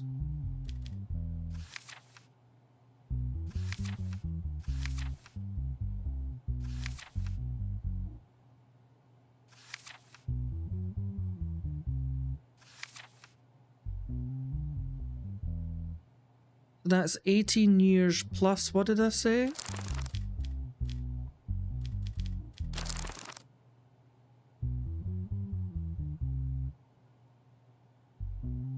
That's 42 years he gets in jail.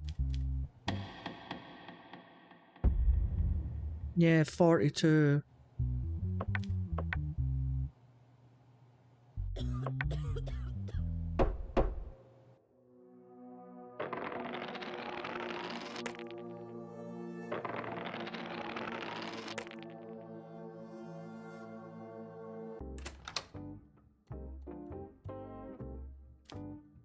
Okay, let's go to bed.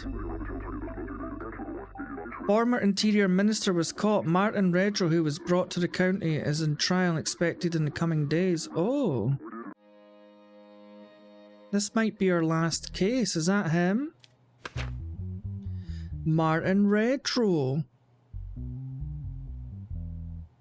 Corruption, incitement to murder, taking part in organised criminal activities.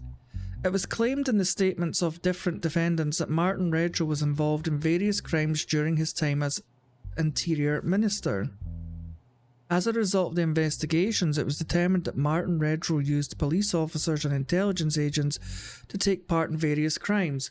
In this way, it was claimed that he established the organised crime gang popularly known as the Mafia and carried out its activities. With the arrest warrant issued for Martin Redrow, it was understood that he was abroad and he was caught during the operation and brought back to the Banana Republic. This is what he says. I don't know where to start, but I think it's time for some things to come to light.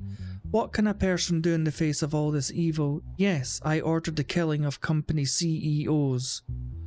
They did not accept our offers. Yes, I also managed to capture the cartel and silence them in prison because now they were making my job difficult. Stupid Carlos blew up the parliament to punish me. Because he knew that there were MPs who supported me, he wanted to scare them. As a matter of fact, it worked.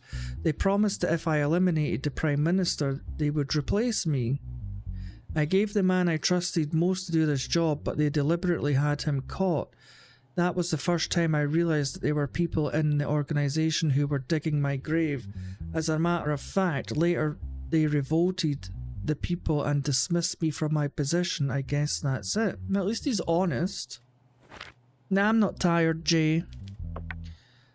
Let's see the evidence. The secret evidence.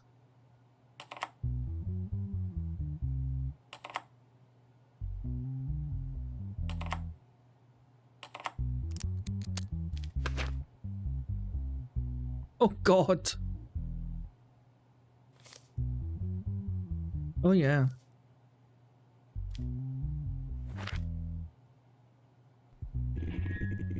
The MPs you mentioned in your statement, who supported you? Who are they? You've already caught one. I can't name the others.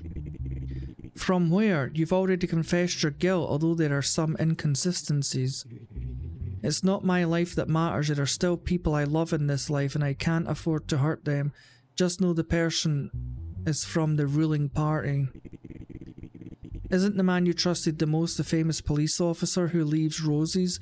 Did you have anything to do with his death? No. Even though Roderick was a psychopath, I loved him and he was one of my trustworthy men. I think it was the work of Freud and the others within the organisation.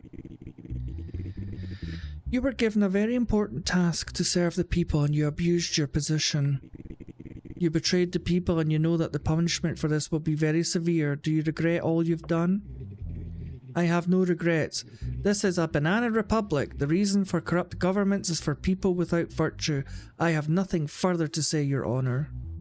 Okay. So he is over 50, which means he gets half the time, but I'm kind of convinced not to give him it.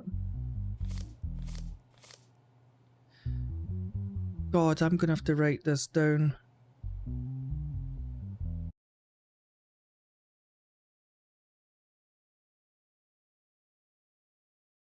Right, so what does he get for corruption?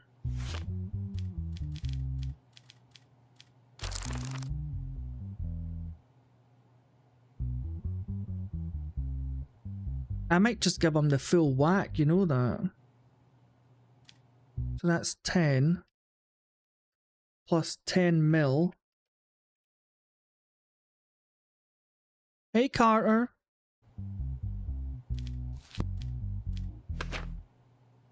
Incitement to murder.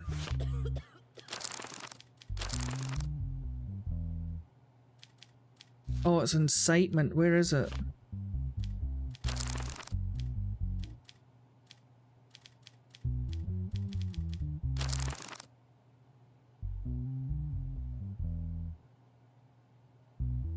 Eight years.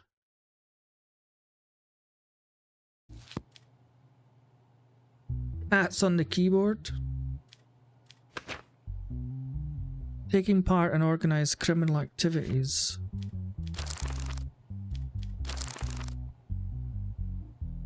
$16 years.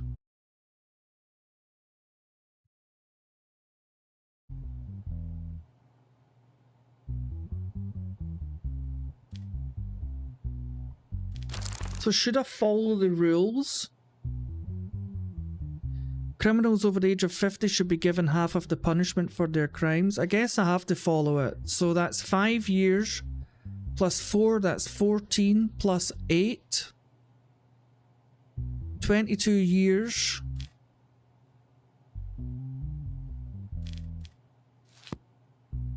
$22 did I say? 5 plus 4. Wait a minute. They get half.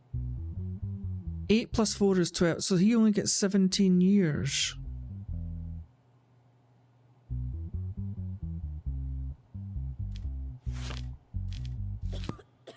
$5, 14, plus 8, 22 years.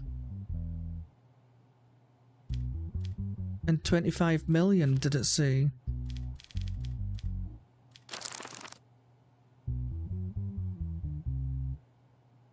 And 5 million fine. 22 years and 5 million fine. God's sake. 22 years. 5 million. Okay.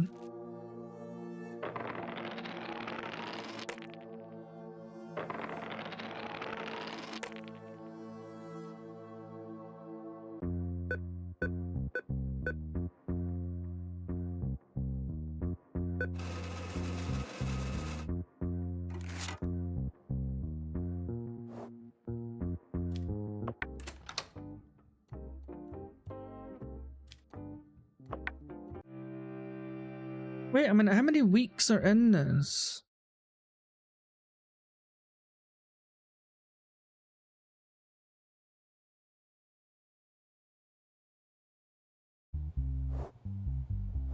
"21 weeks. What week did that say this was?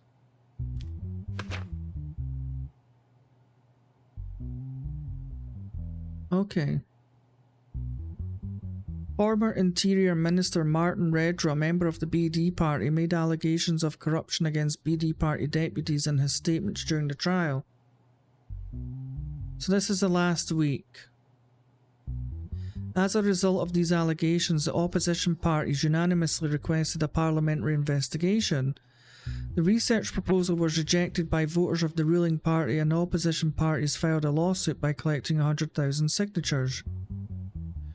Edward Hill, as the BD party, we do not accept any of the accusations. There may be people within the party who are involved in crime, but in accordance with the principle of the individuality of crime, this situation concerns only them. Such accusations are made to harm our party and seize power. It is a cheap conspiracy. Our party will be cleared of these vile slanders and continue on its way stronger. Such actions are outdated and unacceptable. The way to change the government is through the ballot box. As opposition parties, our stance is always clear. We will continue our fight against corruption and injustice until the end. The BD party shows how cowardly and dirty they actually are by rejecting the parliamentary research proposals we submitted and then deciding to hold early elections. We guess that these events are just the tip of the iceberg. The party should be closed to ease public conscience. Mr. Hill, in your testimony you emphasised the principle of individual criminal responsibility. However, an interior minister says that he is leading the mafia with support from within the party. You don't think this is an abnormal situation? Your Honour, I know this looks bad, but you're forgetting something. This man is a criminal. I mean, since when did we trust the words of notorious criminals in the country and start shutting down parties? In the past, another member of parliament from your party was tried for corruption. What do you have to say about the subject? Sir, there are many people in our party. We cannot know the true characters of these people. So there may be bad apples in every basket, but that doesn't mean the basket should be thrown away. Mr. Jackson, do you have any concrete evidence for your corruption allegation? Your Honour, 28 million in cash, gold and jewellery were found in the house of the Interior Minister elected by the BD party. What other evidence do we need? I also want to say that the Minister was having police officers to assassinate. He had intelligence agents to do his mafia work. How could he do these things alone without the support of the party? Couldn't he have planned all these by himself? Your Honour, the Sicilia cartel's bombing of the Parliament shows that he's not alone. He already admitted it himself. Moreover, if they had planned it on their own, they would not have rejected our parliamentary research motion. This means they have something to fear. What are your last words before the case ends, Mr. Jackson? Your Honour, these are historic days here today. You're trying to find answers. We intend to ask more questions. I see. Yeah, I think your whole party's corrupt, Mr. Hill. Closure of the BD party.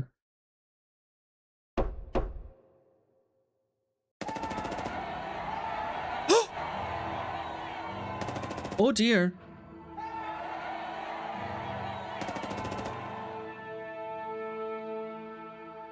Anarchists take over the Banana Republic. A prosecution has been launched against a group of state employees, including me.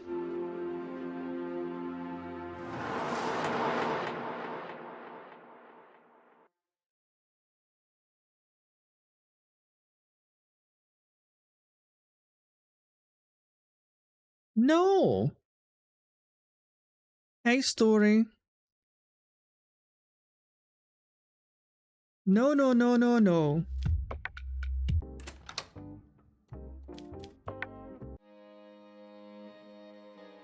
Let's see what happens if I... The continuation of the party.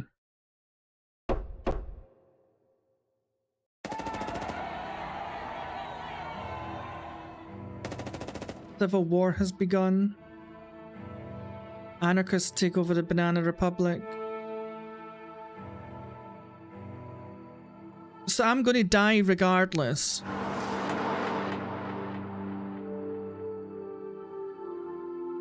That is not fair. I was a fair judge the whole way through this game and I still ended up on the slab. That was a really good game, actually. A lot of story, a lot of reading, but I enjoyed it. I did really enjoy this.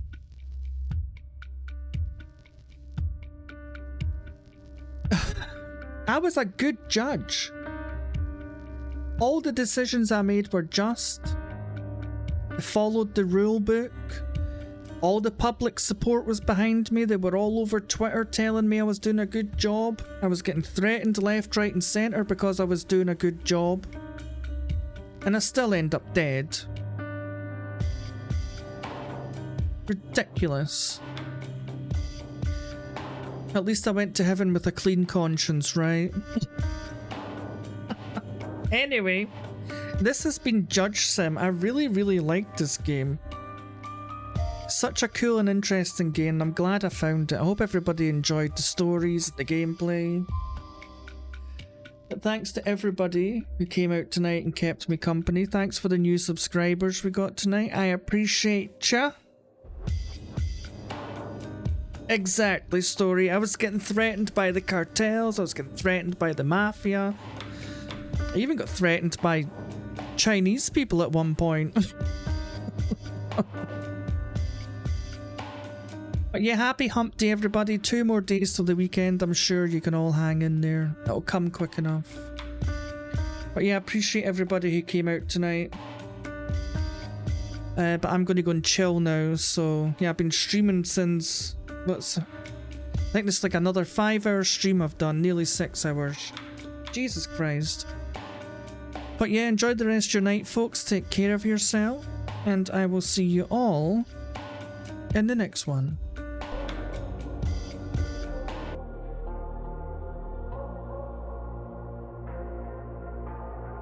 Say it louder, say it louder. Feel the moment, feel the power. Bring the animal back to life. Bring the energy one more time. If you feel like letting go, you can take control. You can turn this all to something beautiful where you feel life gets you down, down, down. Gets you down, down, down. Say it louder, say it louder. Feel the moment, feel the power. Bring the animal back to life. Bring the energy one more time.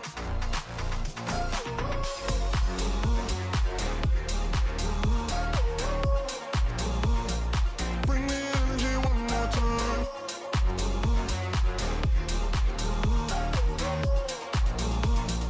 Bring the energy one more time. Say it louder, say it louder.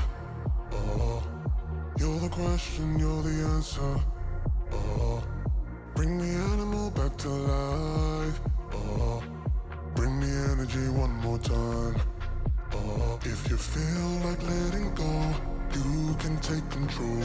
You can turn this all to something beautiful where you feel life gets you down, down, down.